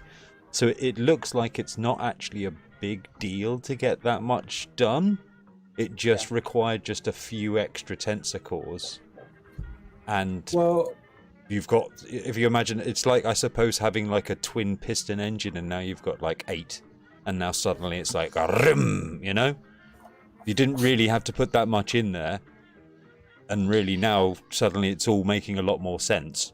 If you see what I mean. I think with RTX, and what I've noticed through, like, I've only had this card for less than 6 months now, and even the games that I tried when I first got it, even the simpler games like Quake 2, I remember like streamed Quake 2 as soon as I built this PC to you, and if I run it now, it runs so much better. Same hardware, just updated API, updated software. Back then, do you remember the frame rate? I was running it at 80 to 100. No, it's locked at 144 the entire time. Yeah. If I unlock it, it goes beyond 200. Same game, same hardware, just updated the software. So yeah, I think even my setup is gonna last me for a while. And if you go with the Ampere, you're gonna last for way longer. You're gonna be fine. Well, I'm seeing a bit of a perfect storm in September, with a lot of silicon being on display. But I think it's sort of turning a bit of a corner here. There's a lot of good technologies on Resurgence. Even, I'm wondering. I mean, to be honest with you, the perfect trifecta here would be if DDR5 just pops its head out, and we've got DDR5 lying around him on websites ready to be bought, and a few motherboards, and some nice chips to play with. That would be a nice year. That would make 2020 worth it. Yeah. The doubling, they're basically just doubling the tensor core per SM. So it's twofold. It's one, you're doubling the amount of tensor cores, and you're also changing the architecture so you get additional performance, as well as the node shift, which does help efficiencies and does help with that kind of stuff too. So that's why it's able to get to that 4 times value. I'm hoping that instead of being dedicated towards higher speeds, it's going to be dedicated towards better performance. So it looks cleaner. It looks better. I think that will be more important. They're looking into new ways to use those tensor cores in a lot of ways. Like, have you tested Nvidia Sound or Nvidia Voice? Yeah. So when it comes to Nvidia, though, just to point this out, is that Nvidia likes to Nvidia likes to stay to a specific wattage. So they're going to stay to the same wattage that the 2080 Ti has, while doing all the stuff that they're doing. So it's not about clock speed increases as it is to get more out of those clocks. And that's where the IPC increase comes from as well. I'm just hoping that they bring the power struggles down for this. I could run it on a 550. I'm not scared. Yeah. It's just, it's like so much. 200 odd watts or something. At the moment, yeah. My 750 popped a cap. Yeah. I have an 850 platinum with 10-year warranty, so I think I'm good. Well, so I was watching a video on power supplies from, I'm trying to think of the main power supply manufacturer. I forgot what their name is. A power supply manufacturer. It's one of the specific ones. It's one of the specific ones. It's Corsair. Okay. Yeah, Corsair was talking about how their power supplies are made, and it was on Gamers Nexus where they had the interview. They were talking about how they actually give you more stuff to make it work, getting the higher platinum and all that kind of stuff, because otherwise there's no real point, because you're not really saving that much energy.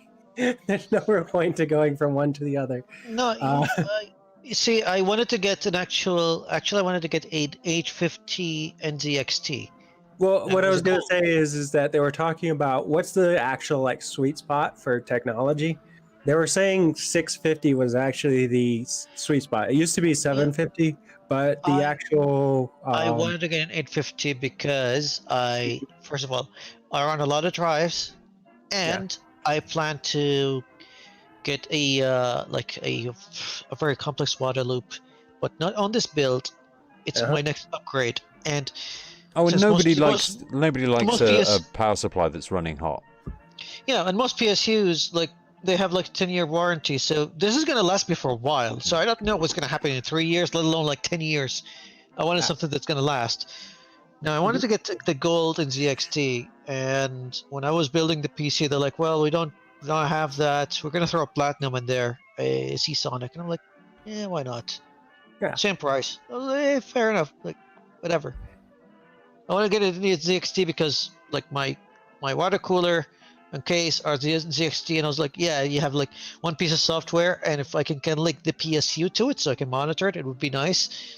Now, this PSU is running fine. Back in a minute. I wish there was ways for me to monitor it. I don't have any of the means so far, but yeah, maybe one day.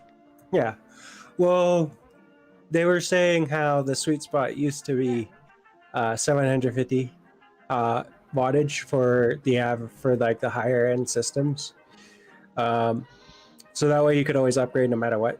But they were saying that now, because of the efficiencies of technology, the efficiency of GPUs and stuff like that, and CPUs, especially CPUs, that the sweet spot ended up being a lot 650 instead.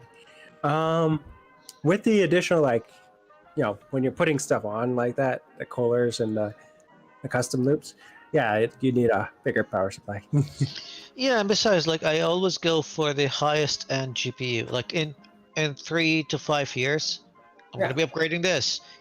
And for me, my philosophy is go for the top of the line, no matter how much it costs. Like if my, let's say my savings are just like $800 for a GPU, and the best one is $1,200, I'd be like, no, I'm not gonna buy anything.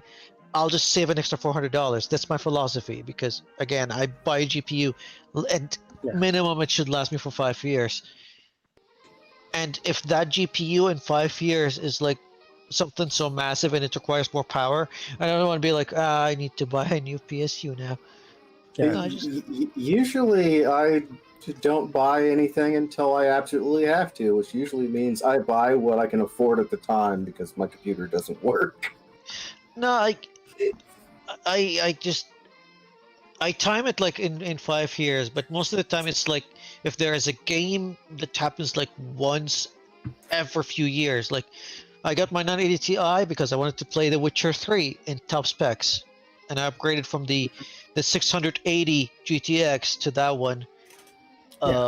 Yeah, I'm very needs based with my upgrades. I'm like, I need new hard drives, but I don't want to get really new ones until I feel like there's enough, because I have like 2 terabytes of storage, and I don't want to just get another 2 terabytes of storage to replace my other 2 terabytes of storage until like maybe SSDs can, I want it to be an actual like improvement so that I don't have to buy, I don't want to like be on the verge of some new, safe space saving technology and then, be stuck with something that's outmoded, which is annoying. You're always I'm on very the feel about it. now, to be honest. No, it back in 2004, I used to run a little computer store. Like, yeah, I worked in computer stores like most of my teenage years, and in 2004. Was it 2004? I think it was it was 2002, 2003. That was when the Athlons were in were older age, the Athlon 64.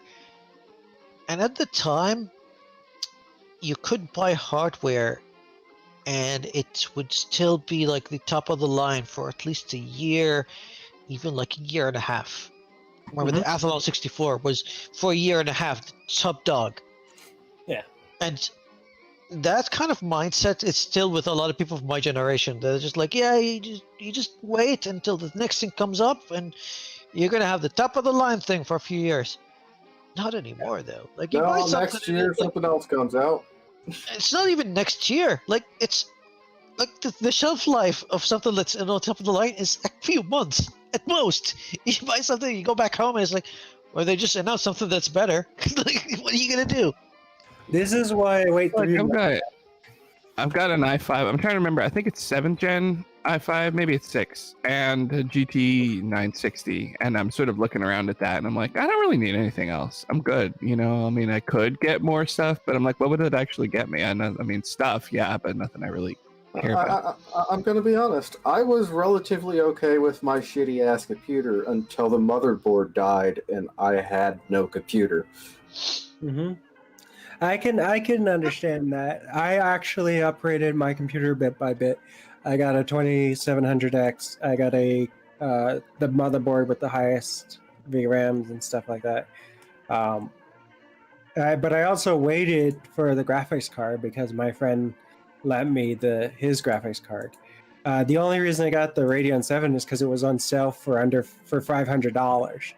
So I was like, oh, I could get this one, and then I'll be set for a long time without having to worry about it because I have 16 gigabytes of VRAM, and then it's as powerful as the 2080. So I'm like, whatever.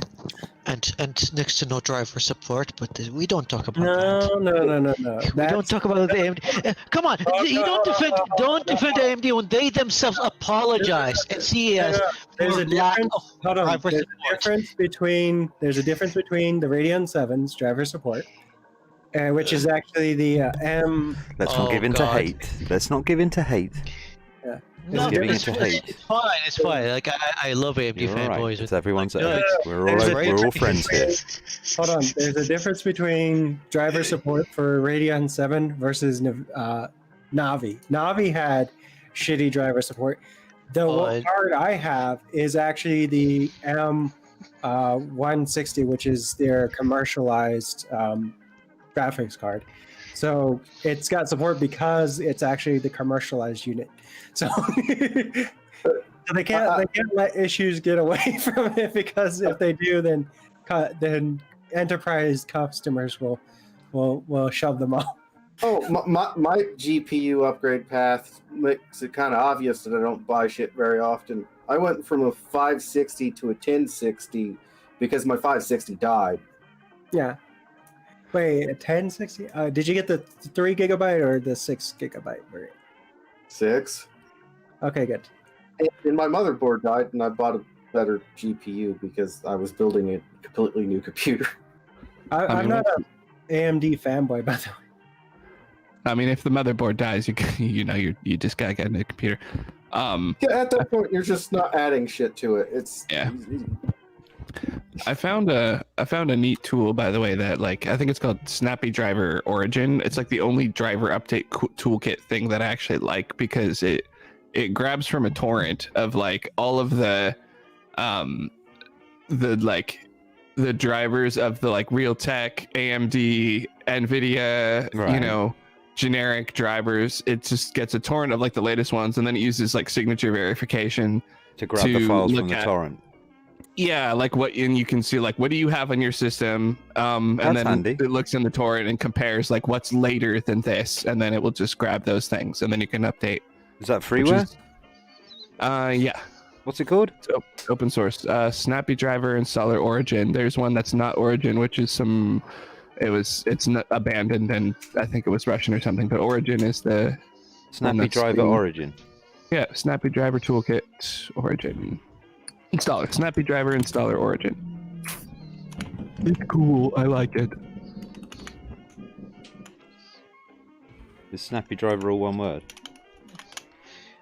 Yeah, I would avoid any kind of automated driver updater thing, like the plague. Yeah. Okay, that happened to me a few days ago. I was just using the internet like usual, and all of a sudden, computer goes offline. I reboot the modem on the router, nothing happens. Check my phone, Wi-Fi is working. So I check my computer's Wi-Fi instead of the cable. It's working, but cable is not working. I did everything I could do under the sun, from checking the BIOS to checking the router. I dug through my old stuff, found an old router, hooked it up, still nothing. Changed the cable, changed every single cable under the sun, nothing happened. And then it turns out that MSI was like, you have an outdated driver, and I just pulled this up, and there you go. It's a new driver that fucked your computer up, and that was MSI, the makers of my motherboard. That is very rude.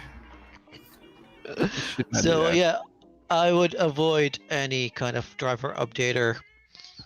And, I was having blue screen issues like crazy when I first built this thing, and then I fucking decided, fuck it, I'm going to download the drivers before the latest update, and it works fine now.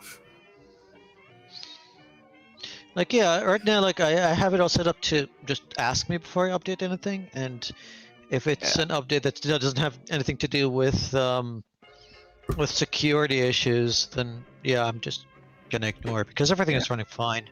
Yeah. But yeah, that kind of pissed me off because it was 3 hours of troubleshooting. It was Sure. Yeah, no, that sucks. That would piss me off. For sure. No, I don't download these things unless I know somebody else has had a go at them and didn't hate it. And anyone saying basically it's hit or I fucking hate this fucking thing. So Yeah. if a blind man is telling me that this is user friendly, I'm a happy bum. Well, it's actually not that user friendly, and it's sort of irritating because half the crap isn't accessible. But he says just as I'm about to hit the EXE.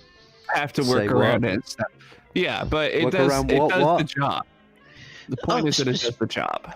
Speaking of EXE, like, did you see that? I know that it's weird, something to get attention out of, but they released a direct port from Super Mario 64 to PC. I heard about this. Emulated, and the way they're avoiding all the DMCA from Nintendo, they have just the source code of the port on GitHub, and you have to supply your own ROM file, so it's not it doesn't have any assets from the game, and you have to compile it yourself. And after like banging my head on the desk because you have to do it in Linux. Compiled it somewhere. Oh, I have it. I played it. It's great. Give it to me. That's how a lot of emulators work. You have to dig up your own. No, it's not that. This one is a direct port because the source code was leaked, I think back in December or November. It's to the point now they're working with the shaders of the game. They're trying to change it a little bit. Some modders have already incorporated, like, remember Super Mario 64? They had this weird camera system that had like 2 stages and whatnot. They already had the mod where it's controlled like a modern game with an analog stick. And there's only demos of it on YouTube, and I'm like, just give me that code. But yeah, people are modding the game already because they have the source code for it. Mm-hmm. So yeah, I'll send you the. I'll guide you to where to find the XE. I'm not gonna send you anything because Paris is bad. Arg. No, he can't. I don't think you can find it in Pirate Bay. There's a couple of versions that I found over there. They're sketchy as fuck, so I'd stay away. Isn't that mostly Pirates Bay in general? Sketchy as fuck? Yeah, it's like, no, I wouldn't download an exe file from Pirates Bay. There's a lot of things I wouldn't download from Pirates Bay. Like, yeah, there's a few websites that I kind of trust with getting some sort of like shady versions of things. Like, I even talked to like, I even admitted that to Adobe themselves. I'm like, dude, I can't use your media encoder. It keeps crashing. Like, even with this new build of my PC, it keeps crashing like every single time, and I don't understand why. So I still use a pirated copy of it. Like, all my Adobe products are legit. I pay for them, and then I export everything to a pirated copy of media encoder, and I just encode it with that because your legit stuff is still broken. What am I gonna do? Oh man, I still pay for it. I hope that this update to my internet fixes my issues. Oh, I hope. Which issues? Every single time there's a bit of crashy with the Elgato, and I was trying to work out exactly what it was, and they were saying it's a random thing. It just depends on your drivers. It depends on your USB sockets, whatever like that. Works fine on Maggie's, doesn't on mine. So sometimes I just go like the whole computer switches off, kind of deal. A full reboot. Hard. That doesn't sound even remotely normal. Exactly. But that is apparently normally sounds bad like USB. Bad USB. My initial diagnosis would be electric to your power supply, but yeah, if you already got it down USB. to the USB. Yeah, it's a bad USB of all things. Weird, Oh huh? god. Can't you just turn it off from the BIOS then? I should have gone for one that plugs into PCI Express, really. But it was just a little bit more mobile, you know. I mean, then I would like to look into getting like a 4K version Maybe not Elgato, because there's like one that does SDI as well, which I could really do with HDMI and SDI in, really. So you can use that for wireless SDI, for example. So you can plug your camera into a wireless SDI out, and then have that connect to the computer, and then you can record from wherever, which is nice. Okay. I mean, if we're talking about computer issues and troubleshooting shit, I went through 3 laptops, 2 computer builds, and a few, I think 4 or 5 Bluetooth dongles in the past 5 years. Okay. Right. And how come there is no way you could get Bluetooth to work well on a PC? Like, what's wrong with that? Well, Can someone explain to me why Bluetooth is such a weird thing to work with? well, it's not very handy for PC, to be honest. It's nice to get to just connect your phone or your PS4 controller right away. I mean, that is Intel's thing. But Bluetooth, it's so, you know. laggy. It's laggy. Yeah. It keeps disconnecting. Yeah. Like Well, it's a very old format as well. I mean, you know, it's not that powerful. And the thing is, no, it's not. It's it for was power really, saving. Yeah, it was really for moving like buffered stuff around. So you know, it was really good for like sound and things like that for headphones. But I mean, My headphones have Bluetooth. If I try to connect them through Bluetooth, my computer just goes like, I don't even know. I would just walk from my computer to my bed, and it's like yeah, because I lost you, man. It's hardly anything. It's less than 10 meters. On a good day, it's 10 meters. Okay, I would have my phone next to my PC. Yeah. And I can move all the way to the balcony, and my headphones are still picking up. But with my PC, it's like, you've got this massive motherboard. Can't you just like put in like a decent Bluetooth antenna? Oh. Like, what's My why? computer doesn't even have Bluetooth. That's like added feature. Yeah, motherboard antenna. Why bother? Honestly. I just don't like. If you want to buy a dongle with a decent antenna, it's not even that expensive. It's like $5. So I can't imagine that it's cost so much for a motherboard to have a decent Bluetooth capability. Why don't you just use Wi-Fi?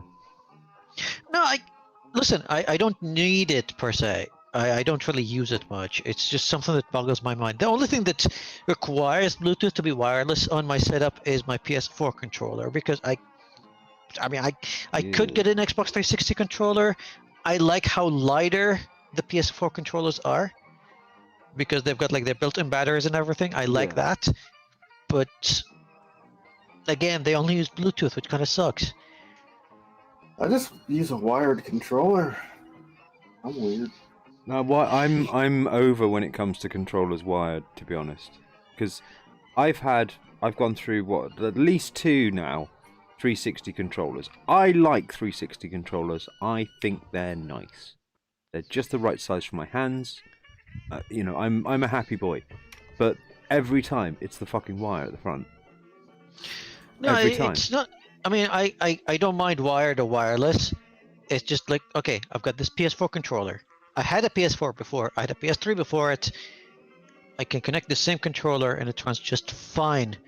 If I connect it to a PC, with the same Bluetooth, by the way, it lags. I can feel the lag, and I'm like, why? Why are you doing this? You know, handing me a controller is basically just a, stress test for the controller. Yeah, but if you're playing a racing game or playing sort of have you played Elite Dangerous? You've got Elite Dangerous, haven't you? Yes. Yeah, I mean, mouse and keyboard with Elite Dangerous is 3,000 hours with mouse and keyboard, and I'm still doing fine. Yeah. I end up getting a new controller every year. I mean, I would love to get I would love to get like a high-end Xbox One controller, like one of those Elite. They're a little expensive, but goddamn, they're very sturdy controllers. They're pretty nice. Why do you need a controller so sturdy? What are you doing to these things? Well, I don't break the actual shell. I just wear out the buttons and the. Yeah, with the Elite, with the Elite, okay, first of all, they've got replaceable sticks. You can adjust like the resistance of each stick individually. You can there's a lot of customizability with that, and Oh yeah, fucking Scuff has been making their own shit lately, haven't they? Well, so now force feedback on one of those things would be nice. That would be cool. and they're wireless right out of the box, which is like with Xbox One controllers. Usually you buy like the wireless version. It's a little bit different, and yeah, they have like a nice case which that doubles as a charging unit. Like the Elite controls are pretty nice, but they're like $200. Do you know what I was thinking, Happy? Yep. How's this for a cool one? Yeah. Imagine a miniature gyroscope inside, spinning at high speed inside the controller, and what that does is that makes your controller stay at a certain thing. So when you hold on to it, it forces it to stay upright at a certain thing. That was inside the fishing add-on for the Dreamcast. That's how you feel to the resistance of the fish. Well, it's the place of having it at center. You know, like on a joystick, when you let go of the joystick, it goes to center, doesn't it? Yeah, you know? they had a gyro, and it was controlled there by magnets. It was weird. And So it might sound idea... nice in concept. It sounds nice on concept, and I know that you're thinking about it. But if you tried that controller, no, it doesn't feel good. It feels like shit. It's a shitty concept. And however, it's nice on paper. Once you tested it, they should have buried that idea. But Sega went ahead, and they sold I think 6 copies of that game. Yeah, you're not. Yeah, but I'm not trying to make a fishing game. It just doesn't feel good. Okay, It feels like shit. When the fishing game happened, okay, I understand that. The whole point of it is to just give a level of resistance that makes sure that the controller stays at a certain angle. Just in the same way that, in a joystick, it would just move back to its original spot when you let go of it. So it wants to remain while you're playing a game. It remains at this particular angle while you play it. Let me show you the kind of controller I want to get. And then you use your all you have to do is sort of just in the same way with the joystick, just moving it a little bit forward will give it a little bit of resistance back, and that gives you your forward motion. You know. Well, because I wanted the forwards and backwards motions for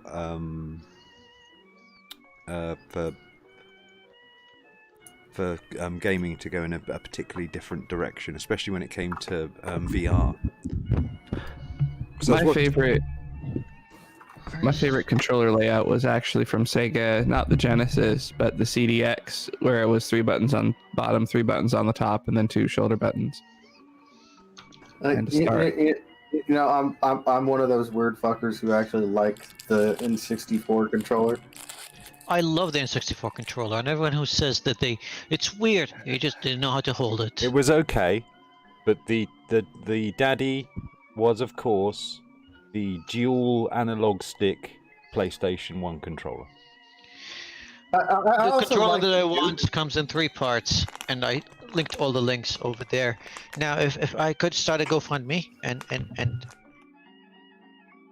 oh, we've lost them.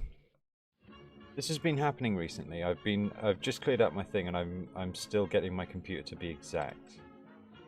So I've just lost the boys. 1 second, please. There they are. Reloading. Joining. For me, it was size the same. It's a little bit bigger than the Dreamcast controller, and I love the Dreamcast controller. Most PlayStation 1 controller. It's It's over. PlayStation 1 controller. Nah. You played Too plasticky. Tekken? PlayStation 1 controller. There we go. Too plasticky. That was the problem with it.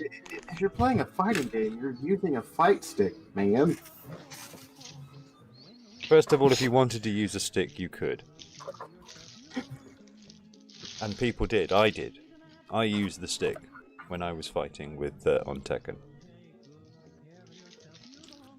You use the stick in the arcade as well. Yeah, but No, I didn't Yeah, like but the arcade sticks were better for quarter circle motions because I didn't like the analog sticks on the PlayStation for that because they were really loose and it wasn't like you just sort of it would if you go from they all have switches in them, so if you go from down to down, forward to forward, it goes click click click. Yeah. But there's none of that in the PlayStation controllers. You just move it around and it's supposed to be smooth, and I don't like that because there's no feedback that you've done it right. The biggest problem with the PlayStation 1 and PlayStation 2 controllers were And the the shoulder twitchy. buttons. They're really sensitive too, so it's No. The shoulder buttons felt like chewed up old gum. It's sticky. Oh yeah, Yes. yeah. The shoulder buttons were sticky. Yeah. Do you know They what got needs to sticky happen? coming too. What really needs to happen is some sort of way for you to know when you've gone to the correct axis. So like the north, south, east, west axes of these things, you never really know if you're exactly up or down, or left or right of that particular thing. And just to have some sort of almost like a divot in there or something, so you could just lock into that position and just be facing forward. Right. Just a little divot for the stick to just sort of rest in, but could move back out of. Yes. That's what I want. Yes. I This Didn't is some the of them? thing. I'm trying to remember. Didn't the N64 do that? Then the what? Didn't the N64 controller have that with the joystick, where it would sort of front, back, left, right? It was sort of notched out. Kind of so- hexed, actually. Yeah. N64. Have I Yeah, got the an N64 did controller that. lying around? Yes, it did. No, I remember the ones you're talking about. The one at the top. That did have Yeah. notches in it. Yes. Yeah. It wasn't done particularly well. It felt really awful, No. actually. But No, If it was just a little okay. rounder, it would have been nicer. And if it just the had little N64 tiny notches, The N64's analog stick wasn't great. But it was the idea trying. was there. The idea was there. It was a pioneer. It was one of the first good ones, but those analog sticks will go loose after a few months. And with me, they went to loose. You hand me those things, they'll go loose in a couple of weeks. It depends on the game that you're playing. Like if you're just playing Zelda, then it's all. And But so- you play can still buy F-Zero. them. You play F-Zero. Yeah, you can still buy them. You play F-Zero. You can kill them in a day. Yeah. So what here's you- one You of got them. to take into account how long I can play a game because I have nothing else to do. Nothing No, at all. I mean, with Zelda, you're just pushing forward most of the time. Might dodge a few things. F-Zero, that game, that killed a lot of controllers for me. There's a reason I have to get a new controller every year. I just destroy them just through use alone. Oh man, those were the days, though. Mm-hmm. The tough bit of this controller is just trying to do right button when using the joystick, or left button when using the joystick, because you could hold the bottom and you could touch the buttons on the right side, but you had to move your hand around in order to get the left side button. I could put 100 hours into a game in a week. It's not. How did you do it? Because it's pretty smooth. I mean, I know there's some. The animation's correct. Exactly, but before, even if the animation was smooth, I like the look. And this was really. Yeah, I'm making toast, so yeah, I might be in and out of here. Oh yeah, the PS1 controllers. Yeah, I remember those. The PS1 controllers with analogs. Oh yeah, the original DualShock. Yeah, those were pretty good. I had both, I think, at one point. I mean, my first controller was the Atari 2600. Mm-hmm. Those broke fast. Like if you thought even as a kid, I would break those in a week. And of course, the NES controller was basically just a brick you couldn't break if you tried. That was the original Nokia. Like, I think my NES controllers still work. Like from the 80s, it still works. I dropped one down 2 flights of stairs and it still worked. Yeah, that's the actual that's the actual benefit of having a box design. but then still. that people don't realize is it redistributes the force as you do it. The same thing can be said about the GameCube, actually. They actually ran the GameCube through a bunch of torture tests, and it still played the games at the end of it. Yet their analog sticks are kind of shit. I once dropped my PlayStation 2 4 inches. It did not work afterwards. Yeah. The GameCube controller was trying to be an N64 controller with an extra joystick. Yeah, they replaced the C buttons with the C stick. The C stick was fine as a stick. It was more like a thumbstick.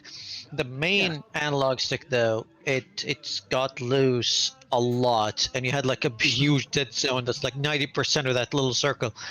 And it's this would go. That would explain why I eventually had issues with trying to play.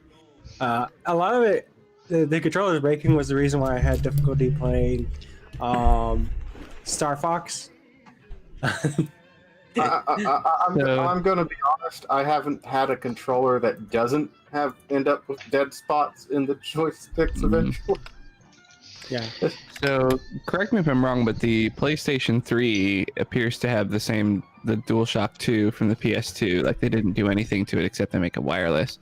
Actually, the triggers. They have the gyroscope. The triggers. Yeah, the triggers actually is what changed. So the triggers, you actually do have trigger pulls. On the PS1, you just had push-in buttons. Right, I was gonna say. I know on the PS2 version of the DualShock, they added pressure-sensitive buttons for the face buttons, which is interesting. But what annoys me is that I feel like the PS4 controller is closer to the Xbox One and Xbox 360 controllers in ways I don't like. Like, it has these really tiny D-pads that the Xbox controllers have that bugs me, and the material seems like it's made of the same stuff. They kind of had to because Nintendo sued them. Oh, really? I like the tiny D-pad. I like that. Hate I think tiny it's D-pad. You're wrong. I think it's too the big. Tiny touchpad. It's the when they're touchpad's too big. When they're too big, that your thumb gets lost in it. No, it's not about being lost. Like the way I play games, like my thumb is like at the center of the D-pad, and I just keep nudging the button. So if it's small, I would like a rocker kind of system, but Nintendo has a patent on that. Yeah, so exactly. The PS controller, like the PS4, is the closest one that I like.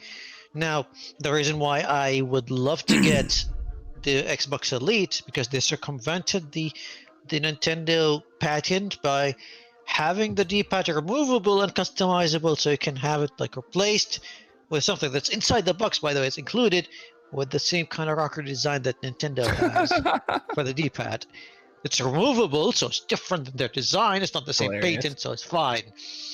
But like I said, those Elite controllers, they command a hefty price. They're like $200. Yeah. I mean, they have a lot of features that I would love to get, but is it really worth it? Like, I don't really play a lot of controllers. Not the way I destroy the damn controllers. I mean, yeah, my PS4 controller, it's been with me for like at least 4 years now. Okay. Fight sticks cost a shitload of money too. Okay, point of order, everybody. I'd like to make a lot proposition. less. I'd like to make a proposition to the crowd. Baying crowd, what say ye? Yay or nay? Yay. I'm thinking whether to have. No. Wait. You're thinking. You don't think. You never think. What's wrong with you? Sorry about this. Okay, go ahead. Sorry. Thank you. I'm thinking about whether to put this front text thing in dark mode or not. So this is light text mode as we see it right now. Okay.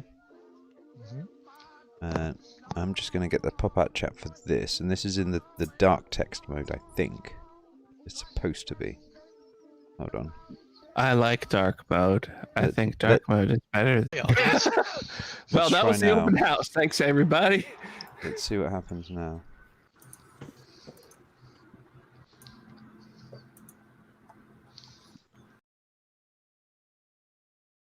Wow. This isn't fun. What's going on here then?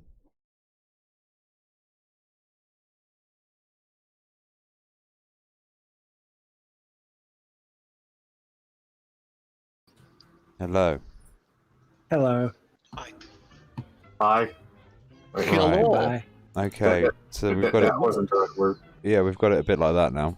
The boy otro comrade. Yeah, this isn't working out very well. For that. So yeah, we are now streaming again, I believe. Think. Is that what it says? Let us know. Yeah, it's just been a bit weird. The fact that he has to think leaves me to doubt. No, we're doing okay. Are we? Did we get censored off the air? We're doing fine. We're doing just fine. Okay, we're back to normal. I feel like we've been deplatformed, and I'm not. Okay I with feel it. like you've been deplatformed. I am just as upset as you. What Let's did say someone that. leave some bad reviews on Goodreads for this stream? They're just not about ideas, man. You can't handle these high-level ideas, okay? My God. So No one can. The world is quickly going broke and everyone's dying. How is everybody feeling about this? That's Everyone's always dying. America. Okay, that's America. It's uniquely American. The UK is trying to catch up. Don't worry about it. No, actually, a lot of countries are going to go broke over the oil fiasco during this. Oh no, buddy. No. That was if any America. it's mostly Americans and the Mexicans as well. Mexico might. Well, the Mexican's going to pay for it. Yeah. I got it. I got it in there first. Most far, countries that rely on exports of oil are getting hit hard right now. But most of them No. are going to be just fine because here's the thing: like, not all of us are selling with American. Like, there's no one set price of oil that all the world sells with. If you look at the WTI oil price lately, yeah, that's a bit down. Brent is stabilizing now, so they're going to do just fine. Russians are doing just fine. The Iraqis, surprisingly, they're doing fine for the first time since forever. The Saudis are fine. So Well, Saudis are like the cheapest producer of the lot, aren't they? They would be Saudis fine gonna even if it dumped. the and Saudis stayed that caused way. this thing. Yeah, they caused this thing along with the Russians. They know what they're doing. The Saudis can sell oil at extremely cheap and still make money. They got a little surprised there when demand sank rapidly all across the world. We can sell oil at $5 in Saudi, and we're still making money. So Yeah. here we are, guys. So this is the dark version. Oh, that's cool. I like it. You think? I've got to get the... I'm not quite sure about the lighting just yet. I'm not sure about what's the background color because I'm getting it like at a very low bit rate. It looks grayish to me. It is Yeah. quite grey, yeah. It was set up beforehand to do highlights for the over the light bit, so it was, you know... So now Make it it's- into like a very grayish purple or pink, so it would mesh well with the reds. Because red and gray is just weird. Yeah, on the bright side, it doesn't burn my retina, so you know. Yeah, but give it a little bit of a red tint, and you're good. And then I switched to fucking a wiki page, and ow. Hey, that's not our fault. Do you have which browser do you use? Is it Firefox or? Brave. I'll use Brave. Because on Firefox and I think most of the popular ones, there's a an extension you can install called Stylus, I think. What's it called? Oh yeah, Stylus, where people just program like different themes for websites, and every single website would have someone programming a dark theme for it. Yeah, that's better. Is that better? Oh yeah, that's so much better. It just works much better with the overall theme.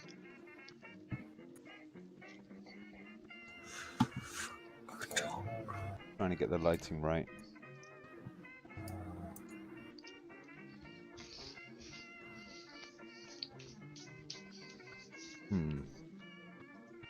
So you reckon we should go with dark mode then? Yeah.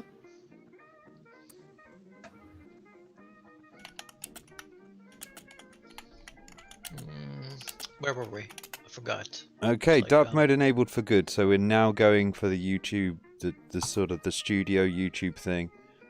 I'm not happy, YouTube. I know you're listening about this going dark. This dark YouTube studio mode and all.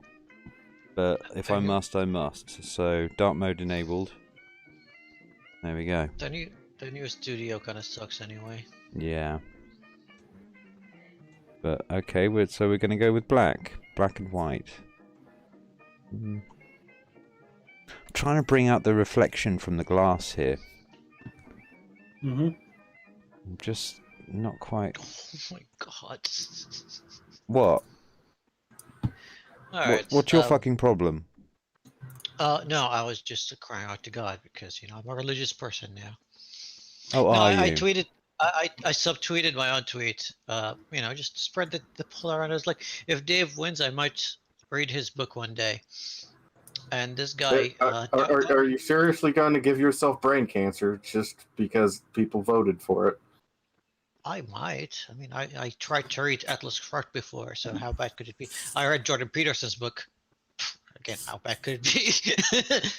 So this guy, Darth Benjavi, just like replies to me, is like, why do the Arabs always have to make fun of the Jews?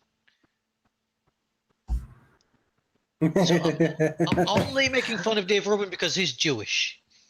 And these are the people who hate identity politics, by the way. Yeah, right. Why are the Jews always so easy to make fun of? Whoa. Oh, because no, I'm not going to complete the sentence. Jesus Christ. You know, where do you, you know, where do you start with him, really? Oh my god.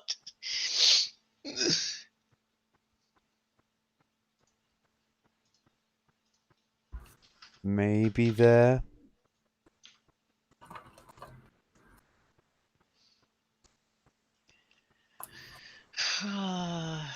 Oh well. So now I'm having to pick up the highlights more.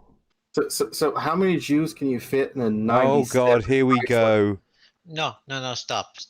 I no, seriously, like I was making fun before, but yeah, I don't find these kind of jokes as like, yeah, I used to have like this edgy thing about my jokes, but now it's like I just find them cringe, so please don't.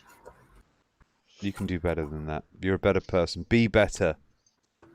That's what he's saying. I'm not better though. I'm a terrible person. I'll accept that. Okay, so you want those jokes that we found. You found your audience here. I don't care. I honestly don't. I'm barely a person. I'm not sure where this better comes from. Yeah, don't you want to extinguish the entire population? No, the thing is, like, I hear that from a lot of people. They just go like, I'm just an asshole, and you know, I'm an asshole to everybody. So I'm like, you know what? I don't like to associate with assholes, so fuck you. Yeah. And then they get offended. They're like, oh. Can't you accept me for being who I am? It's like, well, no, because that's who you've chosen to be. No, I'm not even talking about or anyone in particular here. Like, but I hear that a lot, especially like when, like, yeah, we all had our edgy days. I think an asshole has to be human first. I mean, I think in 2014, I would compare it to like being teenagers in real life, but we had our teenage years on social media. It's like, yeah, let's just be edgy boys, you know. But she grew out of it. Like, it's been 6 years. Just stop. Yeah, but what if it's not a hobby? It is who they are. Yeah, they were hoping that they could consider this like some sort of disability maybe down the line. Exactly. And that's how I would consider it as a disability, obviously. I mean, stop trying to weasel in on my money. Hey. If the government declares it, then it's facts, okay? That's what this is all about, isn't it, Dusty? Yeah, that's what it's all about. You know, the great culture wars and all that. They just want disability insurance, and they don't care how they get And it. they don't want these migrants coming in here and stealing it. Exactly. When they're there Otherwise, to they steal runs it. out. Yeah, there's only so much Yeah. of the pot I want to nick. Yeah, exactly. They want Nick as much as they can. And these guys are going to be disappointed if they ever end up on the shit because, less than minimum wage is not a livable wage. Yeah, Okay. I agree with that. I'm trying to double it. Okay. I only get 9,000 a year. Yeah, I mean, I'm trying to. Well, actually, I want it to be $2,000 a month, but that's besides the point.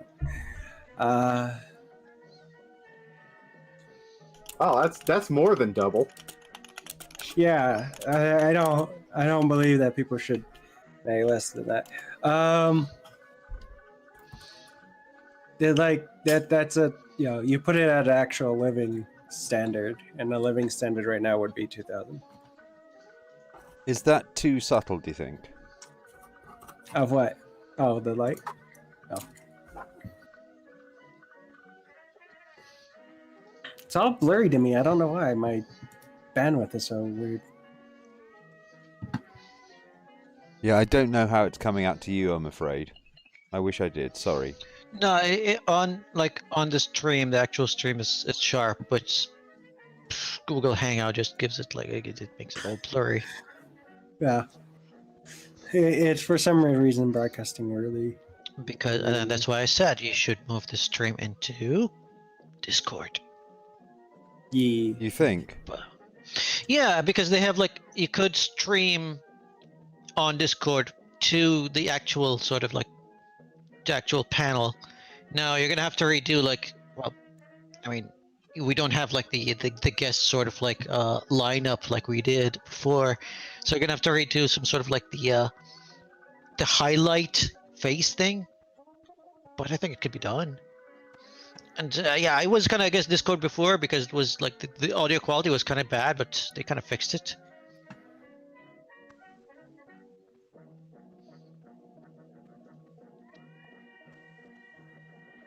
How about you? Yeah, I know. It's fine. You can do it whatever. This is fine, but I think Well, Discord would work. they keep on talking this talk of Google Hangouts dying. And that was in October last year, last time I heard it was going to be closed. And here it is, still just here. It's here. They haven't done shit with it for... They've just left it. It just exists. Yeah. There's some department that just doesn't know they're fired. And it just keeps going.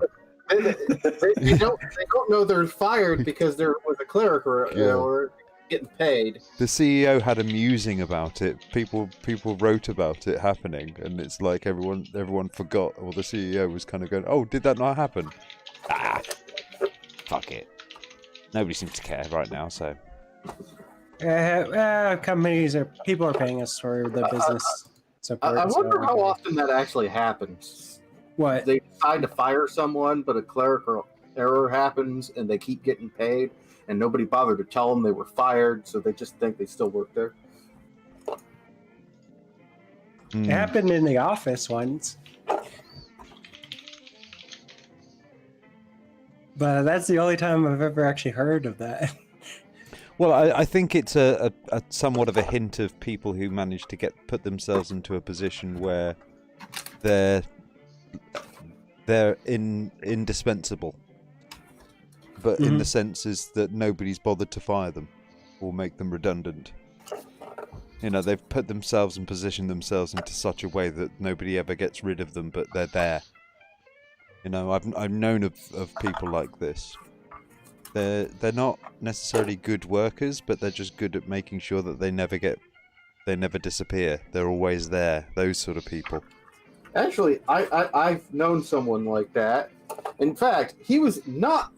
I don't understand why he wasn't fired. He always went to work with a bottle full of fucking whiskey. That was it. He was drunk on the job every single day. It's just nobody seemed to care. Well, that's good. What did he do on the job? I'm not even sure what the hell he did. Well, it didn't seem to involve operating heavy machinery, so... Yeah, they probably would have noticed then. Huh?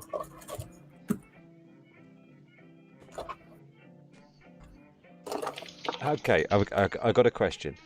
Do you think it's a little much that I put a reactive, like a blur on the text, so it looks like it's slightly blurry underneath the glass? Do you think that was too much? Yes. I think the thing that surely should have gotten him fired was the time when he brought dog piss in for his piss test.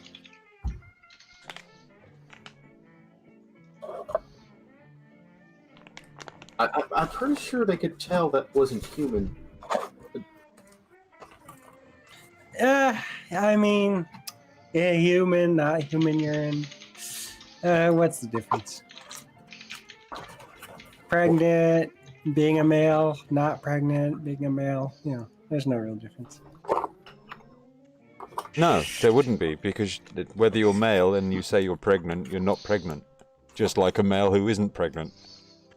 Well, no, but if your pee test is positive for being pregnant, it doesn't matter. Oh, Wiser3754 says, why do COVID-19 naysayers use Sweden as the example of COVID's small fatality footprint when Sweden is not the embodiment of the world's culture, geography, and economy?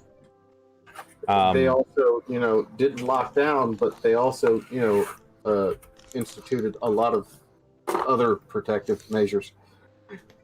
But also, they are a very small and sparse population, and were hoping to ride it out. They haven't done well, and they're not coping very well in their hospitals, apparently. Yeah. So they're not doing well. They've just decided to stay like that. Noise. And, they've made this policy, and because, obviously, people like to save face, it seems that they're just carrying on with that policy. Yeah, kind of like how America has been operating. Yeah, and it's like these things just do not care. It's a virus. It doesn't give a shit. It just wants to breed. I mean, you don't necessarily need a lockdown to defeat this. Hong Kong did it without a lockdown. I mean, they had a limited one. South Korea did not do a lockdown at all. At all. Yeah, because they didn't need to. Managed to test people enough to be able to lock there are measures, and you have a population that really knows what a SARS pandemic could do. They dealt with it before, and so they knew what to do. Things in place. And instead of us learning from those lessons from them, we decided to learn them ourselves. The biggest benefit South Korea had when it came to this shit is they don't have a population so massive that they couldn't possibly test it if they tried. No, South Korea now, yes, they don't have a massive population, but their cities are, just people living on top of people. Like they have millions in those cities. But no, it's like population density aside, I think the US and the UK, even though the UK is not really doing too hot economically, well, they still had the capital to deal with it. America had the capital to deal with it. They still do. They're just not willing. What we have is the production capacity for the actual tests. We have barely any manufacturing in America. It sounds weird considering we basically manufactured everything used in World War II, but yeah. How I was talking about the heartbeat thing that was happening in America? That's also happening for Sweden. Because up and down, up and down, up and down, up and down. Like spike case, spike case, spike case, spike case, spike case, every week. That normally indicates that there's an issue with the way that they're handling it versus like Norway.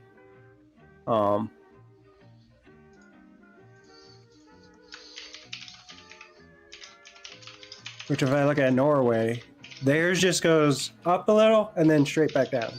They're right next to Sweden.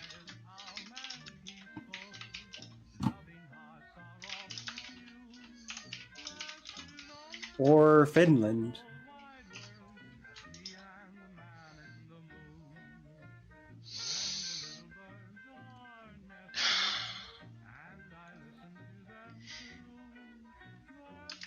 Yeah, this guy is seriously. He's claiming that if I make fun of Dave Rubin, it means that I hate Israel.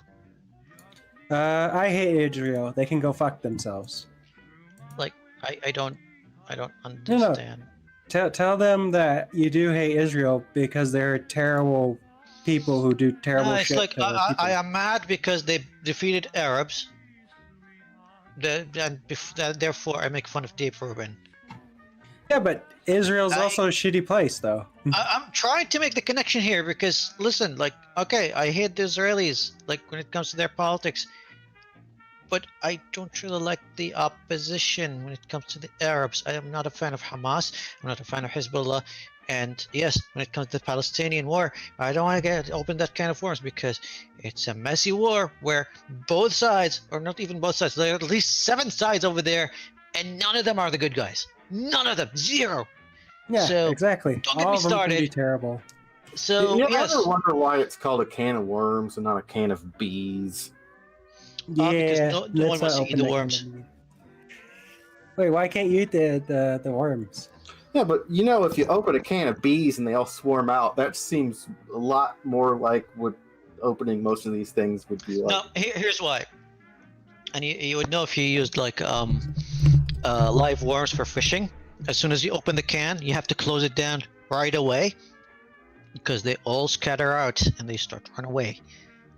Yeah, they all try to get out of the can. Yeah, and that's where the term came from. Like you open the can of worms and they're all just scatter. And all of it just goes haywire, yeah. And that's like, I don't want to open the can of worms just refers to the fact that once we start this topic, we're not going to stop.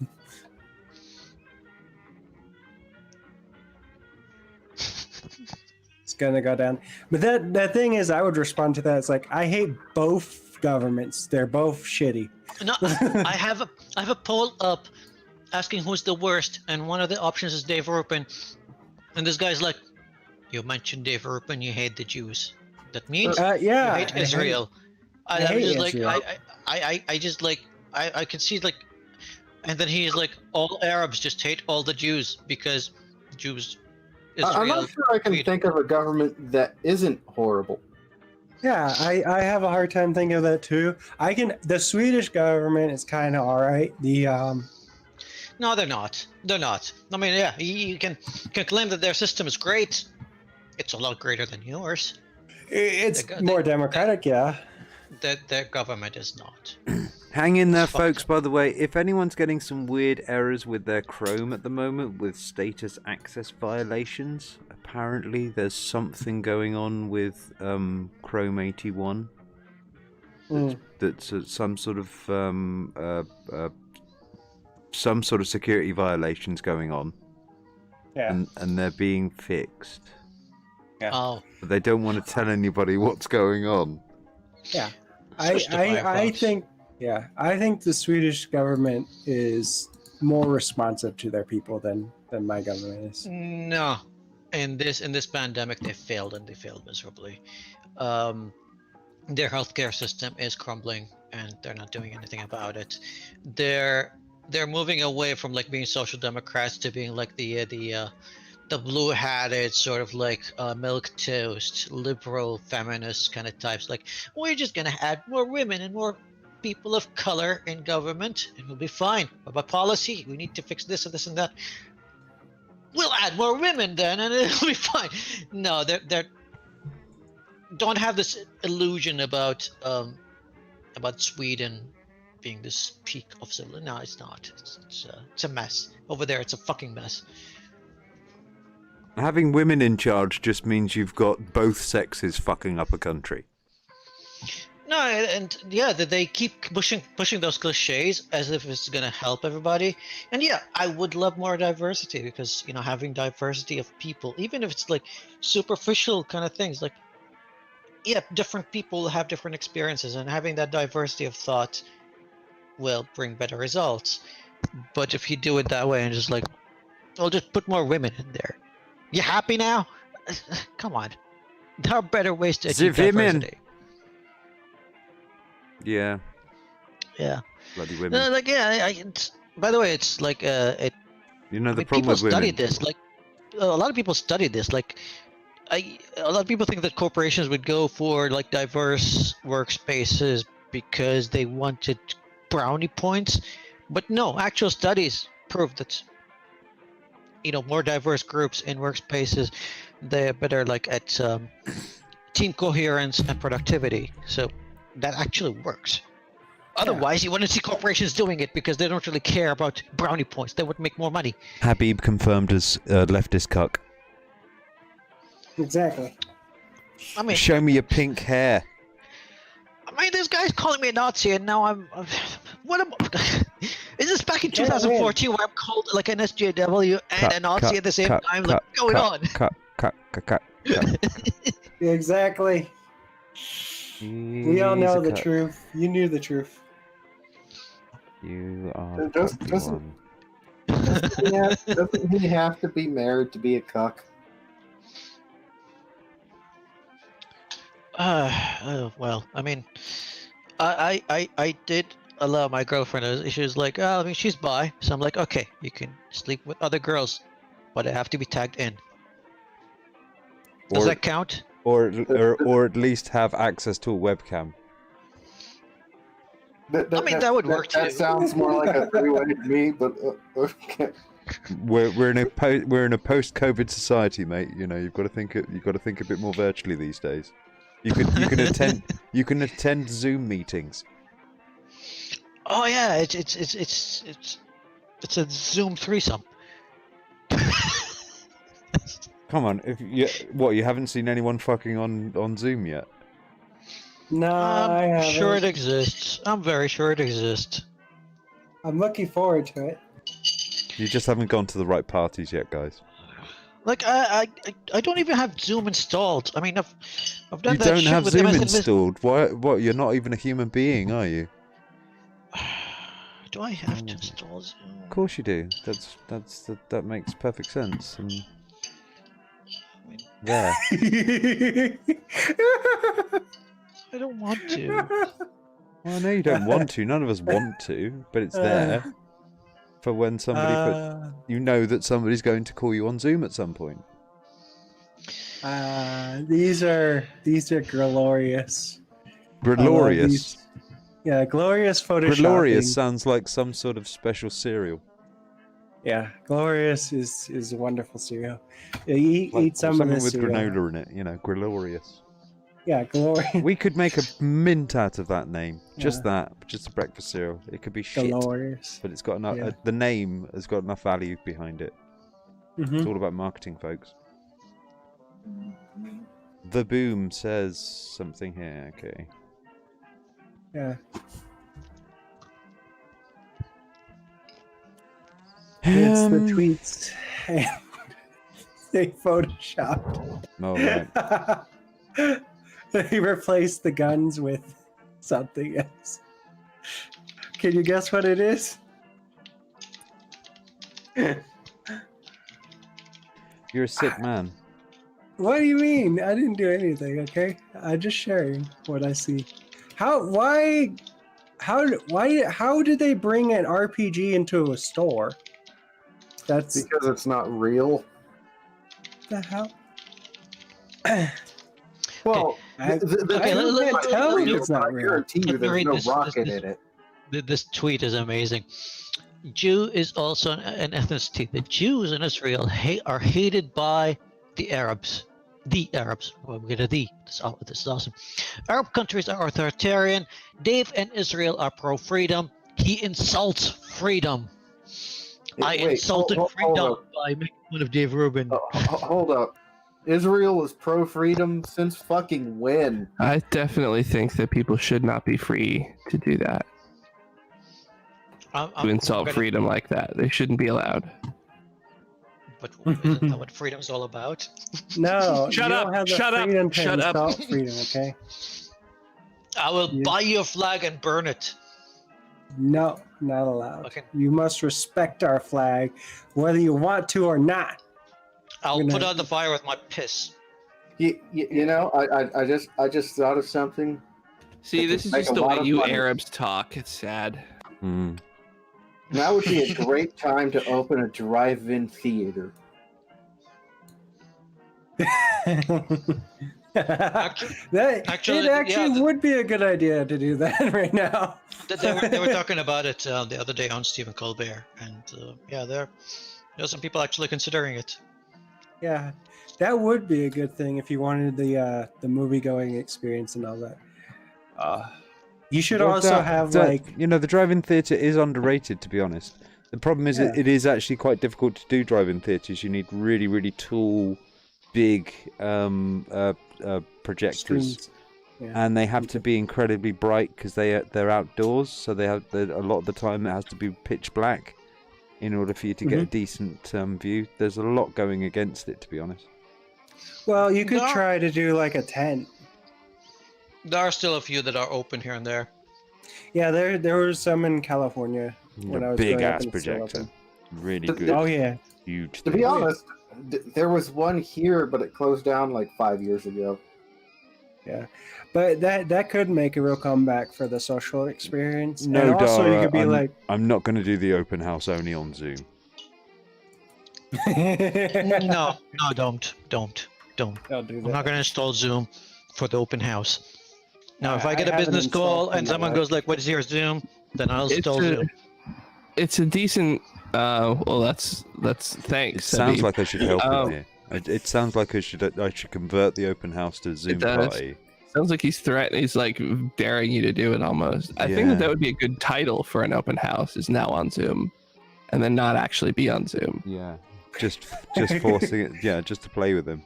Right, exactly. And then when he's done, and then eventually, when we eventually tell him that no, it's not on Zoom, he can shake his fist at us, like up at the sky.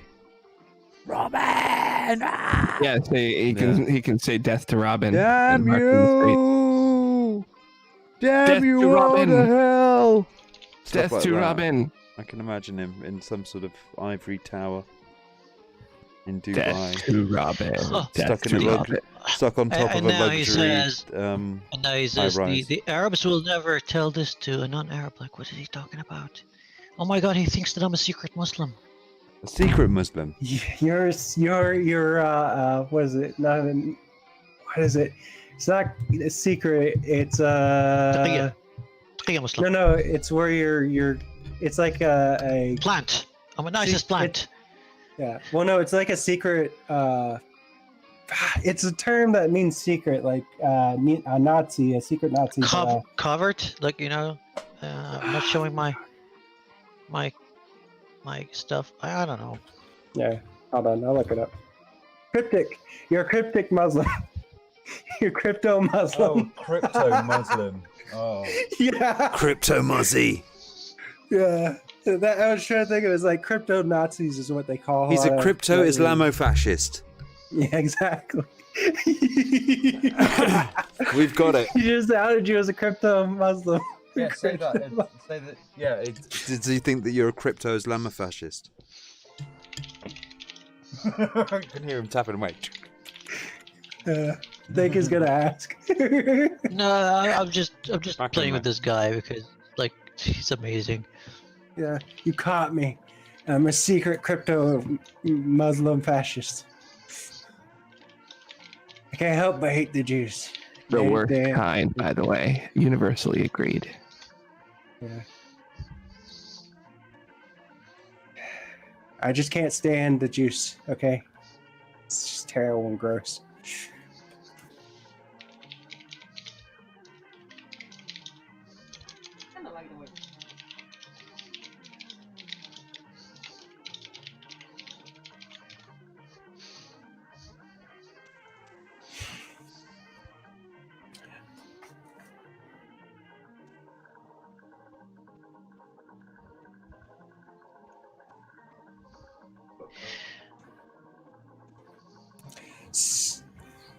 Yeah. Fucking A. Yeah. Fucking For A. all the bad stuff going on, there's a lot of good stuff that's actually going on right now for myself.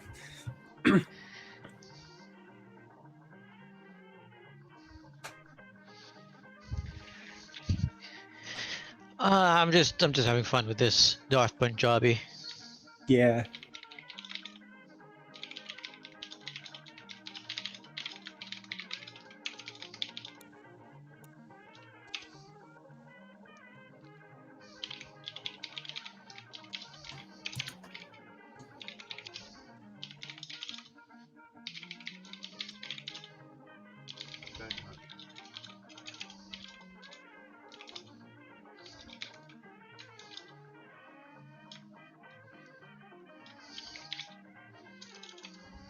Okay, how do I do it? Okay, I endorse this message 100%. Okay, I'm gonna link this message. I think we should all retweet this message. Okay. Should all endorse this artist and their work. Okay, they are very hardworking artists. Okay, support them on their fans only page. I don't know if they have fans only page, but I actually do and like this message. But at the same time, it's just yeah.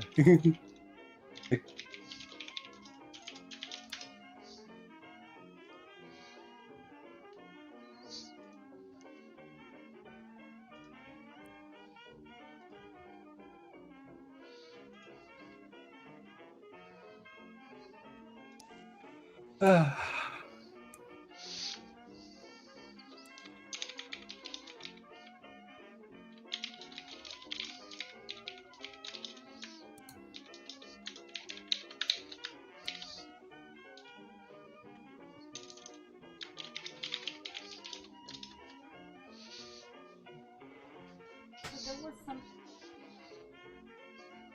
I deeply agree with this message in this. Let me It's see your from the message. silence. I'm sorry, I've been just distracted No. on Twitter.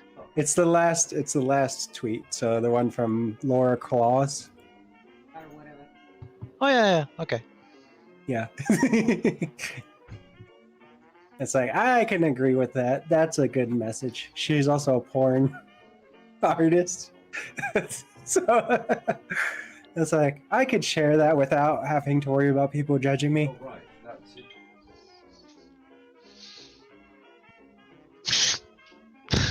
it.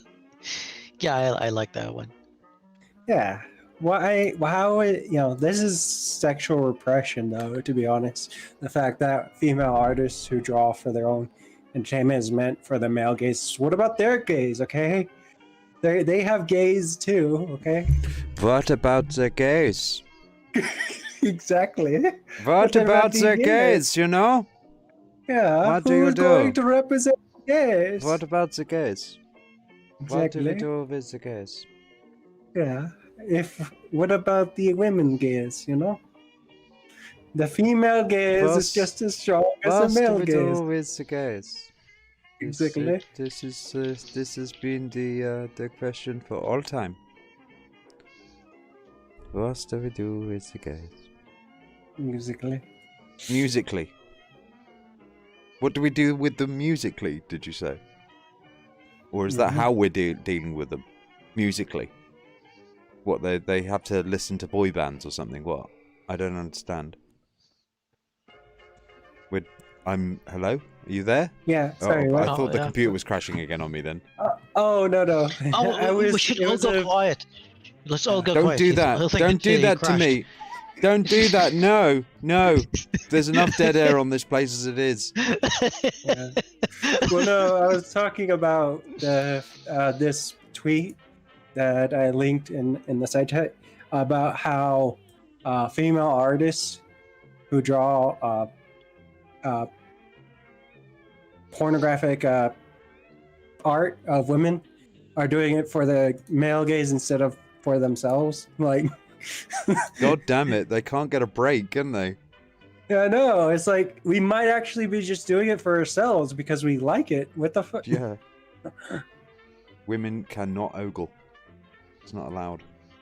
Exactly. Women can't ogle anime depictions of women, okay? They can't look at hentai. They're not allowed. They're your ally in this, aren't they? I know your move here. I see what you're doing. Hey, I am willing to ally with any person who draws draws really well, really nice, tasteful drawings, okay? I'm thinking about something here. Maybe do this on a neutral grey instead. Yeah. I'm just tired of people like downplaying the fact that people do shit because they enjoy it, and also the fact that people are like, there's a lot of memes on like, oh, you're doing furry art because it's a last resort for money, but in actuality, like a lot of them also enjoy just that art too. Furry pornographic arts, like it makes a lot of money, but they also like looking at it. That is that. Yeah. That is also a thing that exists, Artists like their art. It's possible. Yeah, and artists are fucking perverts. We all know this. Exactly. Yeah, so let them be fucking perverts. I mean, the thing is that like, everybody kind of goes, the art thing. It's like, I like titties. I like to draw titties. Get out of my way. Yeah, exactly. Just say that. Be honest. I like my titties. Draw your titties. Yeah, you want to draw your titties? Then draw your fucking titties. Yeah, they always make it like some subconscious objectification when you draw people in these sexual manners, but it's like, but we like our sexual beings too because we are that. I think a lot of it is basically because it annoys other people. It annoys Puritans as well. Yeah. I think there's people don't want to admit that they're Puritans. No, well, I think that there's a bit of both here. Is that the Puritanism gives people a rise for easy rebellion. Yeah. So it's a sort of like almost an outlet for the old and young to play around with. Mm-hmm. Of what's acceptable. Yeah. Now, I'm not saying there aren't sexist people, but no, they don't exist. They all sexism is a myth. Doesn't exist. but those people will mistreat people anyways, so you should just ostracize the people who mistreat people who look at this stuff. Like, don't mistreat people for looking at this stuff, but mistreat the people who actually are shitty people, That tends to be like what people mean by thought crimes. It's like, I'm just looking at stuff. What are you talking about? Wait, you thought crimes like THOT crimes? And you're calling other people sexist? Hey, I am a thought, okay? Hey, baby, that outfit is a thought crime. Exactly. I will admit I am a complete criminal when it comes to thoughterry, okay? I've been a thought for years in VR and in real life. He's been a thought. You've been a thought criminal for a long time. Yeah, this I believe. And for some reason, and for some weird reason, feminists don't tend to get on me about being a thought. It's weird. They get on other women about it, but they don't get on me about it. I'm trying to find the perfect bad pickup line to incorporate that as a pun. Like, have you ever spent time in the ministry of love? Because that outfit is a thought crime. Hey, if being a thought was a crime, I'm willing to serve a life sentence as long as I get to fuck the shit out of you. Wow, you're old. That's just all that says is you're old. Who's old? Yeah, who's old? Oh, well, yeah, no shit. Oh. I'm sorry, I didn't hear the person in the back. Marital bliss is going well for you there, mate. It's like you approach someone and go like, hey, baby, you must not be into groupthink because your thought is all over the place. Yeah, your thoughterry is radiating from you. This is gold. Or... no, here's the thing with pickup lines. Right. They have to be as cringy as possible for them to work. Yeah. You have to make the Yeah, person also laugh. requires people to have read a book. Therefore, you're fucked. No, here's the thing. Like, I don't. Can choose I buy religious you a sup- drink, or do you prefer cash? Like, I don't use pickup lines unless I just want to annoy the person next to me. It's like when you know, when you're sitting in a bar and you're just like, I just want to annoy people on Twitter and drink myself to oblivion, and then there's like someone just sits next to you and it's like, I want attention. It's like, so I just give them like the cringiest pickup line, and it's maybe the strategy I need to rethink it, because sometimes the cringiest line works, Mhm. and they're like, oh, this is funny. Hey, would you like me to? Let's get a drink. And I'm like, no, go away. Yeah. But I tend to just talk to people, and for some reason, a lot of people come on to me for that. In the immortal words of Psycho Stick, ain't no party like an introvert party, because an introvert party don't start. No, when I'm feeling social, I just approach people and just start talking. And but yeah, most of the time, like I go to the bar to drink, and to be around people and pretend that I'm socializing while I'm just on Twitter, because I don't actually interact with other people. Yeah. Well, when it comes down to like introverts, a lot of introverts found their way to VR chat, and so it's actually quite interesting to watch them be extremely extroverted, even though they're actually introverted. Like they won't go outside and they talk about their social anxieties, but they're able to talk to people in general. And for some weird reason, VR chat's a really good barrier that allows that to happen. VR chat for me was also a really good study on like human psychology and community formations. Like, what happens if there's no what happens if there's no governing body and you just have to community. Yeah. we just have all of ourselves trying to interact with ourselves, but there are people who are assholes that always exist in any community. Community. So it was like, how do people deal with like hackers and modders who break the game for everyone in a game where you cannot get a mod, like you cannot get a person to deal with it? And a lot of them formed counter communities to go after them, and got direct contacts with mods so that way they could directly report incidences. So it's just really fascinating how they actually formed their own like punishment and prosecution system went from a 0 point. So they went from a 0 point to like, okay, we're gonna take on these people, we're gonna crash them, we're gonna basically make their lives difficult because they're making our lives difficult.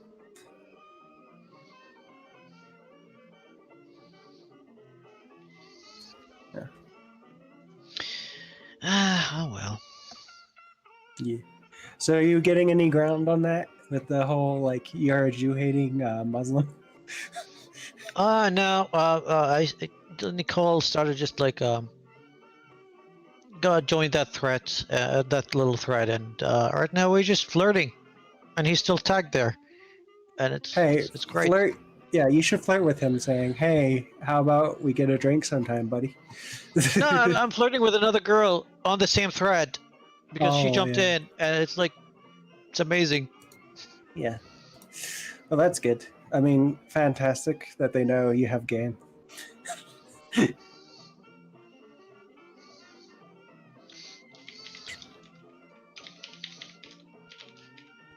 Actually, okay. I mean, he went quiet. He just went quiet because we just ignored him. It's awesome. Mm-hmm.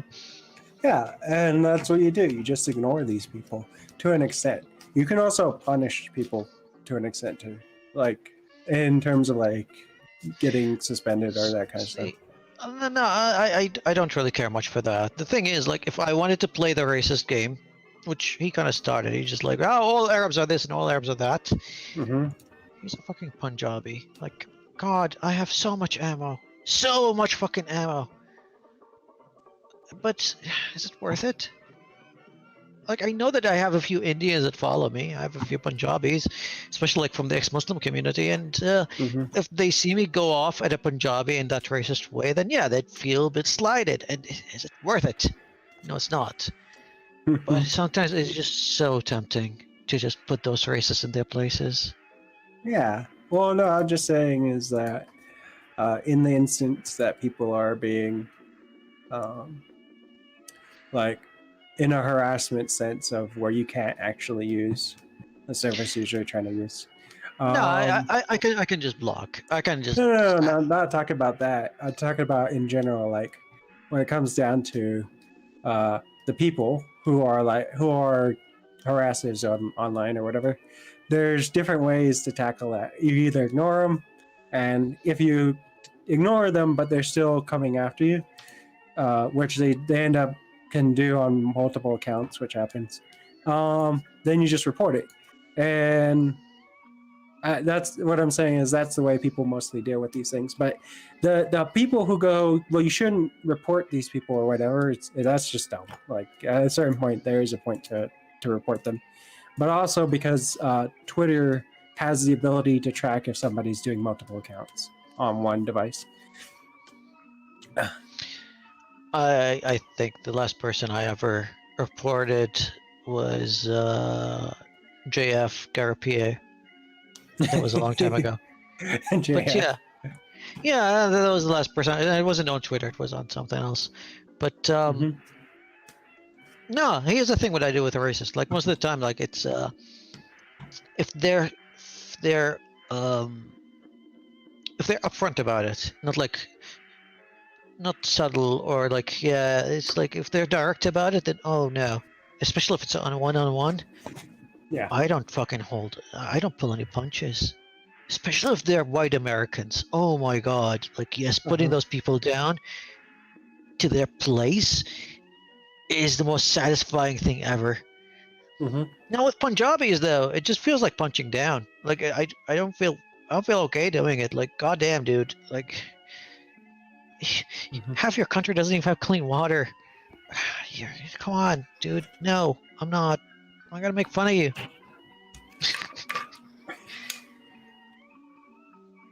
Maybe there. Huh?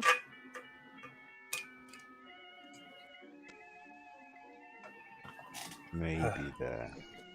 Maybe. Yeah. Report our COVID is a Chinese secret of population control. Is it? Fuck. Sorry. Oh no, it isn't. There we go. You're so quiet that your voice doesn't even register on Google Hangouts. Oh, not again. Well, it's better can hear you. now. Oh, that's actually giving me a bit more feedback there. I like that. See, if you were using something like Discord, you could control the volume of each individual here. Yeah, exactly. But here, It'd still be quiet, just noisy. Yeah, we used to have. how can it be quiet and noisy at the same time? Like, no, hold on. It'll be quiet but noisy. Yeah, because I'll What? just turn him up, and all I'll turn up is noise, and he'll still be quiet. Otherwise, he moves his fucking mouth towards the microphone like a sensible human being, and everyone's sweet. Be quiet but noisy. Or he crowdfunds for a new microphone. There we go. Look, let's sort him out. He needs it. Jesus, we all need it. Oh man, it's a life. I hate this thing. I really do. Or maybe I should stop speaking quietly. Maybe that'd help. That helps. I mean, it would help if it were not like at 7 a.m. here. It must be like what, 5 or maybe like 4 over there. 4. Jesus Christ, what's wrong with you guys? My sleeping pattern's all fucked up. So, what's the sleep pattern?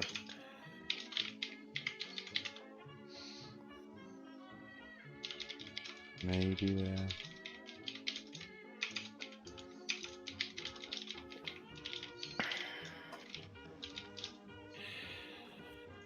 Yeah, that'll do. Fuck it. Just a little bit dampening there. Just about there. Yeah. So that's dark mode for you. I don't know. It's difficult. Now that it's like this, I want to put some shadow on the inside of it.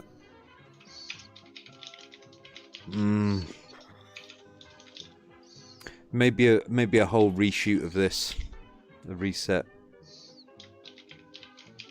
See where I'm actually going wrong with the with 3D, because it does seem to be lagging a lot.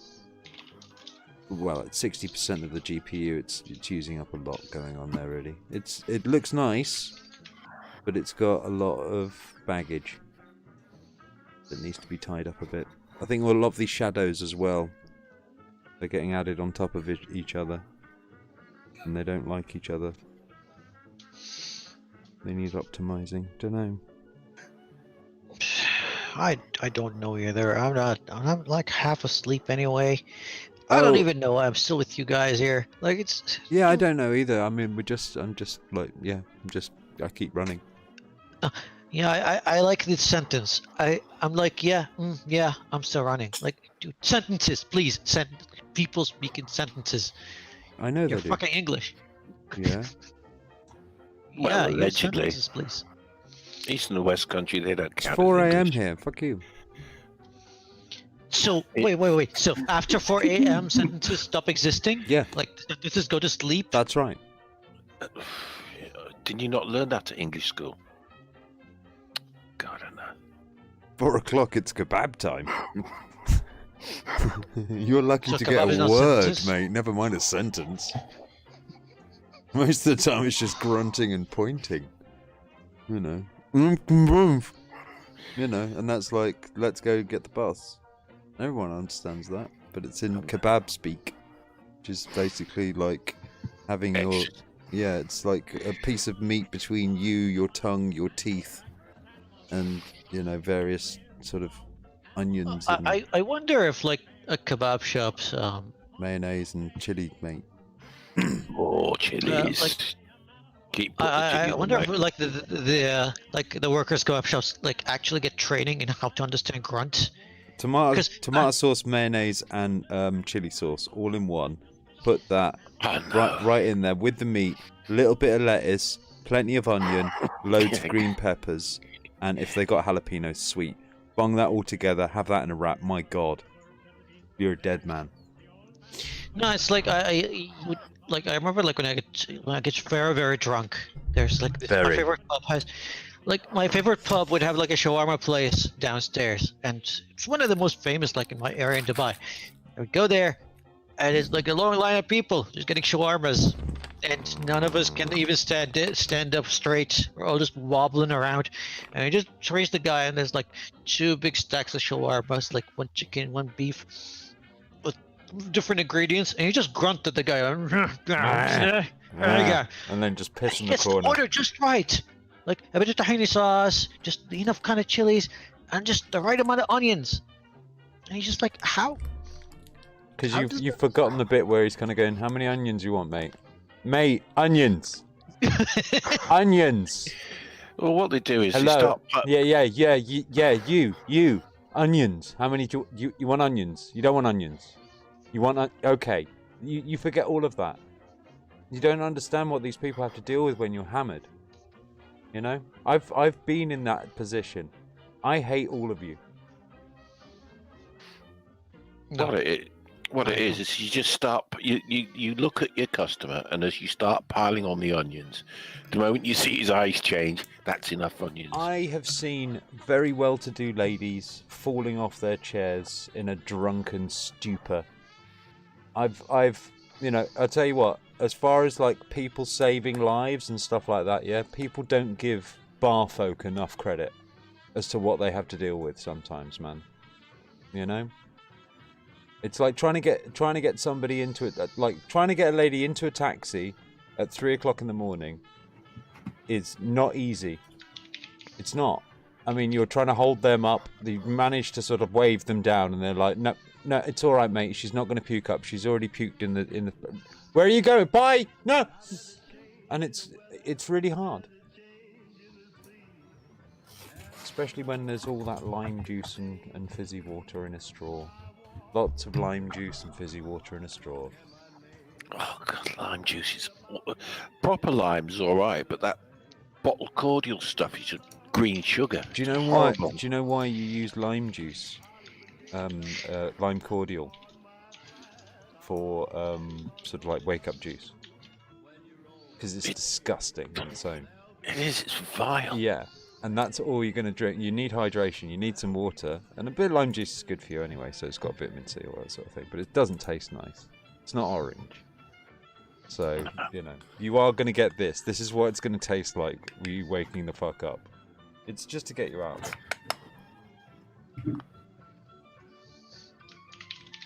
I'm old enough to know now. Or at least I'm old enough because, you know, I don't work there now. I can say. That's what it's about. Everything is to get rid of you. You can't get rid of any of us. I know. Normal method was just turn the lights on. Landlord, right, go fuck off. The ruder you are, the more you're treasured by the fucking clientele. It's a nightmare.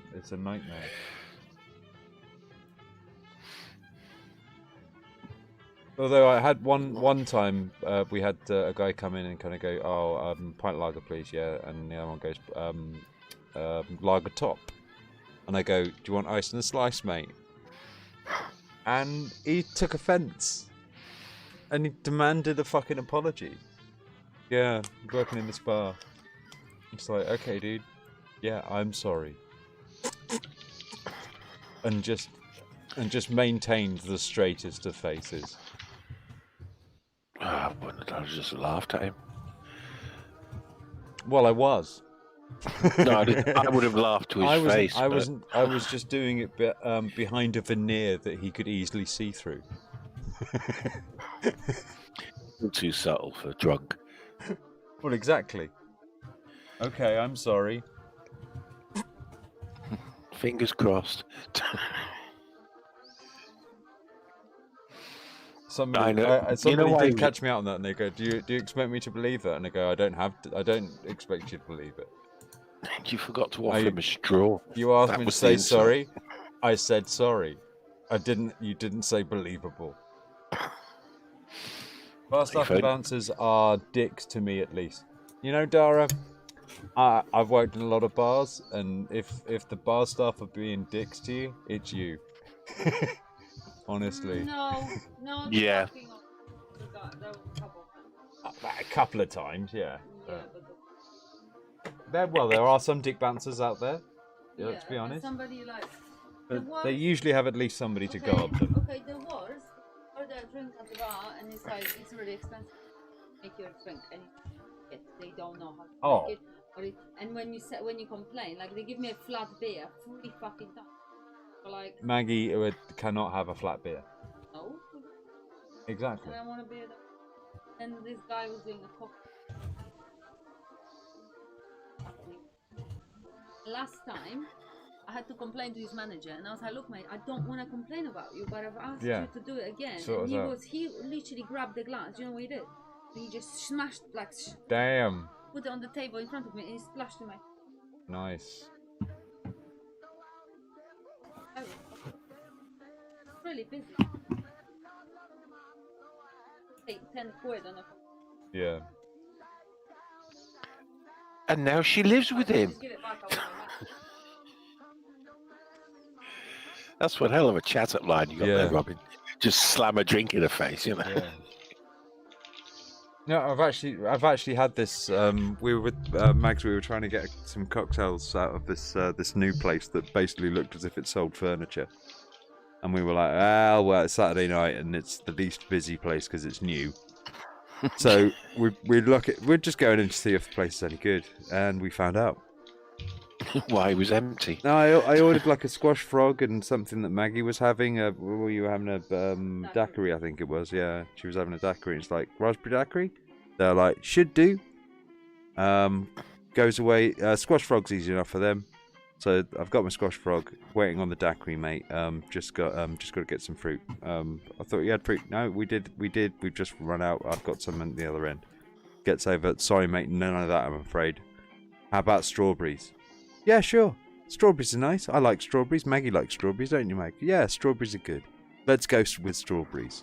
All smiles is me. And my squash frog sits there, calmly on the table, undrunk. They turn up again. Sorry mate, no fruit.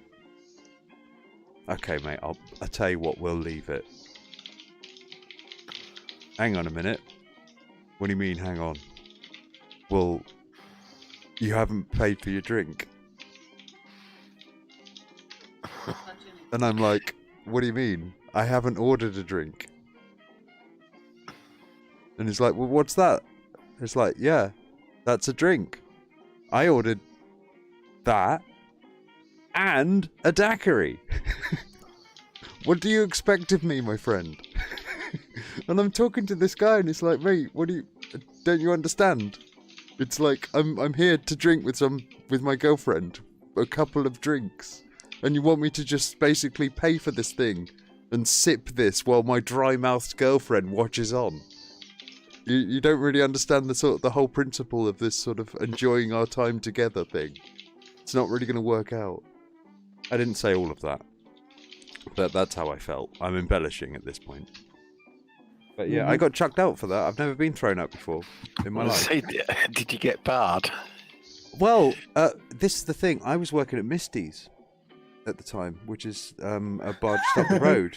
So, I'd just gone into this place just to see what it was like. I didn't, some of the people that are working at the bar there, I know them. The bouncers there, I know them. They come up and see us at Misty's after they're where they go for lock-in.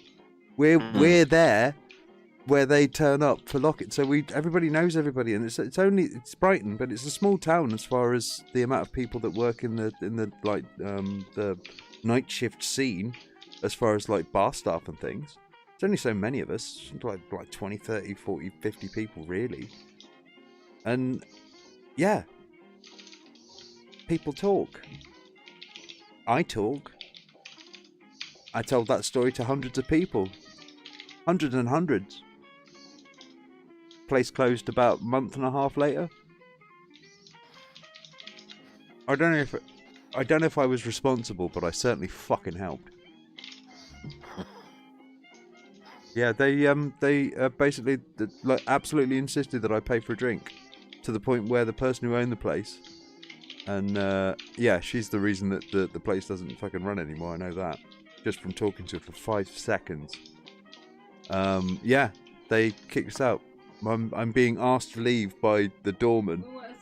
Yeah, like nobody even grabbed me by the elbow, because they're just looking at me, kind of going, just shrugging, just. You're gonna come to the door, Rob. It's like, sure, whatever. I was gonna leave anyway, mate. It's like I'm being chucked out for leaving. It's like you're not fired. I'm not fired. I quit. It's like, mate, I was gonna go. It's okay, fine. And I'm walking out there, and he's just kind of going like, yeah, mate, I don't know what's going on with this one. Yeah, I'll say, hey, Robin, I'll see you later. Yeah. It's like, yeah, and you're talking to these people afterwards about it, and yeah, the person she's basically rich husband, and so this is her little toy, and yeah, it was all done for some reason or another. She'd done sort of like, like the wood paneling you see in people's homes on the floors. So the whole floors had done that, but in a really light shade. Oh no! Yeah, and it was like with white floors, light wood panelled floors, and then basically everything was pretty much white. Oh no! White, yeah, white and sort of and piney. So I felt as if they just put some couches everywhere. They could sell furniture, and that's a club to them. It will show the dirt too much. So they know it's now. Really weird. It just wasn't really well thought out, and it was really bright, overly so, and like, yeah, it just. So the white will then glow. It felt like a classroom, on a sunny day where the sun's sort of beaming in. It felt like that sort of light. Everything was just too bright. In that club. That's how I remember it anyway. It was a furniture shop. Ah, so that's why. They hadn't done much in the way of changing. There we go. Well, and then moved out again. Yeah, but yeah, it was just wrong. The squash frog didn't look too bad. I wasn't going to fucking taste it until Maggie got a drink though. I just knew. You could just feel it. Some people are just, okay. You just hold back. Yeah, okay. But yeah, I've never been chucked out for leaving. But I'd never been chucked out before. But I was actually being escorted out of the building for wanting to go. It's like, okay. Yeah, I wasn't gonna stand there and argue. It's like, I don't have to justify my purchasing decisions to you, I'm afraid. I'm not drinking that and I ain't fucking paying for it. Bye. Wow. I've seen some people make some really like silly moves like that. Where you try and scam people, you try and just for a drink. Sometimes people try to scam you. Just for a drink though.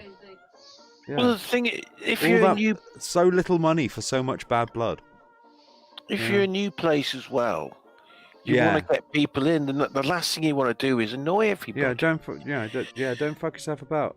I think it's just people just go in there tight early, and you don't want penny pinchers on a